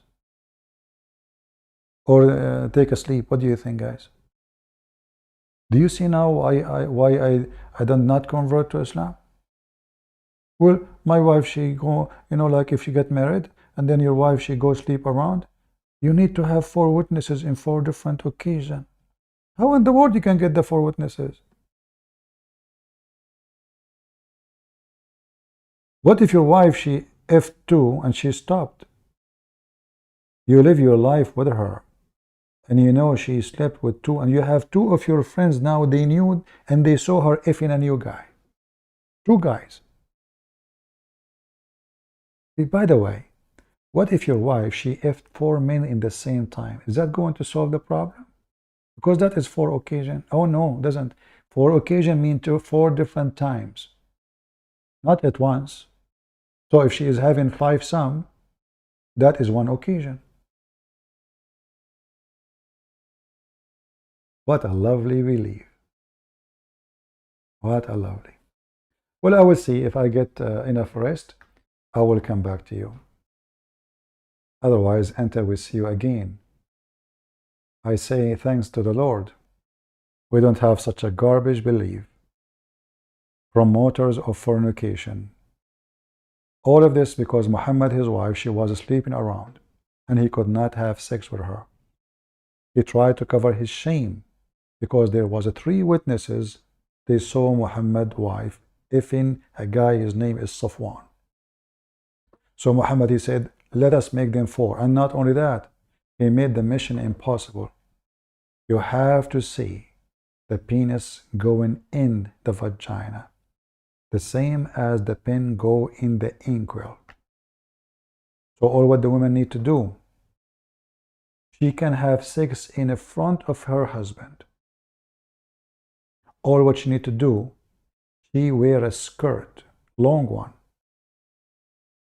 and she can sit in the top of the guy in his lap. Nobody can see the penis going in and out. It's impossible. She stand up, the skirt will go down. In the front of the husband, still he cannot prove it. Very filthy, trashy cult. Now it's time for me to go and dream about Gog and Magog. I like Hoributar. Hoributar in the Quran is the best fiction movie directed by Prophet Muhammad, peace be upon him. Actors, Alexander the Great. Army, Gog and Magog. Commentator, Yasir Qadhi, Lili Dawah, Mimi Hijab, Zakir Naik, Shushududu Mumuhu. The crowd, the believers. The book, the script, the Quran and the Hadith. The author, Allah. The tiller, Muhammad. The background music, the fart of shaitan. The smell in the movie, the Muslims getting terrified from Gog and Magog. The water in the ground. This is Mimi Hijab, piss in his pant when he hear my name. Thank you all for being here. May the Lord bless you. This is your brother Christian Prince, was serving you humbly for today. God is good. So is Jesus. Amen to that. See you soon.